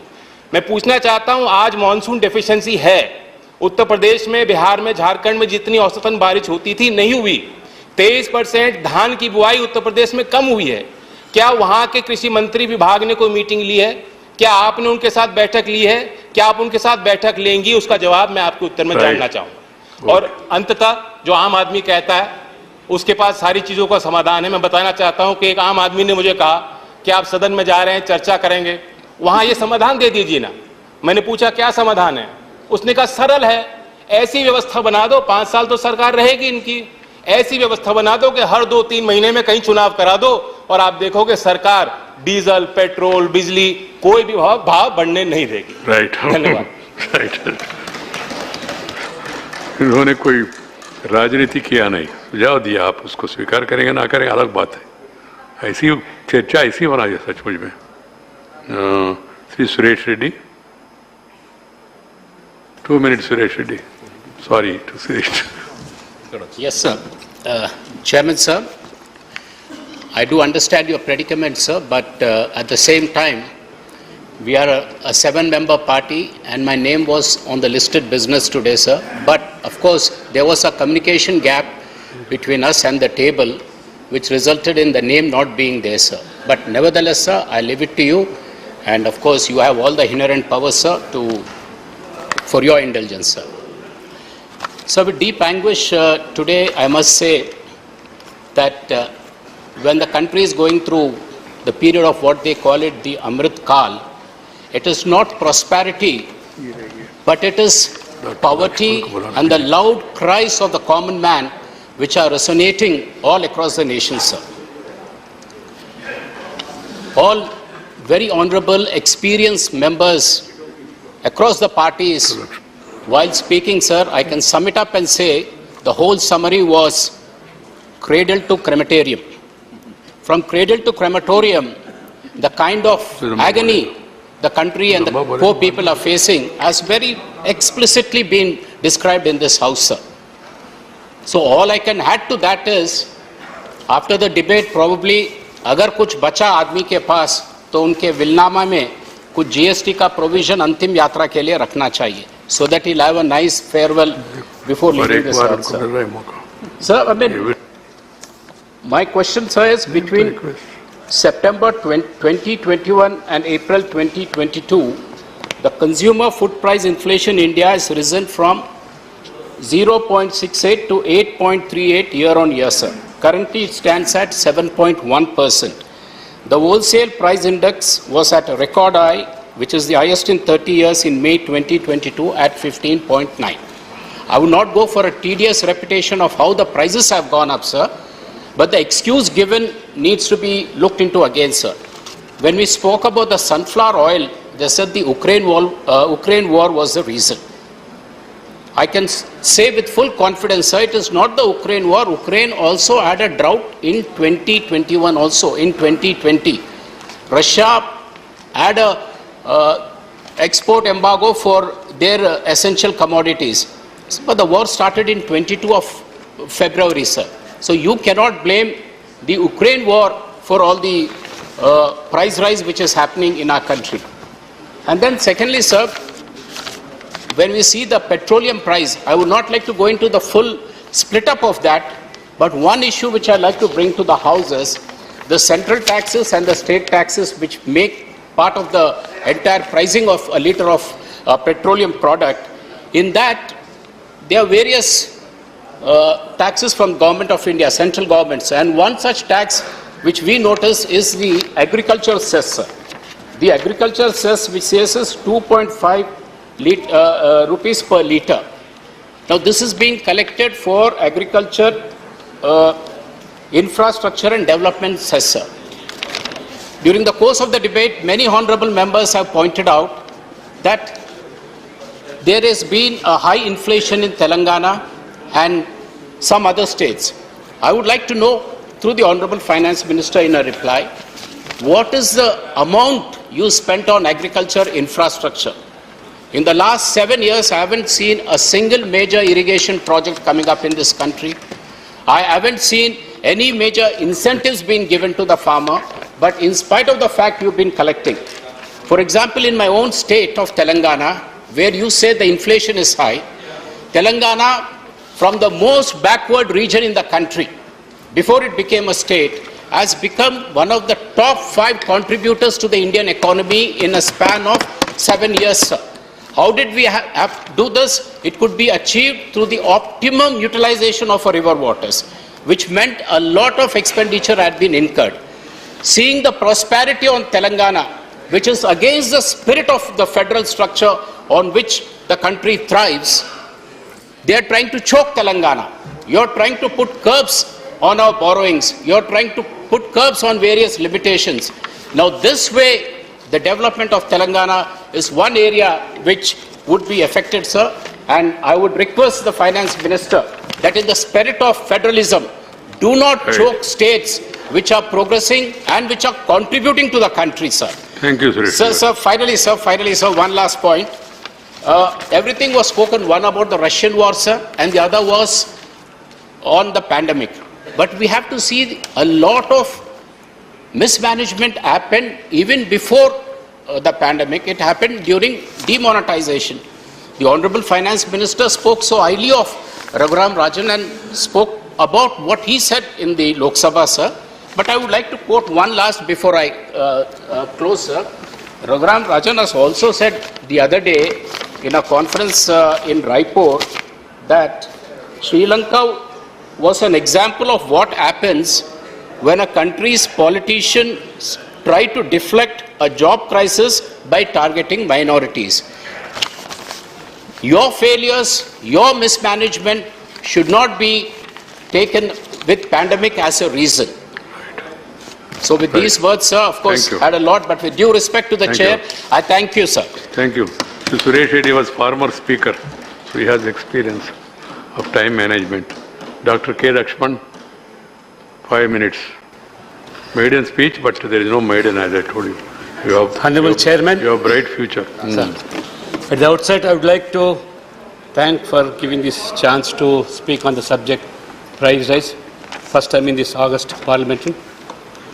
Sir, I hail from Telangana, but I have been given an opportunity to get elected from Uttar Pradesh as a Rajya Sabha.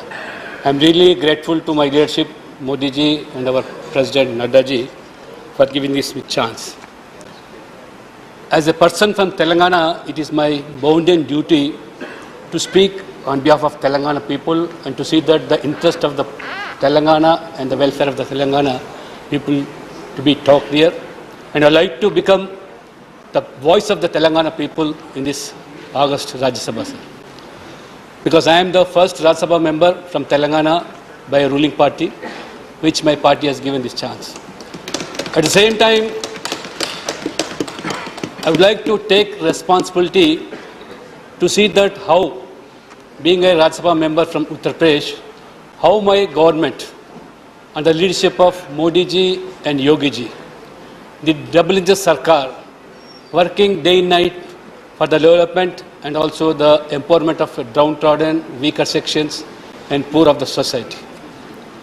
Sir, Chairman, sir, in spite of this pandemic situation, our visionary leader, Narendra Modi ji, entire world facing the economic crisis, would be able to retain the inflation and able to control the price rise. So, I've been hearing from my co-parliament from Telangana, is speaking about the price rise. I really fail to understand, and I feel they have no moral right to speak on price rise, because I would like to share some facts how these Telangana people are suffering due to the increase in the price rise. I would like to just take 3 examples, sir, with your due permission. As far as fuel charges are concerned, the union government reduced twice, not once, reduced twice, and also all the BJP ruled states also reduced the price rise right from 5 rupees to 15 rupees, lessening the burden of the common man to the tune of 20 to 25 rupees. I have seen in Uttar Pradesh for the last 1 year, it's almost 25 rupees to 20 rupees on petrol and diesel, the government has. This is the concern of the government towards the common and the poor sections. Whereas in Telangana, our Chief Minister, Mr. KCR, proudly says that I will not going to increase a single paisa which the state collects as in the name of VAT.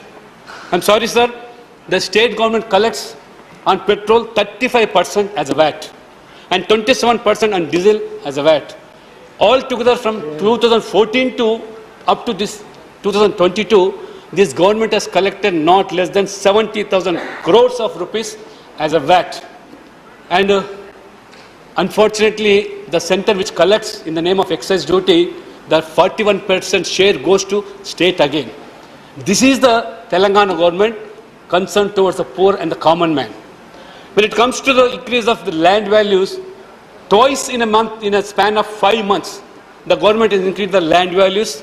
Not only land values increased up to 50 to 60% to make money out of that, and also they have increased the stamp duty from 6% to 7%. And market value of the land has also increased from 50 to 60%.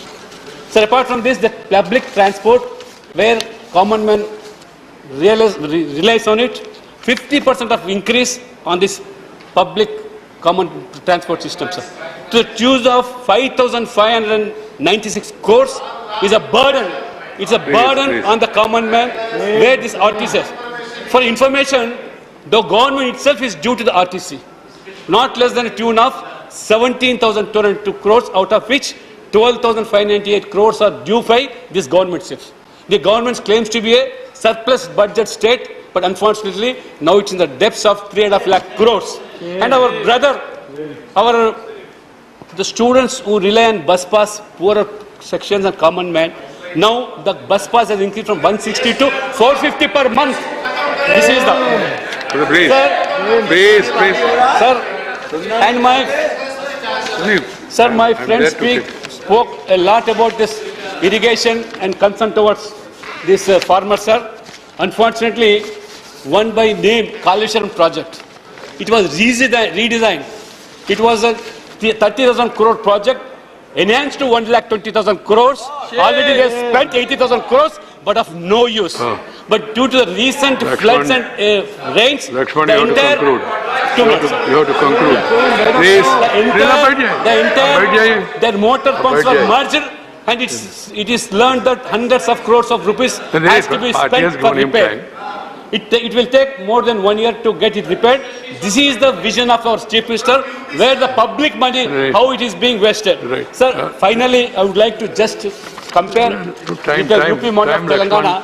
मैं जब भी भ्रमण करता हूँ उत्तर प्रदेश में, मैं जब चुनाव के समय में गया, जो निशुल्क राशन जो मोदी जी ने 80 करोड़ आबादी को दिया जा रहा है, लगभग 3,50,000 करोड़ खर्चा कर हर महीना 5 किलो, वो हर महीना 5 किलो भी हमारा तेलंगाना सरकार 3 महीने से वो बंद किया, गरीब का पेट भरा।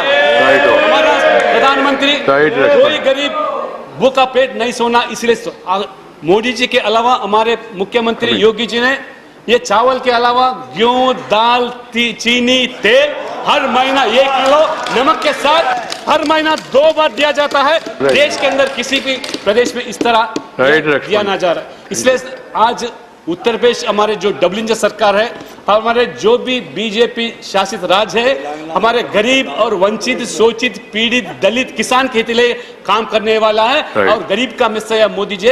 इसलिए आज तेलंगाना के लोग आज दबाव गए, आज बदलाव चाह रहे। जरूर हम तेलंगाना के आबादी को विश्वास दिलाते हैं, हम जो तेलंगाना में भारतीय जनता पार्टी सरकार में आएंगे, इसके लिए काम करेंगे। Reference please, table office Secretary to take note that reference to Chief Minister by name will not go on record. That has been the practice. Only other things, of course. Telangana Chief Minister's name should not go on record. Now, Sri Ajit Kumar Bhuyan, 2 minutes. Almost all the other parties are completed. Thank you, Honorable Chairman, sir. As I get a very short time, I will raise few points only. But I think touching of soft points is enough, as the government already knows everything. And tragically enough, hides everything. Conclude. Sir, from flood to price hike, the people of my state, Assam, are suffering like hell, and the government goes with the same rhetoric. We cannot control price hike for these reasons. If you can give neither job nor food or relief from calamities like floods, why there is a government at all? This is my question. Sir, I cannot understand why the pathetic financial condition of the country and its people's financial penury is directly proportionate to the meteoric rise of a selected few. The most recent data released by the Ministry of Statistics and Program Implementation, Government of India show that rate of inflation in India in the month of July 2022 has been 7%, while that of food inflation has 7.75%. If we look commodity-wise, we will find that the rate of inflation has been as high as 17% in case of vegetables, 9% for oils, 8.6% for fish and meats, 10.39% for fuel and light, and 9.5% clothing and footwear. Sir, it should also be noted that the rate of inflation in the country has remained over 6% for quite some time now. For instance, if we consider the period since January 2020, the average rate of inflation in India has been 6.17% for the last 30 months. Sir, why the data of various reputed international organizations on India's development index differ from our government's data? This is my question. Now we are manipulating even statistics of our development, to whom we are lying actually. Sir, what is important here is to realize that in demand-constrained condition, particularly the condition arising out of the pandemic, inflation is only caused by increasing costs. A series of hikes in fuel prices, including petrol products and LPGs, have only aggravated the situation. Right, Rajat Kumar ji. Sir, 1 minute. The present inflation is thus triggered by faulty administrative decisions, but to control inflation, the government needs to have sufficient handles. We are falling, sir. The question is whether the government has sufficient handles to contain inflation. We are falling, sir. I just want to remind this House that if we do not do anything, it will be an endless backward Thank journey. you, Ajit. Thank you, sir. Honorable members, this short duration discussion is normally 2.5 hours. Because of the importance of the subject, on the request of members, I extended by another 1.5 hours, making it 4 hours. Now 4 hours are over. Now there are still some speakers left, and the minister has to give response to all these issues raised. So the House is extended to sit beyond 6 o'clock till we complete the business today, the other speakers, and also the response by the Honorable Minister. Please. Shri Sushil Kumar Modi. सभापति महोदय, GST को लेकर सदन में काफी चर्चा हुई है। यद्यपि सरकार ने बार-बार कहा है। You have 10 minutes time. Keep that in mind. Okay. Sir, the government has reiterated. Sir, the government has reiterated repeatedly that it was a unanimous decision in the fitment committee, in the group of ministers, and even in GST council. But some of my members from opposition, they're saying, no, we raised, we oppose this increase of GST. तो मैं केवल एक ही सवाल जानना चाहता हूं कि अगर आपने विरोध किया तो वोटिंग क्यों नहीं कराई? जीएसटी काउंसिल में वोटिंग का प्रावधान है। अगर आपने विरोध किया और आपकी बात को स्वीकार नहीं किया गया तो मैं आपसे जानना चाहता हूं कि आपने क्या वोटिंग के लिए फोर्स किया, कि आपने वोटिंग करवाई और नहीं कराई तो क्यों नहीं कराई? सच्चाई तो यह है उपसभापति महोदय कि सर्वसम्मति से यह निर्णय लिया गया। और मैं नाम नहीं लेना चाहूंगा, एक राज्य के वित्त मंत्री ने यहां तक कहा कि कोई चर्चा की जरूरत नहीं है, इसको सर्वसम्मति से पारित कर दिया जाए। और सभापति महोदय, मैं ये भी जानना चाहता हूं, अगर आपका विरोध है तो आपने नोटिफाई क्यों किया? On 18th of July, each and every state, including Congress ruled or TMC or CPM, they have notified this increase of GST. तो आपने बंगाल में क्यों नोटिफाई किया? आप रोक देते कि हम नोटिफाई नहीं करेंगे। आपने केरल में क्यों किया? आपने तमिलनाडु में क्यों किया? तो आपने टैक्स इंक्रीज को नोटिफाई किया। It means you are in favour of increasing of GST rate tax. और अब आप कह रहे हैं कि हमने तो साथ नहीं दिया था। दूसरा सभापति महोदय, बार बार ये कहा जा रहा है कि अगर आपको आज भी लगता है, मैं तो ये कहूंगा, केरल के मुख्यमंत्री का बयान देखा कि हम इसको लागू नहीं करेंगे। अगर हिम्मत है तो घोषणा करें, जो ऑपोजिशन रूल्ड स्टेट्स हैं कि इस इंक्रीज को अपने राज्य में लागू नहीं करेंगे। हिम्मत है तो ऐलान करें। लेकिन सभापति महोदय, सबों ने लागू कर दिया और यहाँ पर धरना दे रहे हैं, प्रदर्शन कर रहे हैं। सभापति महोदय, और मैं तो आग्रह करूंगा, अगर आपको इतनी चिंता है गरीबों की तो ऐलान कीजिए कि रिइंबर्स करेंगे। There is a provision of reimbursement. They will not levy any tax from the consumer, but they will reimburse the tax to the dealer, to the shopkeepers. आप अनाउंस कर दीजिए कि रिइंबर्स करेंगे सभापति महोदय। और सभापति महोदय, और अभी भी समय है, आप अगली GST काउंसिल की बैठक में विड्रॉ करने का प्रस्ताव ला सकते हैं। इसके पहले भी GST काउंसिल की बैठक में 300 से ज्यादा चीजों पर जो टैक्स इंक्रीज हुआ उसको वापस लिया गया। तो आप ऐलान कीजिए कि अगली GST काउंसिल की बैठक में और हम इस निर्णय को वापस लेंगे। सती महोदय, ये GST काउंसिल का फैसला है, ये केंद्र सरकार का फैसला नहीं है। केंद्र सरकार वहां मौजूद थी, केंद्र सरकार उपस्थित थी, लेकिन सर्वसम्मति से, चाहे वो कांग्रेस रूल हो चाहे TMC हो, सभी लोगों ने सर्वसम्मति से ये निर्णय लिया है। और सती महोदय, एक और आश्चर्य की बात है कि एक पार्टी के लोग कह रहे हैं कि इसको स्क्रैप कर देना चाहिए, GST को स्क्रैप कर देना चाहिए। हम अगर हमारी सरकार बनी तो नया GST लाएंगे। वो कहते हैं कि सिंगल रेट होना चाहिए। तो आप अगले मीटिंग के प्रस्ताव लाइए। आज तक आपने कोई प्रस्ताव लाया कि सिंगल रेट होगा? क्या चप्पल पर भी वही टैक्स लगेगा और मर्सिडीज कार पर भी क्या वही टैक्स लगेगा? अगर हिम्मत है तो अगली GST काउंसिल की बैठक में bring a resolution that there will be no four slab of taxes, but there will be only one slab of taxes. लेकिन सती महोदय, वहां तो सर्वसम्मति से आपने निर्णय कर दिया और यहां पर आप विरोध कर रहे हैं। इनको सती महोदय, विरोध करने का कोई नैतिक अधिकार नहीं है। और सती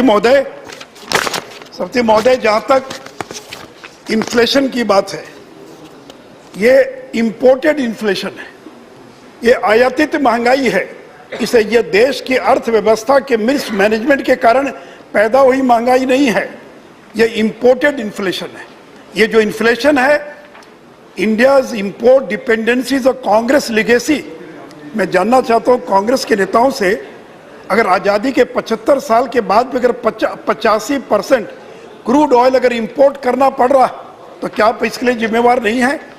क्या अगर खाद्य तेल, क्या अगर palm oil, mustard oil, soybean oil, अगर हमको आज 60% एडिबल ऑयल अगर इंपोर्ट करना पड़ता है तो आपने क्या प्रयास किया कि इंपोर्ट न करना पड़े? सती महोदय, 58% नेचुरल गैस हम इंपोर्ट करते हैं। 75 साल में आपने क्या प्रयास किया कि इंपोर्ट नहीं करना पड़े? सती महोदय, फर्टिलाइजर 60% फर्टिलाइजर हम इंपोर्ट करते हैं। और आज जो सारी महंगाई है ये 3F के कारण है, फ्यूल, फूड एंड फर्टिलाइजर। ये तीनों, फ्यूल, फूड, फर्टिलाइजर, और ये तीनों चीज है जो हम विश्व के बाजार से आयात करते हैं। और सती महोदय, 3R, Russia, rate and recession, ये रशिया, रेट और रिसेशन, ये तीन बड़े कारण हैं जिसके कारण सती महोदय और ये स्थिति यहाँ पर और पैदा हो रही है। सती महोदय, मेरे पूर्व के लोगों ने विस्तार से जिक्र किया है कि अमेरिका में इन्फ्लेशन कितना है? 400% होते 400%. 2% था, दैट इज इंक्रीज टू 9.1%. सबसे महोदय कनाडा में कितना है? 8.1%. यूके में कितना इन्फ्लेशन है? 9.4, and that is going to be increased to 11% in the coming days. सती महोदय, और पूरे दुनिया में विरोध हो रहा है, पूरे दुनिया के अंदर आंदोलन हो रहा है। सती महोदय, मैं सदन को बताना चाहूंगा, इंग्लैंड के अंदर रेलवे की स्ट्राइक हो गई वेजेस को बढ़ाने के लिए। जिम्बाब्वे में नर्सेज ने स्ट्राइक कर दिया। बेल्जियम के अंदर वर्कर्स की स्ट्राइक हुई। South Korea, Spain, Peru, Afghanistan, Yemen, Myanmar, Haiti. सती महोदय, Brussels, Lebanon, Iraq, Kenya, Tunisia, Burkina Faso, दुनिया के 50 से ज्यादा देशों में महंगाई के विरोध में जनता सड़कों पर आ गई। लेकिन ये नरेंद्र मोदी का कमाल है कि उन्होंने महंगाई को नियंत्रित करके रखा। आपके प्रयास के बावजूद कोई सड़कों पर नहीं आया, कहीं कोई प्रदर्शनी, पॉलिटिकल पार्टीज के प्रदर्शन के अलावा कहीं जनता सड़कों पर नहीं आई, क्योंकि जनता को मालूम है कि ये महंगाई यूक्रेन के कारण है। जनता को मालूम है कि अंतर्राष्ट्रीय बाजार में अगर फर्टिलाइजर का दाम नहीं बढ़ा होता तो भारत में फर्टिलाइजर का दाम नहीं बढ़ा होता। जनता को मालूम है सब्जी महोदय कि अगर जनता को ये मालूम है कि फ्यूल से लेकर बाकी चीजों का, आपने 10 मिनट समय दिया था ना? नहीं, अभी पार्टी ने कम कर दिया, 7 मिनट दिया। अरे तो आपने बोला कहा कि कम कर दिया, आपने कहा 10 मिनट, तो मैं 10 मिनट बोल रहा था। सती महोदय, इसलिए मैं चेयरमैन साहब ने 10 मिनट कहा था। तो सती महोदय, मैं केवल आपसे यही कहना चाहूंगा सती महोदय कि ये जो महंगाई है, वो चाहे फर्टिलाइजर की महंगाई हो, चाहे नहीं, फर्टिलाइजर का दाम अंतर्राष्ट्रीय बाजार में बढ़ा, लेकिन हमने भारत के किसानों को बढ़ने नहीं दिया, सब्सिडी दिया। हमने 62,000 करोड़, हमने सती महोदय, हमने 62,000 करोड़ की सब्सिडी दी है, नई सब्सिडी। और अब सरकार ने ऐलान किया कि 2025 के बाद हम यूरिया को इंपोर्ट नहीं करेंगे। ये हिम्मत है भारत सरकार की कि 2025 के बाद हम यूरिया का इंपोर्ट नहीं करेंगे, जिससे 40,000 करोड़ की बचत होगी। सौती महोदय, हम जो यूरिया का इंपोर्ट नहीं करेंगे। और सौती महोदय, हम कितनी सब्सिडी दे रहे हैं, मैं सदन को बताना चाहूंगा। ये जो यूरिया है उसका प्राइस है 2,450 और हम कितनी सब्सिडी दे रहे हैं? 2,183, यानी 2,450 रुपए की यूरिया केवल 266 रुपीज में हम किसानों को दे रहे हैं। डीएपी का दाम है 4,073 और हम दे रहे हैं केवल 1,350 रुपए में। एनपीके का दाम है 3,291 और हम दे रहे हैं केवल 1,470 में। हम एमओपी का दाम 2,654 रुपीज है, हम दे रहे सौती महोदय केवल 1,700 रुपए का दे रहे। सौती महोदय, अगर नरेंद्र मोदी नहीं होते सौती महोदय, तो आज भारत में जो महंगाई की दर 7% है, मैं दावा करता हूं ये 20% पर पहुंच गई होती है, 20% पर पहुंच गई होती। सौती महोदय, समय नहीं है, मेरे पूर्व के लोगों ने आंकड़ा दिया है। यूपीए के समय में क्या हुआ, इन्फ्लेशन का रेट क्या था, ग्लोबल फाइनेंशियल क्राइसिस के समय भारत के अंदर इन्फ्लेशन का रेट क्या था, टेम्पर टेंट्रम के समय इन्फ्लेशन का रेट क्या था, और हम तो आज 7.01 पर है। और मैं विश्वास दिलाना चाहता हूं सती महोदय, अब यूक्रेन से सनफ्लावर का एक्सपोर्ट प्रारंभ हो गया है, अब यूक्रेन से गेहूं का एक्सपोर्ट प्रारंभ हो गया है। और ठीक है, घनश्याम तिवारी जी ने, ये नरेंद्र मोदी थे जिन्होंने रूस यूक्रेन युद्ध के दौरान और अमेरिका की बिना परवाह किए, सैंक्शन की बिना परवाह किए, और रूस से केवल कच्चा तेल नहीं तो रूस से फर्टिलाइजर, रूस से कच्चा तेल और रूस से अन्य चीजों को मंगाकर और सस्ते दाम पर मंगाकर गरीबों को देने का काम किया है। महोदय, मैं कंक्लूड कर रहा हूं। इसलिए मैं भारत के प्रधानमंत्री श्री नरेंद्र मोदी जी को धन्यवाद देना चाहूंगा, जिन्होंने प्रोएक्टिव होकर और महंगाई को नियंत्रित करने का प्रयास किया है, प्रोएक्टिव पॉलिसीज बनाई हैं, और आगे आने वाले दिनों में भी हम महंगाई को 7% से आगे नहीं जाने देंगे। सच महोदय, इन्हीं शब्दों के साथ आपने समय दिया, इसके लिए बहुत बहुत धन्यवाद। धन्यवाद Radha Mohan Das ji. Doctor Radha Mohan Das, doctor Radha Mohan Das, I have called up speaker already.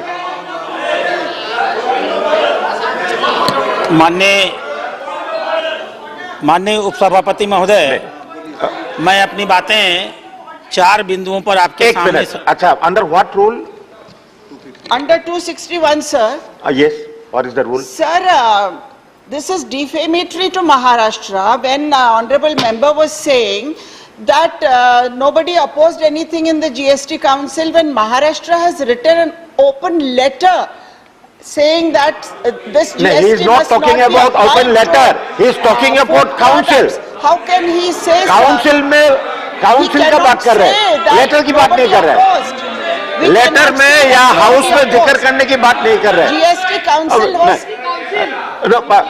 Maharashtra has written Point a of order is letter. ruled out. It doesn't come under any rule.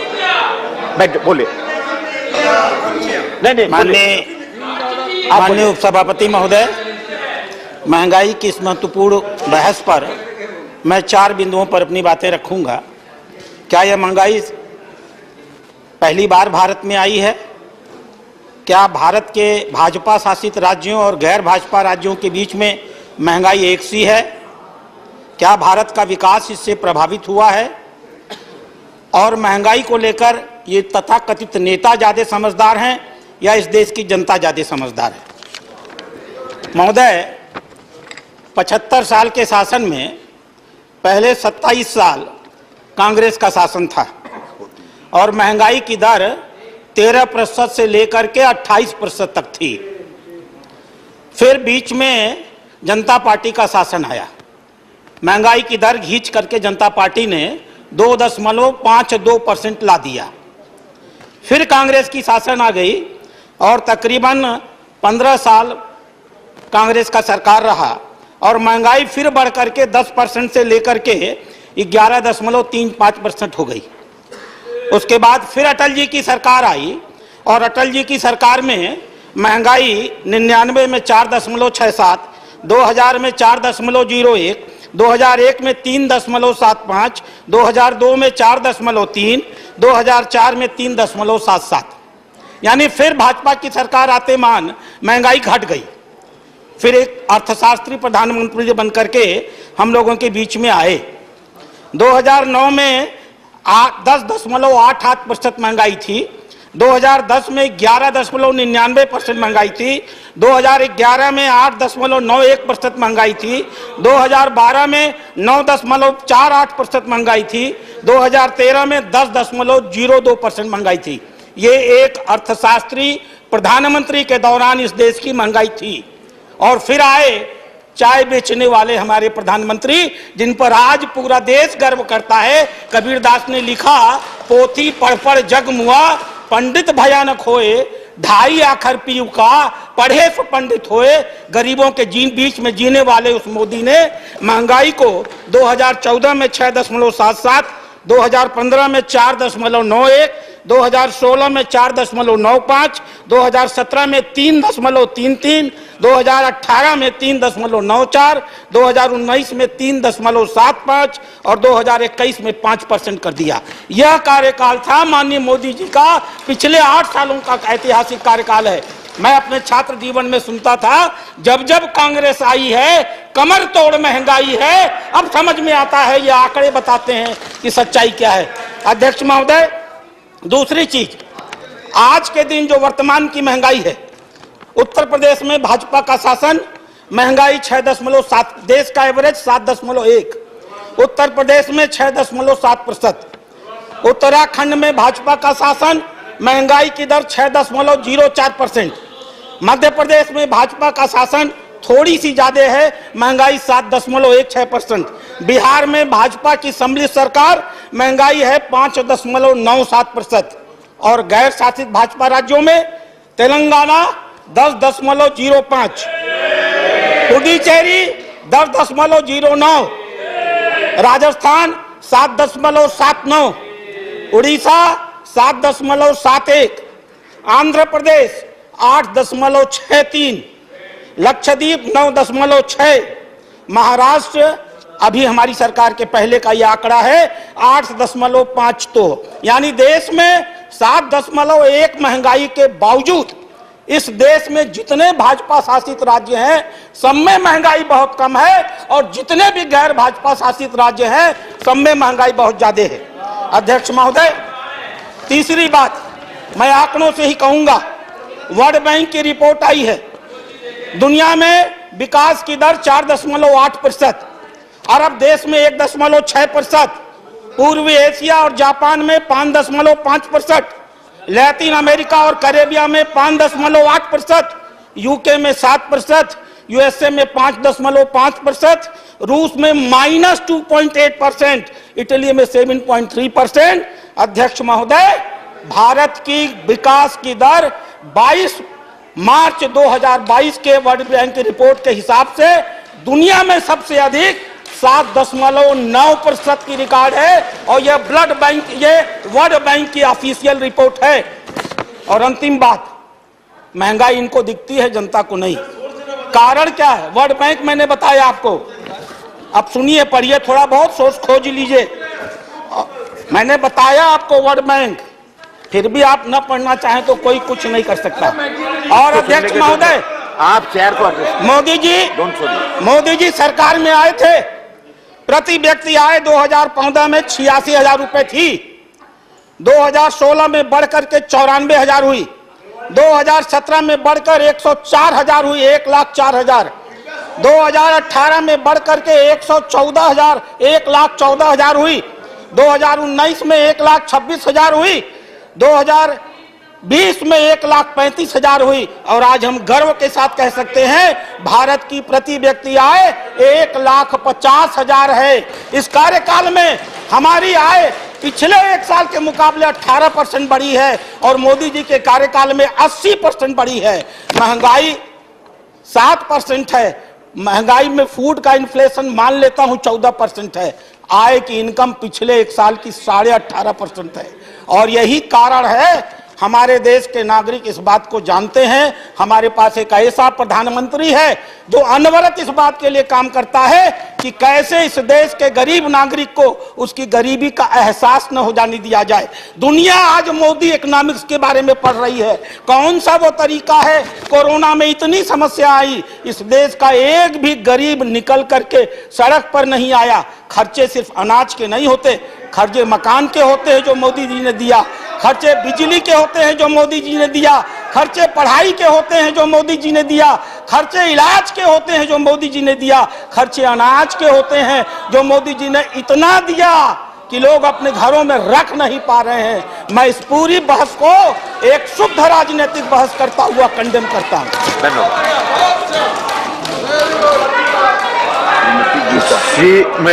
Shrimati Geeta Elliott संडाप्रभा। Gita जी बोलिए।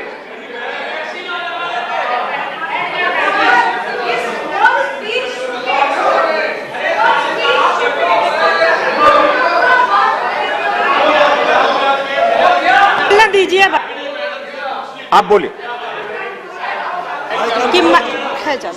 धन्यवाद महोदय। महंगाई जैसे महत्वपूर्ण विषय पर हमें चर्चा करने का सौभाग्य प्राप्त हुआ है, और मैं दो सप्ताह से मैं देख रही हूँ कि लगातार सदन विपक्ष के लोग हंगामा कर रहे हैं, जबकि हमारी सरकार लगातार महंगाई पे चर्चा करने के लिए तैयार थी। फिर भी 2 सप्ताह हुए सदन नहीं चलने दिया। महंगाई का रोना रोते इनको स्पष्ट दिखाई दे रहा कि सदन में कितना खर्चा होता है चलने को, उसके बाद भी चलने नहीं दिया। मैं आपके माध्यम से मैं सदन को मजबूरन में होके मैं सदन को कुछ आंकड़ा रखना चाहती हूँ। अभी हमारे भाई ने रखे हैं, मैं ज्यादा रिपीट नहीं करूंगी, लेकिन ये सच बात है। ये आंकड़ा भारतीय जनता पार्टी के नहीं, ये आंकड़ा भारत सरकार के नहीं, ये आंकड़ा विश्व बैंक के हैं, जो मैं आपके समक्ष में रखना चाहती हूँ। कम से कम इसलिए विपक्ष के बंधुओं को कम से कम इस आंकड़ों पर विश्वास करना ही पड़ेगा। आदरणीय, मैं हमारे भारत के गौरव आदरणीय अटल बिहारी वाजपेयी 1998 में जब प्रधानमंत्री बने, उस समय महंगाई के आंकड़ा 13.2% मिली थी उनको, पर उतनी कितनी विषम परिस्थितियों में भी आदरणीय अटल जी ने उन चुनौतियों को स्वीकारा और 1998 के बाद वाजपेयी जी ने अपने अच्छी कार्यशैली, अच्छे तरीके से प्रतिवर्ष उन्होंने कम किया। मैं दोहराना नहीं चाहूंगी, क्योंकि जब 1998 में 13.2 महंगाई की दर मिली और उसके बाद 2004 में उन्होंने 3.7 पॉइंट की दर से महंगाई को छोड़ा। महोदय, इन आंकड़ों से स्पष्ट होता है कि अटल जी की सरकार बनने से पहले देश महंगाई की मार में जूझ रहा था। देश के लोग महंगाई से मर रहे थे। उसके बाद भी प्रतिवर्ष जिस तरीके से मैंने देखा, अभी आंकड़े देखे कि जब 2004 के बाद आदरणीय मनमोहन सिंह जी प्रधानमंत्री बने तो 3.7 पॉइंट से बढ़कर इन्होंने, जब आदरणीय देश के लाल को, आदरणीय नरेंद्र मोदी जी को इन्होंने 11% दर की महंगाई को छोड़ा था। इससे स्पष्ट होता है कि महोदय, इन 10 वर्षों में महंगाई न सिर्फ बढ़ी बल्कि इसकी रफ्तार बहुत तेज थी। आदरणीय, आप खुद समझिए सभापति महोदय कि 3.7 से और 2013 में 11% की दर से जब छोड़ा तो उसके बाद उनकी नीतियों को स्पष्ट दर्शाता है। और मैं इस सदन के माध्यम से ऐसे गरीबी में जीवन यापन करने वाले देश के लाल को नीतियों को सुधार करने का उनके हाथों में जब अवसर आया तो आदरणीय प्रधानमंत्री जी ने के नेतृत्व में हमारी सरकार ने 2014 से लेके और अब तक उन्होंने विषम परिस्थितियों में 2020 में कोरोना जैसी महामारी आने के पश्चात भी देश में लॉकडाउन लगा और आर्थिक गतिविधियां कई महीनों तक ठप रही। कितने लाखों लोगों की आजीविका में असर पड़ा, लोगों को व्यापार ठप हो गए, लोगों की नौकरियां चली गईं तथा लोगों की बचत रोजमर्रा की चीजों में जुटाने में खर्च हुआ। इसके पश्चात भी 2020 में हमारी सरकार ने महंगाई की दर 6.6% से बढ़ने नहीं दी। इससे स्पष्ट हमारी सरकार, हमारे प्रधानमंत्री जी कितने संवेदनशील हैं। इस बार अनेकों, आप सभी लोग जानते, विपक्ष के साथी भी जानते। अभी मैं देख रही थी आदरणीय शक्ति सिंह जिस तरीके से आरोप लगा रहे, बहन रजनी जी आरोप लगा रही थी। मैं उनको बताना चाहती हूँ कि आप स्वयं जानते हैं कि इस बार अनेकों अंतर्राष्ट्रीय विषयों जैसे यूक्रेन युद्ध, अंतर्राष्ट्रीय बाजार मंदी, अनेकों अन्य विषय रहे जिनका प्रभाव भारतीय अर्थव्यवस्था पर पड़ी। इसके पश्चात भी इस वर्ष महंगाई की दर 7% से ज्यादा नहीं हो रही है। इसलिए स्पष्ट समझ मैं अपनी प्रधानमंत्री जी को पुनः यहाँ से आभार व्यक्त करती हूँ कि देश के नागरिकों के लिए वो कितने संवेदनशील हैं, जिन्होंने अपनी भारतीय अर्थव्यवस्था को बरकरार रखते हुए उन्होंने समूचे विश्व को मंदी में जूझ रहा। अब हमने कमजोर आर्थिक नीति के कारण श्रीलंका की स्थिति को भी देखा है। पिछले 7 वर्षों में सरकार द्वारा बनाई गई मजबूत आर्थिक नीतियों के कारण आज देश को इस विपरीत समय में भी कठिनाइयों का सामना नहीं करना पड़ रहा है। मैं माननीय प्रधानमंत्री जी के कुशल नेतृत्व के कारण मुझे बताते हुए गर्व हो रहा है कि जब सारा विश्व मंदी से परेशान है तब भारतीय अर्थव्यवस्था की दुनिया में सबसे तेज से गति बढ़ने में अनुमान लगाया गया है। और ये आंकड़ा कोई भारतीय जनता पार्टी के नहीं है। मैं आज विकसित देश भी हैरान है कि भारत की इस प्रकार से इन वैश्विक चुनौतियों से अपनी अर्थव्यवस्था को बचाकर किस गति से आगे बढ़ रहा है। 2022 और 23 में हमारी अर्थव्यवस्था 9% दर से आगे बढ़ने का अनुमान लगाया गया है। मुझे 10 मिनट दिया गया था सर। नहीं, अभी समय कम कर दिया गया है, आपको 7 मिनट है। आप चलो, आप समाप्त कीजिए। अब महोदय, आंकड़े भी भारतीय जनता पार्टी के आंकड़े नहीं हैं, ये अंतर्राष्ट्रीय मुद्रा कोष के आंकड़े हैं।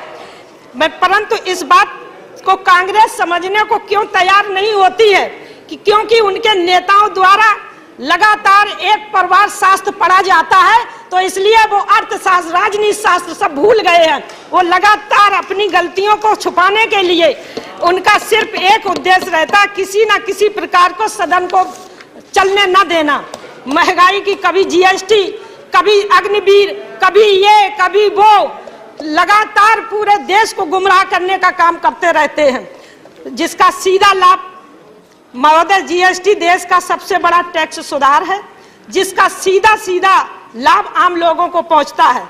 अगर जो जीएसटी से ना होता तो मुझे लगता है कि ये इतनी महामारी में भी 80 करोड़ लोगों को मुफ्त में जरूरतमंदों को राशन नहीं पहुंचता। तो इसलिए मैं प्रधानमंत्री जी को आभार व्यक्त करती हूँ। समय कम है, लास्ट में मैं इतना ही कहूंगी,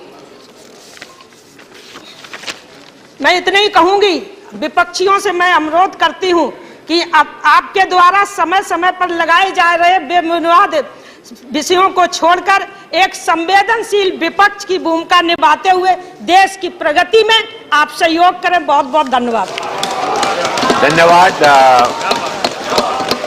Saroj Pandey ji.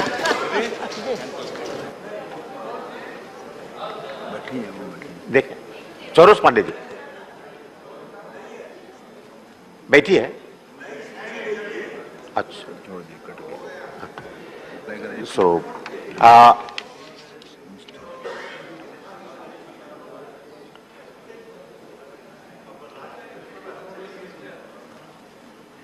now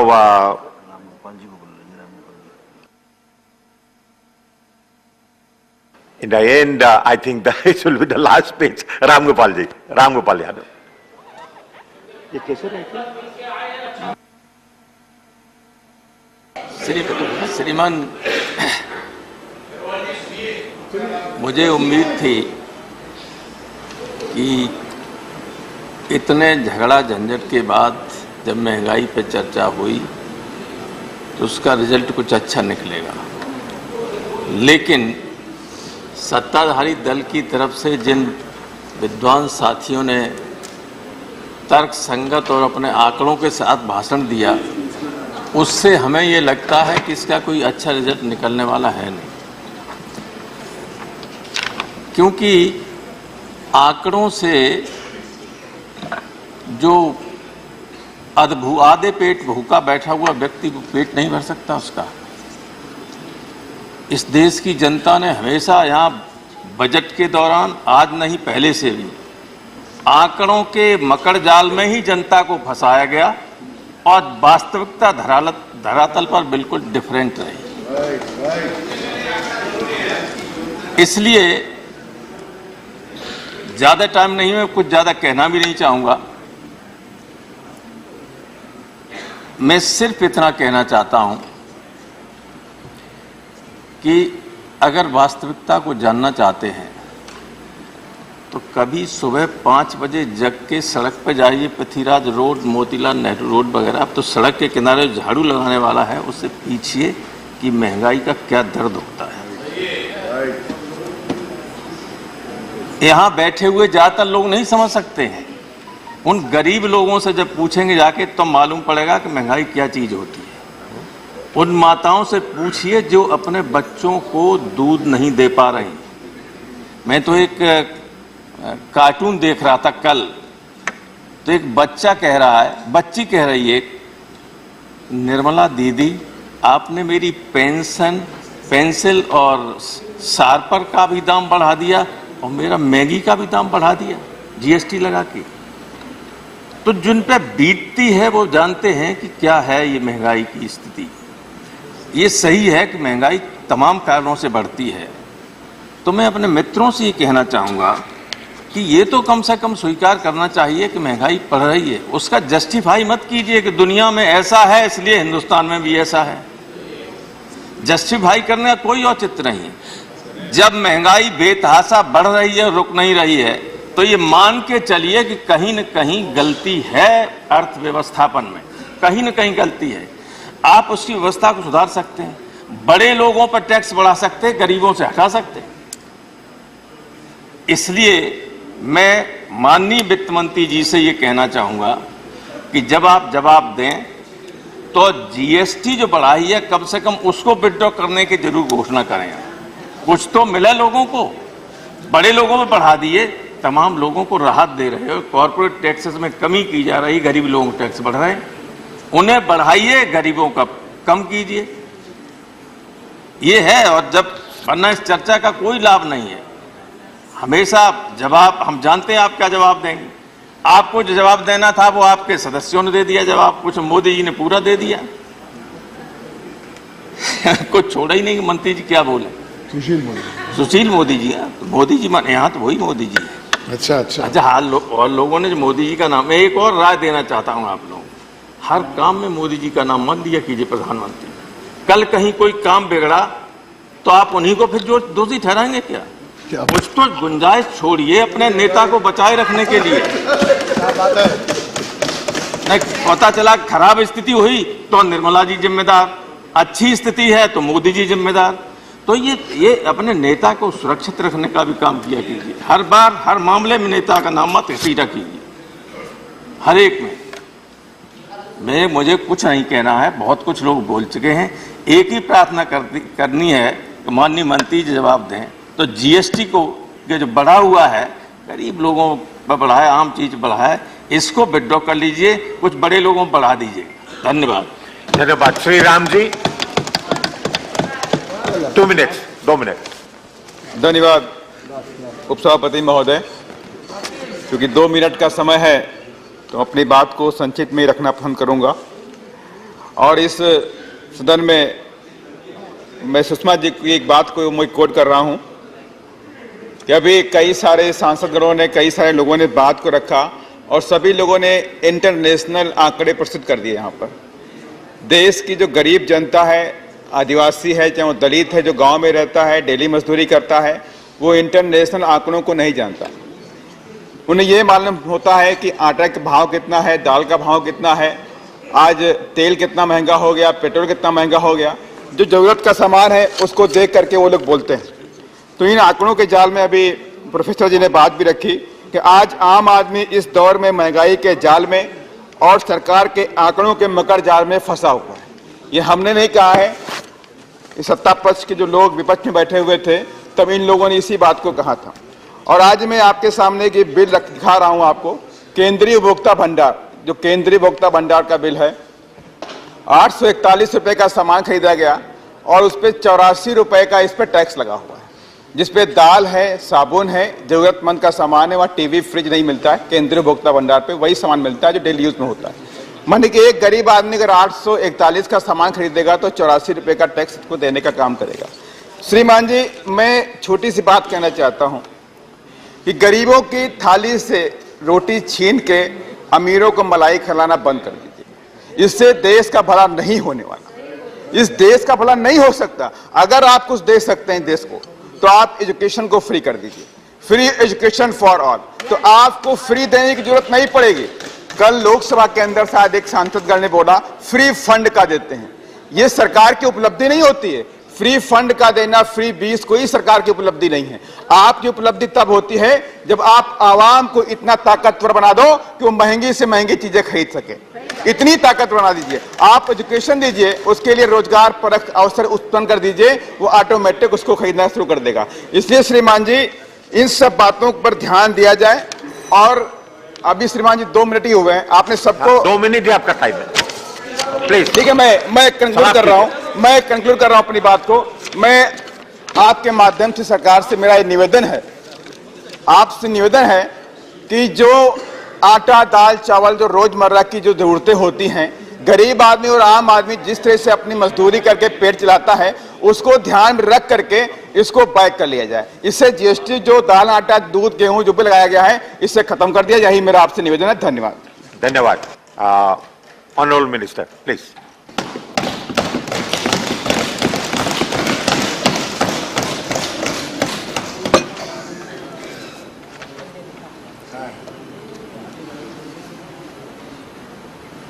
So Thank you very much, sir. I thank all the members who have gone into great detail in speaking about the issue. In fact, I would like to start by saying I'm indeed happy to be able to stand up here and give the reply for this debate. And actually, but for the COVID which hit me, I would have been here the first day when the debate should have started. And from my party and from the government, I would like to assure every member in this House that debates, particularly on such topics, we have always been keen to participate and respond because we strongly believe in parliamentary democracy, and I have personally never been against giving replies, and sometimes I probably do it a bit more than what is expected of me because I go to the extent of trying to answer every point raised, which sometimes can mean a longer session, sitting and hearing more of the minister's reply. But let me assure this House that debates are definitely something which we respect and want to participate, and I'm glad today that we've had this debate and I'm here to respond to what the members have spoken about. Many of our members seem to have heard what I have spoken in the Lok Sabha yesterday. So on many of the points, although they have been raised here, I would not elaborate too much. Of course, in honor of the member who's raised it, I will respond somewhat, but they have heard me on many of those issues in great detail, having spoken in the Lok Sabha, so I'll try to keep it crisp on some of these points. Sir, I started there, and I would like to start here as well to say that Indian economy, compared to the situation prevailing in many of our peer groups and compared to the situation in many of the developed economies, is definitely much better. But that does not mean that we are running away from saying, because, like some of the members have said, imported inflation, and because of the imported supply chain related problems and global commodity prices, we are being impacted. These are realities, and we are here to answer and discuss on them. Nobody is saying, or nobody is in a denial about price rise. I mean, even Professor Ram Gopal Verma spoke, and he's not here now, but, Ram Gopal Yadav ji, sorry, thank you for correcting me. He said, no, daratal mein jaakar dekhiye, numbers nahi. Numbers bhi dekhenge, daratal mein kya ho raha hai, wo bhi dekhenge. हम भाग नहीं रहे, और ये भी सच्चाई है कि नंबर्स के मुताबिक भी हमारे इन्फ्लेशन रेट का एक बैंड रहता है. 4 is the median point, -2 or +2 is what is normally accommodated, and we are at 7 with some effort, or it can be slightly more than 7, but we have made sure that the Reserve Bank and the government put together are taking enough steps to make sure that it is kept at 7 or below, ideally below 6, the band. So nobody is denying. And therefore, when we say, look at the world where some countries are experiencing inflation which they have not seen in 40 years, 35 years, 27 years, it doesn't mean that we are saying there's no inflation in this country. So, it becomes very, very haranguing. That's not to say about you. If the debate constantly is only attributing things which we have not even said. So let's please, both on data and on Daratal, thank you very much, Professor Ram Gopal Yadav, constant interaction with people who are affected is giving us inputs, and based on which we are having a targeted approach from the pandemic until today when the recovery is going on. And through the targeted approach, we are reaching sections which so desperately need that help. Of course, yes, you can do a lot more. Nobody is denying that. But that doesn't mean we are saying, no, we won't do anything at all. And also this very impressive narrative which can go on, oh, you've collected so much from the fuel excise duty and the cesses, and you're sitting with it, and the poor person is not being given any help, I'm sorry, I will list out, and I will definitely list out what for the poor person even today we are doing, and we love to do more. That's not to say, oh, you gave 50 people, you don't want to give the 51st. No, we will give. But to think and attribute to us that you're not doing anything for the poor, I'm sorry. And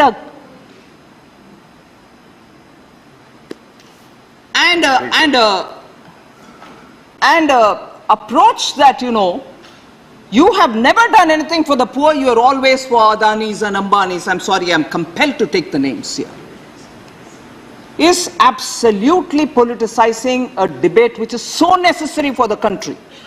So necessary for the country because all of us together, some of us in our states, some of us as members of parliament in our respective constituencies, are working to make sure that the poor's voice is heard. We are trying to reach out. Some of the schemes which don't go down to the ground, we are making sure that is given to them. Each one of us are contributing in this recovery process. And this recovery process is not purely on economic recovery, also because of the pandemic. And I'm glad the health minister is also here about the efforts taken for vaccination, which is so critical for the economy as well. Every member has been keen to know about it, and we've been constantly giving data to prove that everybody is in it, so that the economic recovery can happen. So I appeal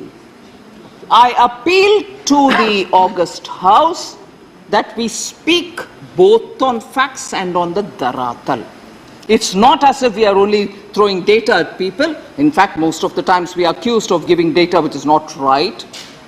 So I'm definitely emphasizing that comparing with many of our peer group nations, emerging economies, or even looking at some of the advanced economies, India's position. Let's be somewhat comforted by the fact that our macroeconomic fundamentals are strong. It's all very well for us to be told, no, you should do some more here, some more there. But if you're denying that the macroeconomic fundamentals are not strong, I'm sorry, you're not going to be taken seriously. Not by me, I will take you seriously. You're a member of parliament, I'll honor you. But let's talk on what's actual and not what is generated, I don't know by who. So with that, I just want to highlight one of the points which is important, because we have a temptation to compare, and that's not wrong. Please do compare with our neighbors, with economists which we thought are better than us. Probably they were, and you wanted to tell us that they are better and why are we not. All that is fine. But please don't forget that today, the very same economies which were quoted to us, saying they are doing much better, India is not, because their policies are a lot more friendly for industry. I'm sorry. I'm not reveling in countries which are suffering today. I honestly do want every one of our neighbors, some of whose name I'll take here, to be better off, to be able to perform well. But today's situation, the reality is that some of these countries which have been quoted to us earlier, for one index or the other index, they are better than us, you're not. Look at the reality, please, honorable members. Bangladesh, about which we are periodically quoted. And we have great friendly relations with Bangladesh, and I'm happy for it. And there was a time when we were quoted repeatedly saying Bangladesh is doing well, you're not. But even on a parliament question reply on 1st August yesterday, I have given the data of what is the comparison which has got to be there. I just want to read it out. The per capita GDP at PPP in 2013 of Bangladesh was 3,143 international dollar, as they say it, but it is US dollar. But the same 2013 India per capita GDP PPP was 5057. 3143 versus 5057. And in 2021, sir, when we are repeatedly reminded saying, Bangladesh is doing it, even if they do well, very well. But I want to give you the number. In 2021, Bangladesh per capita GDP at PPP is 6613, whereas ours is 7334. So please do quote, but quote with facts. And the same Bangladesh today, and again I'm underlining this point, I'm not quoting miseries here, but because repeatedly we have been told, oh, you're next Sri Lanka. Oh, you're not anywhere near Bangladesh, but please, let's understand the whole story everywhere. Bangladesh today is seeking from IMF 4.5 billion because they have balance of payment problems. And when I say when our macroeconomic fundamentals are strong, please, let's recognize that our macroeconomic fundamentals are strong. Sri Lanka, of course, is asking for 3.5 billion to the IMF. Pakistan in total is asking in different stages for 7 billion from the IMF.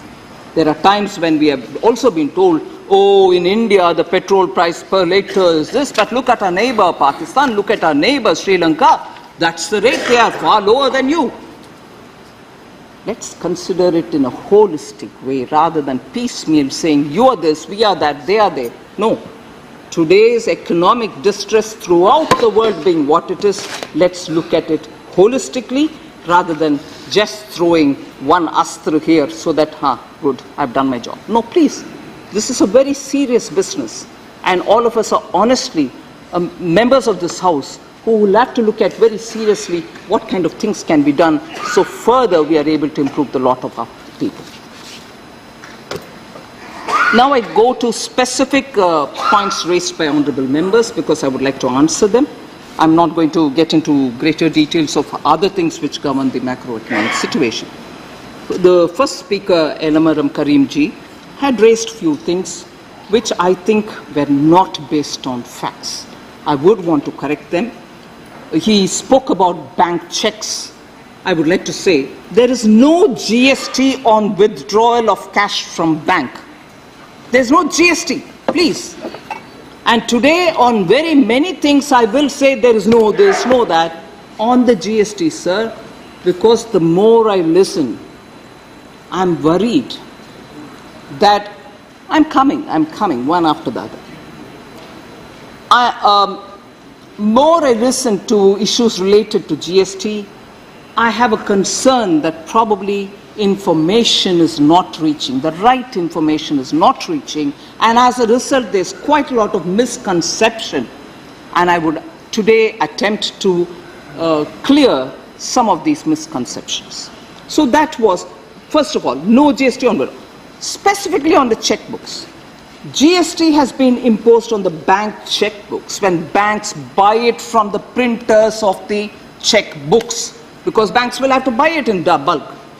And from them, when they obtain it, because banks don't print their checkbooks, they buy it and from the printers, and the printers, after all for the paper, after all for the machine, after all for many other things that they have, and the services that they are paying GST for those inputs with which they manufacture the checkbook and supply to the banks. So for them, there is a tax GST because they already are paying input tax for many of these items. So the stream till the consumer, because it's a consumption-based tax, will have to keep settling tax dues at every level. So that is what is before you, Honorable Member Karim. So I want you to kindly take into cognizance that as regards the consumer or the bank client who takes the money, withdraws the money, there is no charge on him. It is a bank which purchases from the printer for whom there is a GST. Otherwise, the bank will end up having to the printer will end up with, at a lesser cost he gives the banks, and the input tax credits will get accumulated. And I elaborate on the fact that the bank, when you go withdraw cash, 5 free transactions from your own bank's ATM and 5 from an ATM of a different bank you can draw without any charge. They are free transactions, so 10 in total. And in 3 banks, I think transactions are limited to 3 and not 5, because in 6 metro cities there are difficulties, and instead of 5 they give for 3. However, for small, no frills, basic saving bank deposit accounts, which are what the common small and middle class families use, they are still permitted to 5 free transactions even in metro cities. So 5 plus 5, 10 transactions in a month is totally free when you draw it from your ATM. So let's please not be led by misinformation. And then banks may provide more if they choose to, because RBI has not asked them to contain it at that. If you want, you can do more. So that is about bank and withdrawals. Again, an issue which I may periodically now and a bit later also elaborate about the pre-packaged item.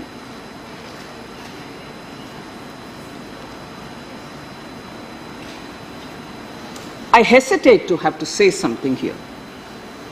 GST Council has members, ministers from every state. They are not alone when they are inside the GST Council. They sit with their officers as well. So it's not as if it's possible for anyone to say something about some other state outside and get away with it, because they are with their officers. If not the minister himself, the officers also know it. And as regards the latest, the 47th meeting which was held in Chandigarh, it's a matter of record that all states agreed to the proposal. I put it on record. And if there have been private conversations with some ministers, I recognize the private conversation, madam. Rajnitai, I would like to particularly tell you, private conversations can be anything.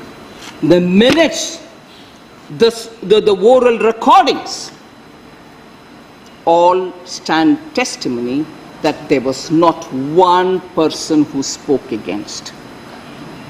And this is my word, you may not trust me, but I have the responsibility as the chairperson of the GST Council to put the facts on record in this August House. Not one spoke against, and I repeat, not one spoke against. So there was not even a single disagreement for the decisions which were taken, and I'm glad Sushil Modi ji spoke about it elaborately, to the extent that some of the members thought, oh, the minister's reply is being given by him. He is a very old hand in the GST. He has been there before the GST Council was formed, in the Empowerment Committee, empowered group of ministers, which prior to GST drew the entire framework. And I do not derive any pleasure by saying something which is not true. You can always pull me up later. My credibility will be gone to the bins. Why would I want to do it? And if ministers who had agreed and who later do not want to stand up and say, look, I agreed, I can't hold them responsible. Bhaiya, you were there, why don't you want to say? I will not ask them.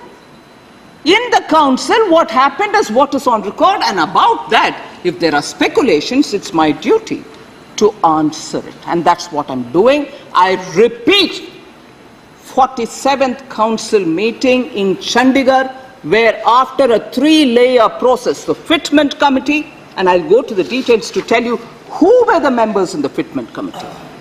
And post that, a group of ministers. I'll tell you who were the members of the group of ministers, not just my BJP compatriots. Ministers from all different states were in this group, some others were in this group, and post that, it comes to the GST Council. And why has this correction become necessary? Then and now, the poor's consumption of any of these are not being taxed even now. Even now they are exempted. And when in 2018, the branded people, some of them who were not registered as brand but unregistered, were also given the exemption. There was a thorough, rampant misuse. Because those who were given exemption, not so registered branded people, were all right getting the exemption, but those who were registered and high-value brands were given a choice, saying if you disclaim your registration of the patent or your copyright or your brand, you also become one of those brand but not registered. Blatant misuse happened. And this from 2019 has been worrying the GST Council. Every meeting this was discussed, and there were amounts also looked at as to what this misuse is leading to. And in its wisdom, therefore, the council said, we'll have to work out some way in which the poor continue to get theirs without GST, but the brand and unbranded, which is happening, will have to be dealt with. And therefore, what we've done now is this continues for the poor. They're not being taxed. The exemption continues on rice, puffed rice, dahi, chawal, lassi, whatever. It continues. What's now, the exemption has been withdrawn, is on the pre-packed. Even now, when a trader who is dealing with small customers has to sell in loose, he has to buy his product from somewhere. So when he buys in bulk, gets it packed up there and then brings it to his shop, he's not being taxed even now. He can get his 25 kg, 30 kg, come here to his shop and sell to the poor without GST. So the council, and I take extreme, I think it's my duty, and I take extreme pride to say that the council has applied its mind at various levels, at the fitment committee level, group of ministers level, and then the GST council level, that the continuation of the exemption for the sake of the poor continues. And the misuse which was happening from the branded ones, particularly those which are registered brands, had to be corrected. That's what has happened.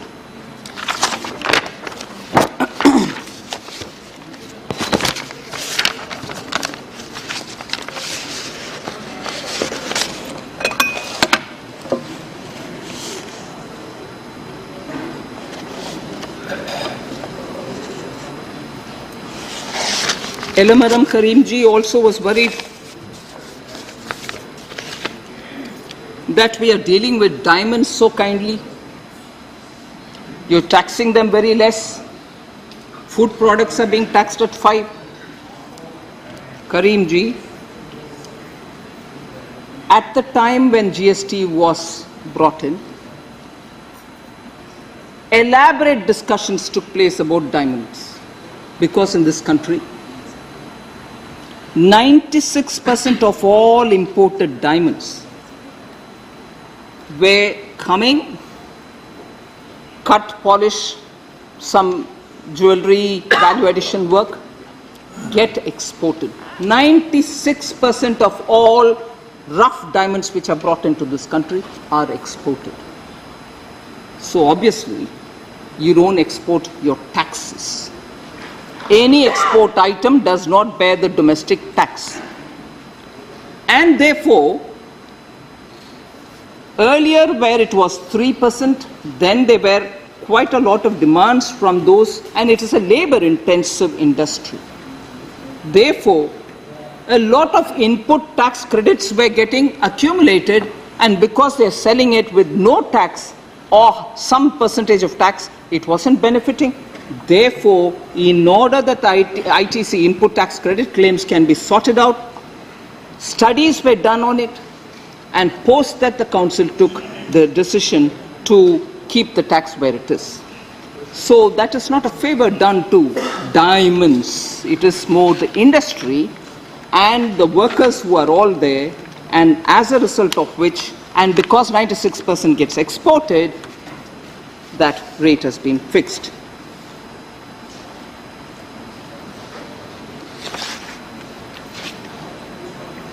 Honorable Member Karim also said, since independence, if I'm able to recall his words, since independence, there's never been a tax imposed on cereals and food products. Please correct me if I'm wrong. But I'm sorry, no. I need to put the facts before you. Prior to GST, the VAT rates on pulses, dal, wheat, rice, flour, atta, maida, suji, rava, besan, paneer, curd, lassi, buttermilk, by states, I have it here. Every state in some or the other item has imposed a VAT. So since from independence, nobody taxed on cereals, no sir, no. Since you're from Kerala, I'll quote that example first and I read out the others later. In Kerala, pulses before GST was taxed 1%. In Kerala, atta, maida, 5%. Suji, rava, 5%. Besan, 5%. Taxed. So, it's fine. We may probably not have the necessary information in our hand, but every state had one or the other tax on all these items which today have become the GST related curse. No sir. In fact, therefore, there are some states, Jharkhand for instance, 5% on dal, 5.5 wheat, 5.5 rice, 5.5 maida, suji, rava 5.5, 5.5 besan, paneer 5.5. Maharashtra had it even on lassi, curd, buttermilk 6%. Ma'am, I'm not quoting Maharashtra to, for you to raise up for a point of order. No, with due respect, I'm saying Maharashtra prior to GST taxed lassi, taxed chas, taxed buttermilk, curd at 6%, madam. So, paneer was taxed at 6% as well in Maharashtra. So, it's very well for us to very quickly say, no, this has never happened. West Bengal taxed paneer 5% pre-GST. So, point of order. So, no point. Mr. Derek, it is just to disturb. No. Please. There is no point. You listen to her first. Let her make her statement. No, not in between. You are not supposed to disturb the minister while she is replying. Don't disturb. Why should I disturb? No, you are disturbing No, I her reply. asked a point of order. No, I am not allowed. Sir, Please be I'm not seated. disturbing. I'll sit down. Please. I'm not allowed point of orders. Yes, madam. Sir, this is a classroom. I'll sit down. Once the minister's reply is over,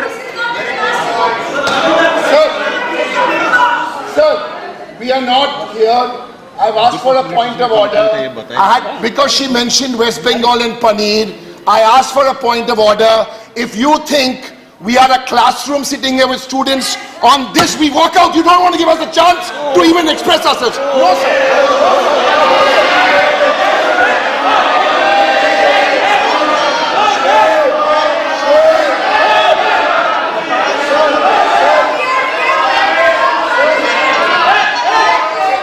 Sir, it is extremely unfortunate. It is extremely unfortunate, and this has exposed the Trinamool Congress and my esteemed colleague, the leader of the Trinamool Congress, Mr. Derek O'Brien, stands exposed today in this house.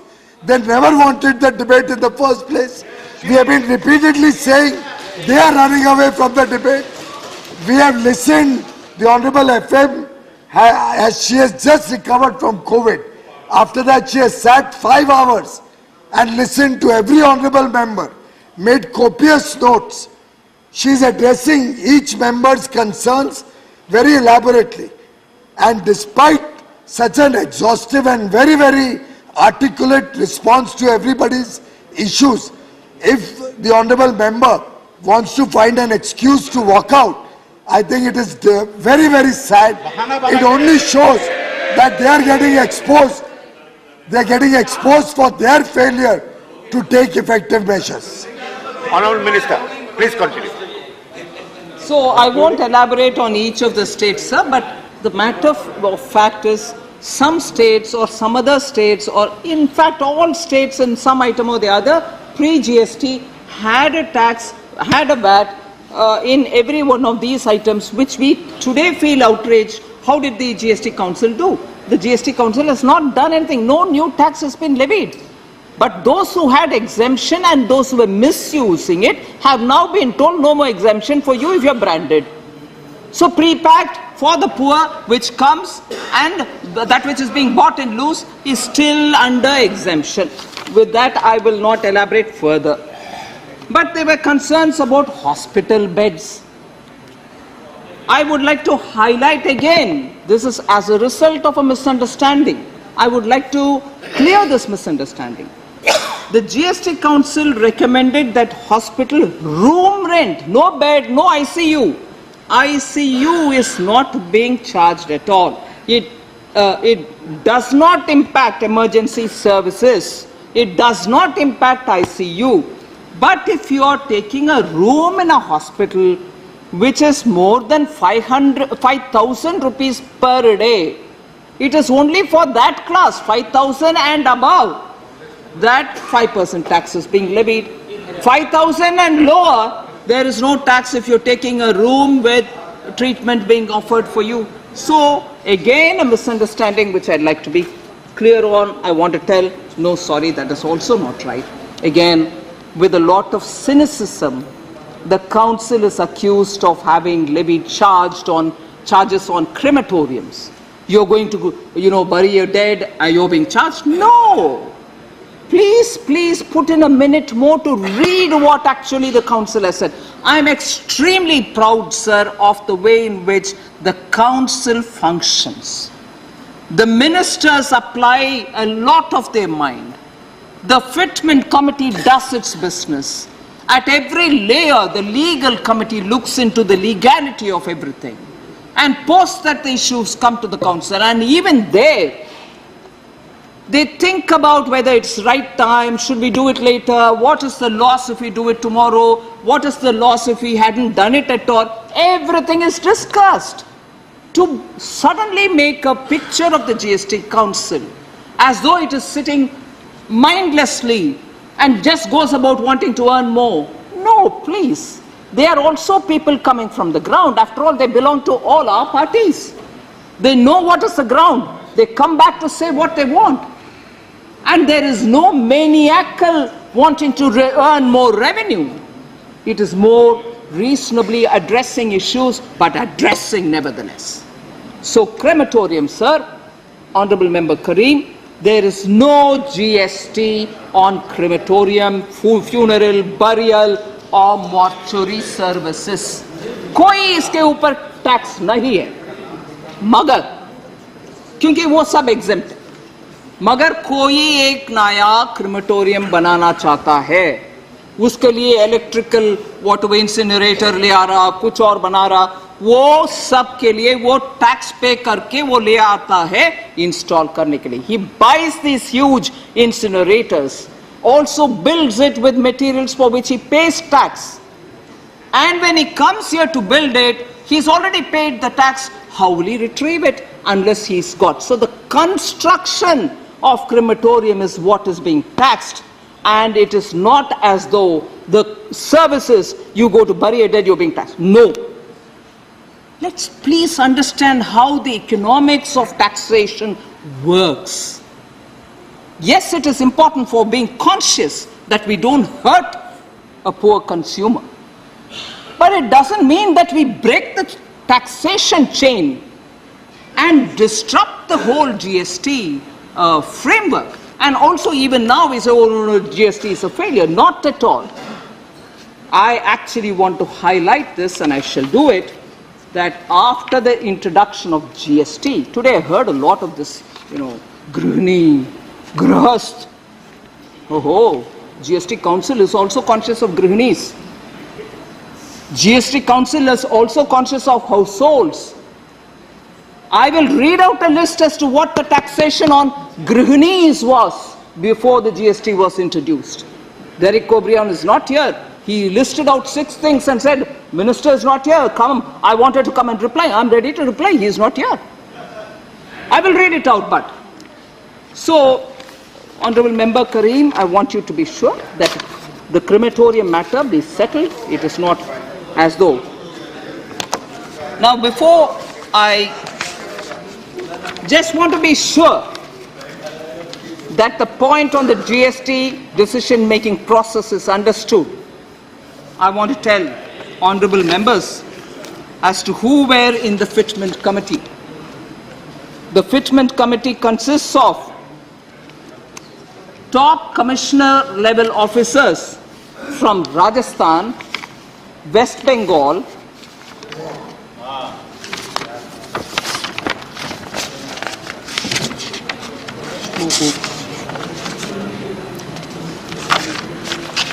sorry, I've misplaced a paper, but I will read it. I'll get the details. Okay? That is at the fitment committee level. After that comes the group of ministers. Who are the group of ministers in this? West Bengal, Rajasthan, Kerala, Uttar Pradesh, Goa, Bihar. They have considered the decision given by the fitment committee. And after that it went over again to the group of ministers which is looking at rationalization of rates, looking at the correction of inverted duty structure in the taxation, where you pay higher tax when you're buying the raw material but pay lower tax when you're selling the product. For that also a group of ministers which is headed by the Chief Minister of Karnataka, and in that too, who are the ministers again? Punjab, Chhattisgarh, Rajasthan, Tamil Nadu, West Bengal, Andhra Pradesh, Telangana and Kerala. All of them agreed. All of them agreed, sir, and agreed without any difference. So I want this to be laid as a matter of fact. There were concerns about portion, nutrition, and also about how reduction in malnutrition and issues like that. Between 1516 and 1921, child stunting has been reduced from 38.4 to 35.5 in percentages. Child wasting 21 to 19.3%. Underweight children 35.8 to 31.1. Malnutrition in women, that is between 18 and 49 years, 22.9 to 18.7. And I'm happy to say, Health Minister is here, former Health Minister is here, institutional births in rural areas, which is very important for the maternal health, has increased. It was 75.1 in 15-16 percentage, 75.1 percentage. It's today at 86.7%. Also, the cost of medicines, cost of people not being able to purchase medicine. I want to say I'm very glad. I very closely follow Health Minister Dr. Mandavya's Jan Aushadhi Kendras. We every now and then talk about it. The price of Jan Aushadhi medicines. The price of Jan Aushadhi medicines is cheaper at least by 50%, and in some cases by 80% to 90% of the market price of branded medicine. The same branded medicine and what is available as a generic medicine here in Jan Aushadhi Kendra, 90%, 80% and such differences. So I want that to be appreciated, that the Jan Aushadhi Kendra as a mission has succeeded in reaching medicines at affordable prices to the poor and the needy. And that is a big success. I credit one former and current health ministers who are here. In the last 8 years, starting from the annual turnover of 8 crores in a year, 2014-15, highest monthly sales turnover of 100 crore has been achieved in this. And therefore, this is something which I want you to take into cognizance. I want Kerala to have a lot more Jan Aushadhi Kendras so that your people in Kerala can benefit by affordable medicines. More than 3.28 crore persons have been treated free of cost because there was this concern, cash has to be paid, they can't afford it. Ayushman Bharat has given this facility of being treated free of cost. As on 7th April, I'm giving you the data, 3.28 crore persons have benefited from it, and 18 crore Ayushman cards have been issued. So the care of the poor is being fully kept in mind.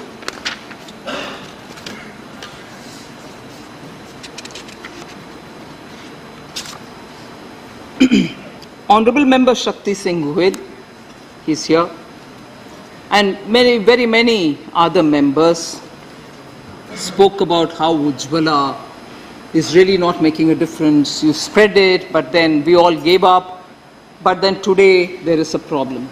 I just want to highlight that as of May 21st, when we announced the excise duty cut, we agreed and we announced that 200 per gas cylinder up to 12 cylinders will be given to over 9 crore beneficiaries of Pradhan Mantri Ujjwala Yojana. We have not forgotten them. But the cost of the gas, LPG, is not in our hands. If we are importing it and if the prices are going up, obviously we'll have to make sure that the poor get it at a concessional rate. We are giving 200 per cylinder, and not for 1, 2, 12 cylinders are being given that subsidy. It must be noted that between 2014, actually in 2014 there were only 16.8 crore LPG connections. It is today in 2022, 30.5 crore people benefiting from Ujjwala.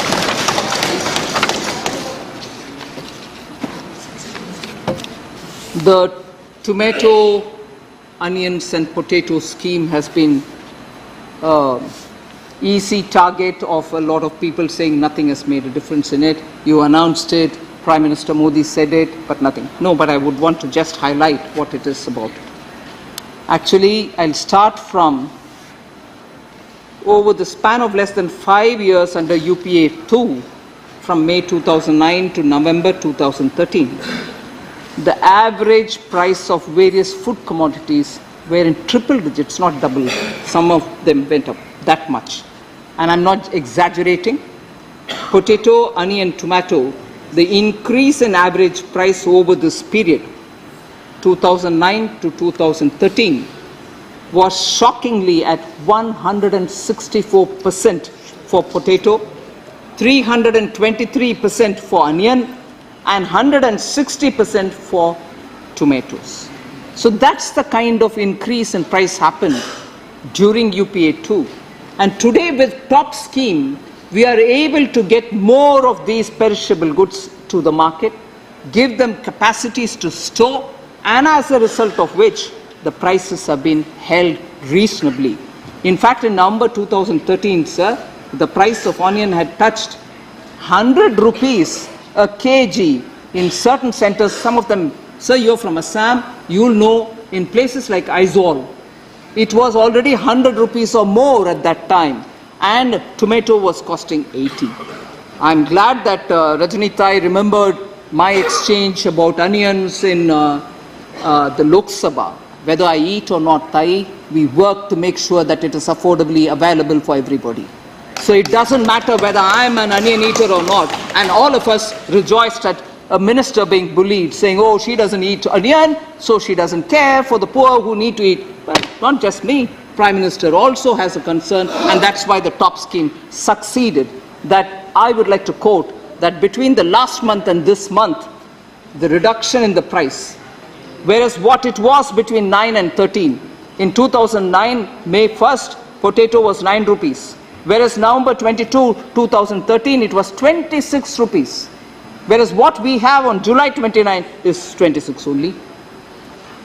We've contained the prices. Onions were 52.98 in 2013. It is 25.45 today, in July, on 29th July. Tomatoes, 46 rupees in November 2013. Today it is at 34. So, one of the things which we like everyone to take into cognizance, there were detailed questions about groundnut oil, mustard oil, vanaspati. I have data, I don't want to read it here, but proving that we are holding the prices carefully. And in the process, I'm not sure, one of the honorable members did ask, what is happening? The area under cultivation, I think it was one member from Telangana, area under cultivation of rice is going down, and area under cultivation of wheat, and then the export which was going, you halted it. There is a group of ministers headed by the Honorable Home Minister, which periodically reviews the Commerce and Industry Minister, Food Consumer Affairs Minister, Leader of the House here, is also a member of that committee, of the group. We periodically review the availability of cereals, pulses, dalhan, tilhan, and also the crop sowing, area, acreage under cultivation, and take calls accordingly. So it's not left high and dry. The government is looking at it because these are essential and we need to do something about it. So vulnerable sections of the society, because I would want to quote from Pandit Deen Dayal Upadhyaya, who's our ideologue, from whom we derive a lot of inspiration. He said, and I quote, "It is our thinking and principle that these uneducated and poor people are our gods. We have to worship them. It is our social and human dharma." That's what he said. And the Antyodaya which we practice is derived from that. And as a result, you will find that, let me list out some of the specific action. Poor. Huh? Sorry? The poor. Huh? Mr. Binay Bishop? What is it? Binay Bishop, not now. I'll give you the data of what we're doing with farmers, sir.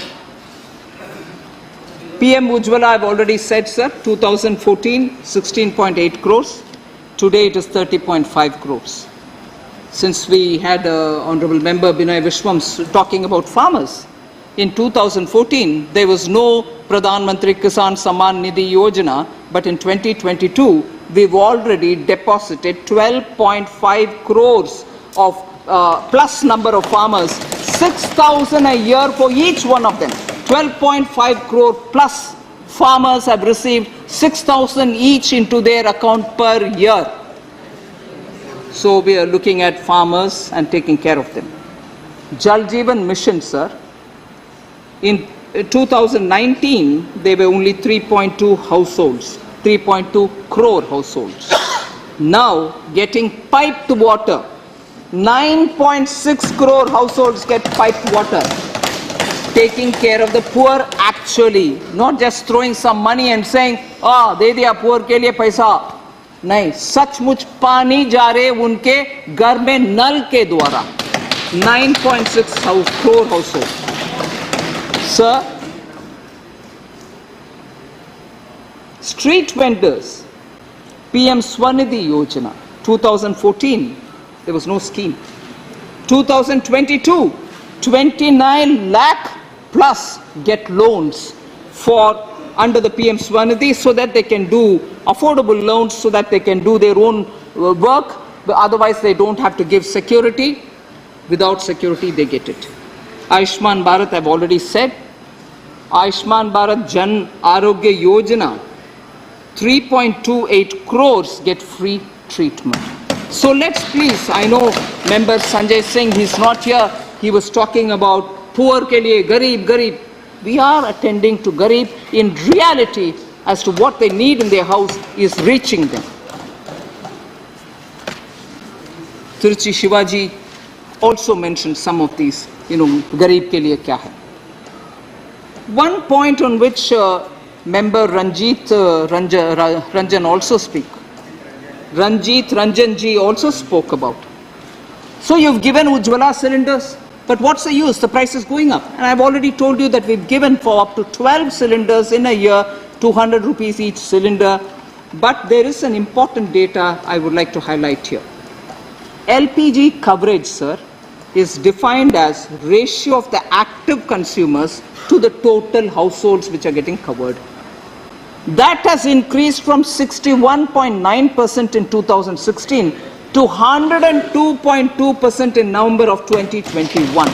That's not possible unless people are having their refills made periodically. So it's not true that people are not coming for refills. Yes, the price has gone up. It is not in our hands, but still we are giving 200 rupees per cylinder for people so that they don't, that may not be sufficient. You can ask me to give them totally free the cylinder. They may deserve it, but I'll also have to consider how many people I can afford to give and so on. So, you are covered already. Amount has been reduced yesterday in the House. Amount is reduced to now only 242 crore is the subsidy amount.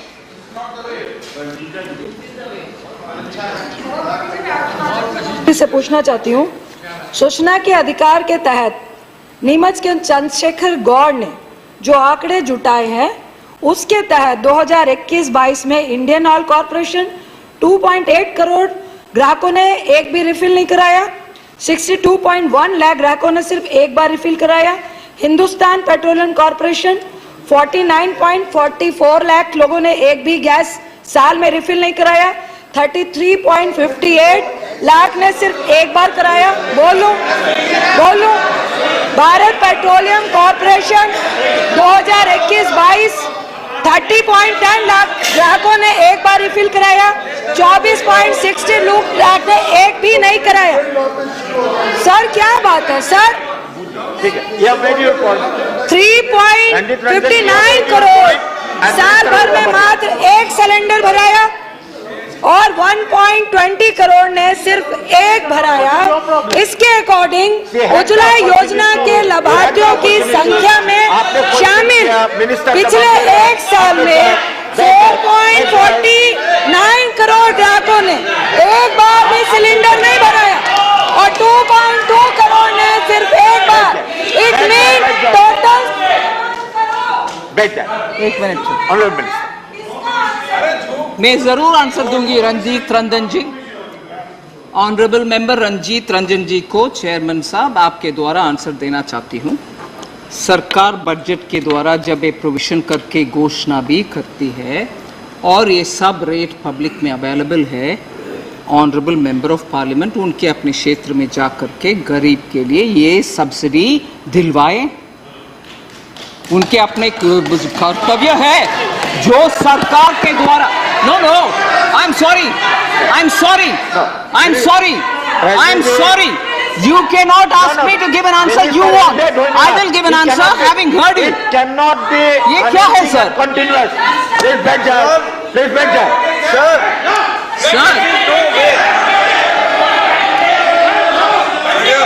This is no way.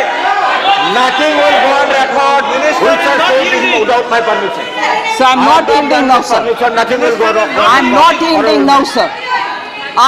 yielding now, sir. I sat down. आप सुन लीजिए जरा please, हाथ जोड़ करके मैं बोल रही हूँ, सुन लीजिए प्लीज। सुन लीजिए, बैठिए। I'm not claiming it.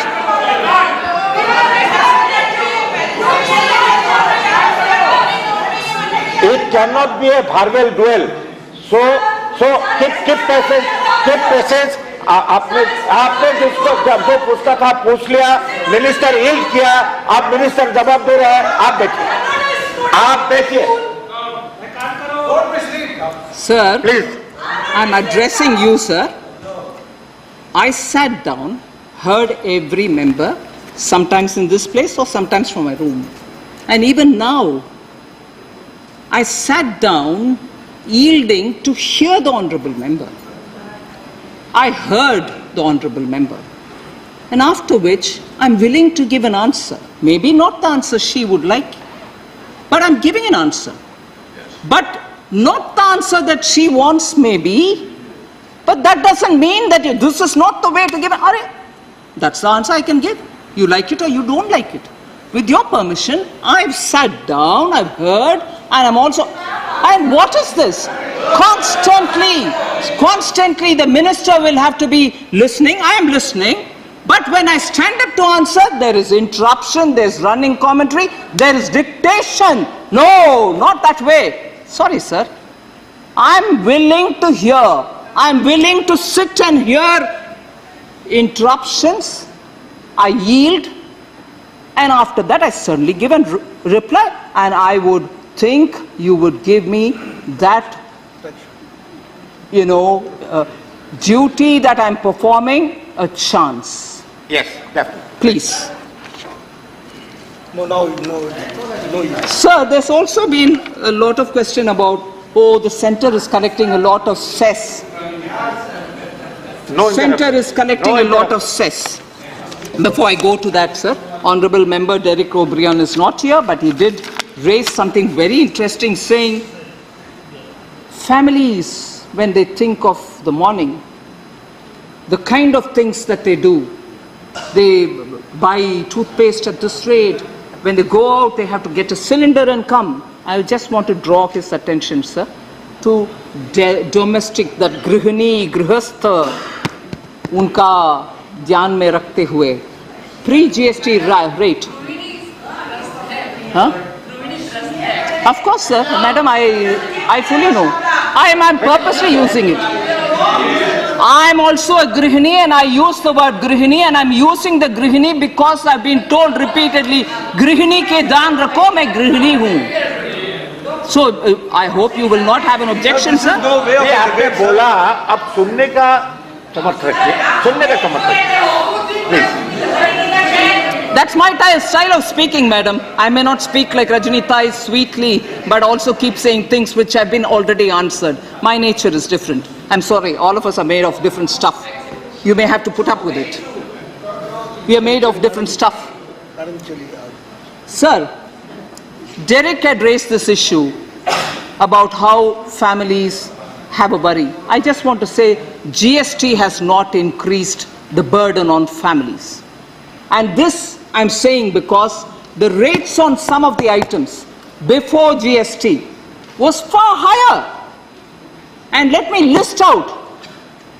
Tooth powder, 17% pre-GST, now it's 12%. Hair oil, 29.3% pre-GST, 18% under GST. Toothpaste, 29.3 pre-GST, 18 under GST.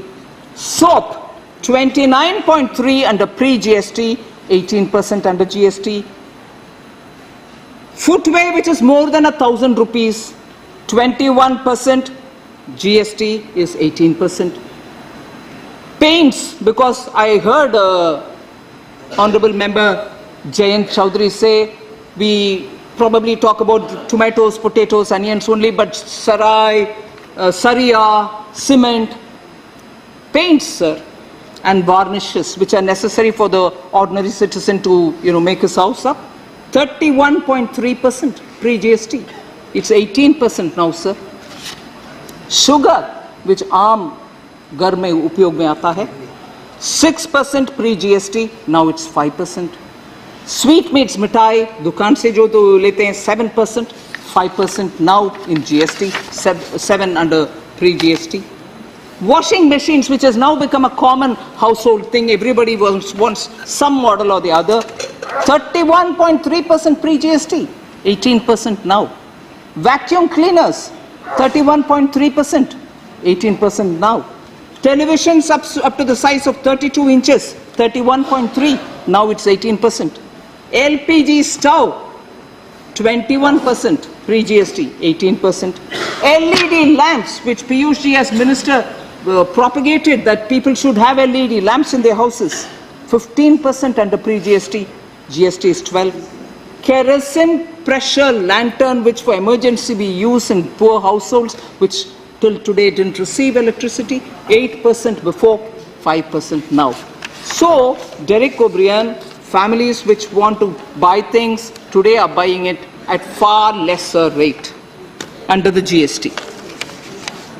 Also, he's not here, I do not want to spend much time on it, but he also very simplistically, I'm not criticizing him, simplistically said US inflation is 9%, India's inflation is 7%. So actually speaking, Indian currency should be appreciating in value.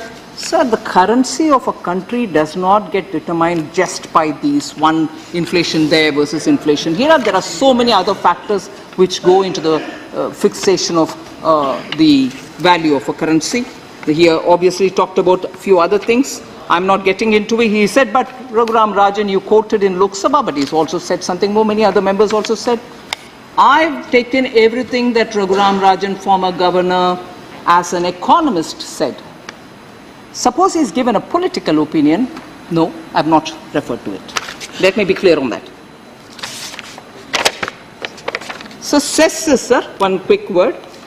Lot of concern has been expressed by a lot of members. What the center collects as cess and what it spends. I have said as a part of the questionnaire as to how we spend money collected under cess. Till now, for instance, between 2013-14, 14-15, 15-16, till 22-23 BE, 3.77 lakh crores of cess has been collected. 3.77 lakh crores. What actually has been utilized is 3.93 lakh crore. Utilized, meaning states have received it, they've started using it, they've spent it. 3.93. So nearly 20 lakh has been given, lakh crore has been given as extra. 3.77, 3.93. State receive the cess as and when. Center doesn't collect and sit with it, it goes to the states promptly, and sometimes much more than what has been collected goes to the states. This is something which I would like to say. With the collected cess, what do we do? Not my data, RBI's data shows very clearly the total developmental expenditure incurred by Modi government in 2014-22, between 14 and 22, was 90.9 lakh crores, far higher than what is being spoken about.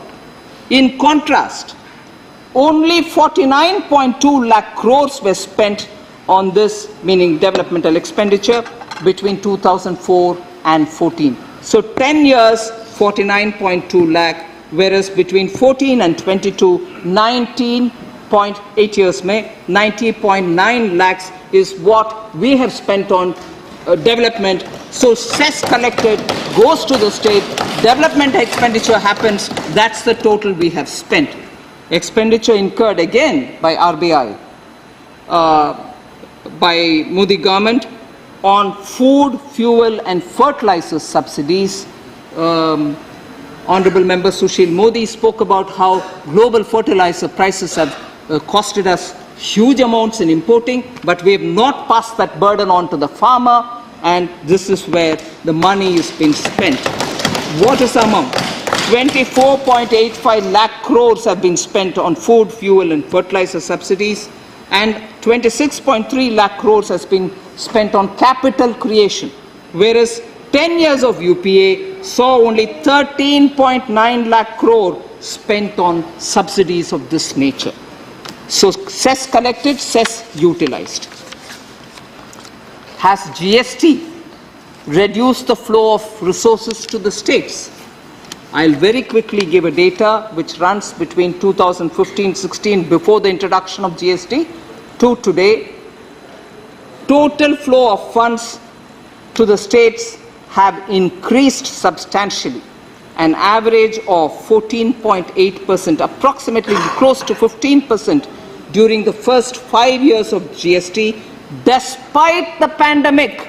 The pandemic has not reduced us. We've given what was expected to be given and given slightly more as well.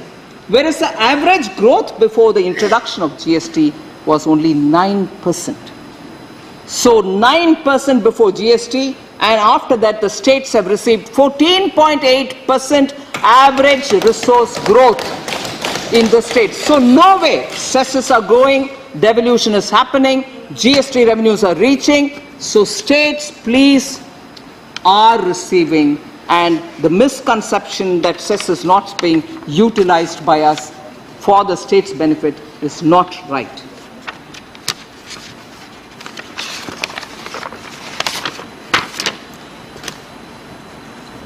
So I come to the last point of loan waivers and write-offs.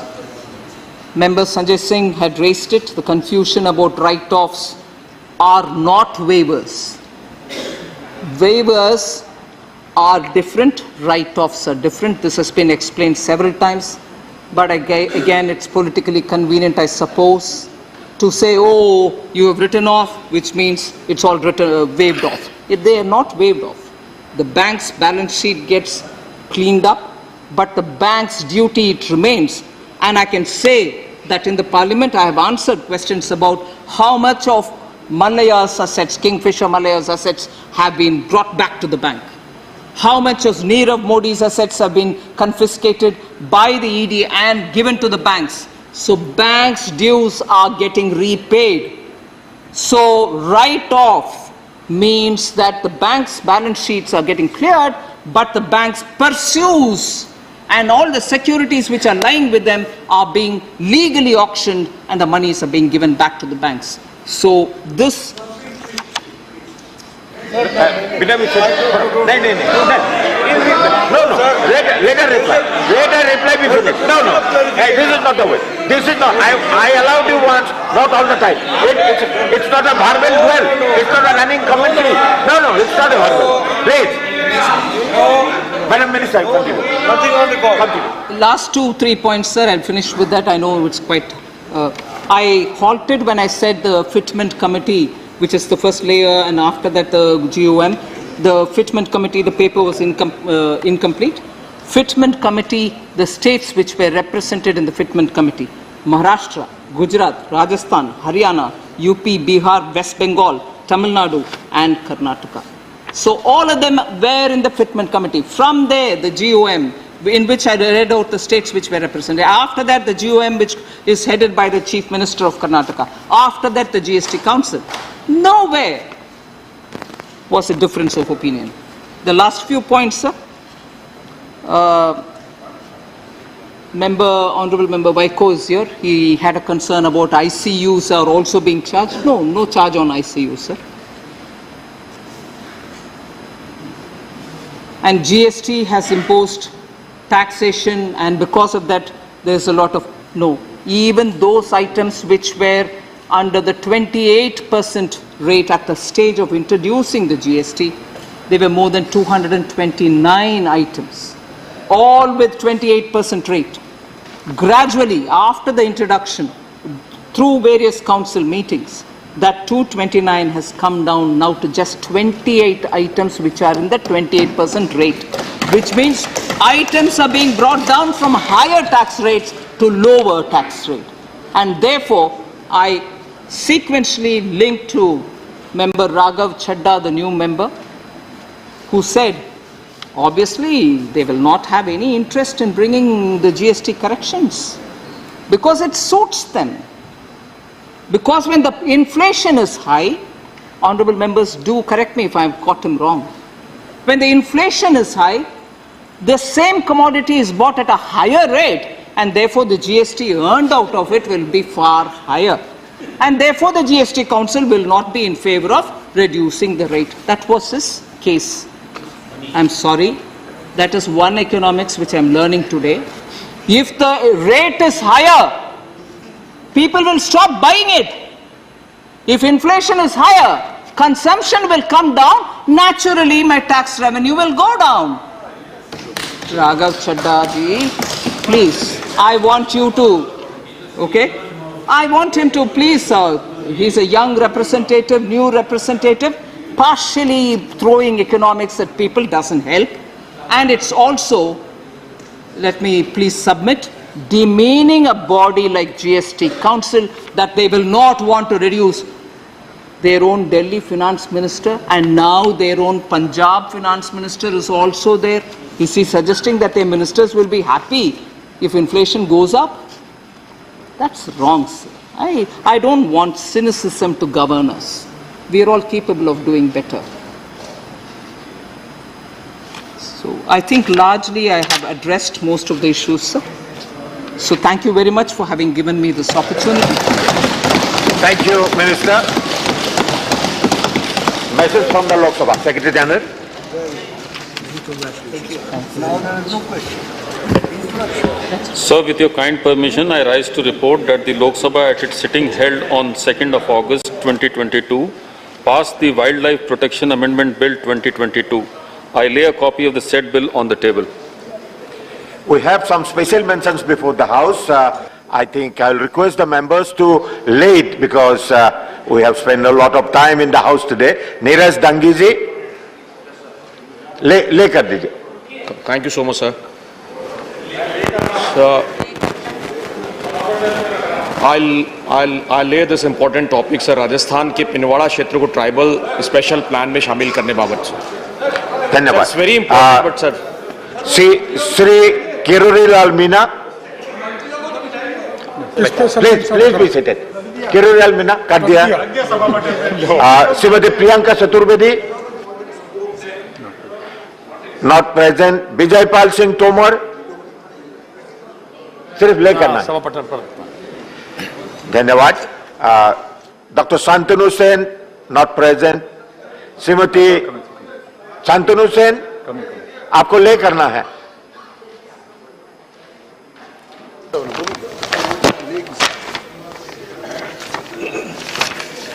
सिर्फ subject पढ़ दीजिए. Sir, my special mention is on MG Narega dues owed to states by the Union government. Sir, new report suggests that as on July 1st, 2022, the Rural Development Ministry under the Union government owes 15 states. Those who want to leave, they will leave. You cannot force them to sit here. No, don't. Time and again you say like, no, please. You are sitting, somebody may not sit. He may like to go out. He can go out. The MGNRGS has been a vital lifeline for many poor households crippled by the pandemic-induced lockdown and economic shocks following reopening of normal functioning.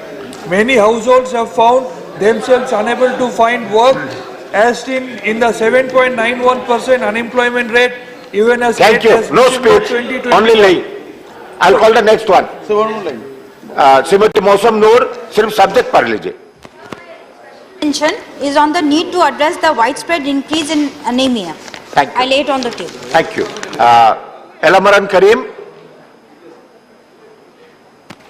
Sir, I am laying demand for excluding human settled areas in Kerala from the proposed eco-sensitive zones buffer zone. Thank you. Lujanlo Falario. Sir, I would like to move that government-funded University for Christians in Goa. Thank you. Why? Can I read it? Only the subject you read. Demand for establishment. Can I read it? No, you need not read all, only the banner or the subject. Demand for establishment of National Christian University. Demand for establishment of a National Christian University at Goa. Thank you. Fauzia Khan. Sir, my special mention is about the shortage of crucial drugs in HIV/AIDS treatment, and because of the disruption in supply, chain mismanagement, many lives are in jeopardy, sir. Yeah, thank you. Santosh Kumar P. Sir, my special mention is about the import of polyester and machine-made national flags. So Thank you. I urge the government to withdraw the amendment to the national flag code. Thank you very much. The House stands adjourned to meet at 11 hours on Wednesday, the 3rd August 2022.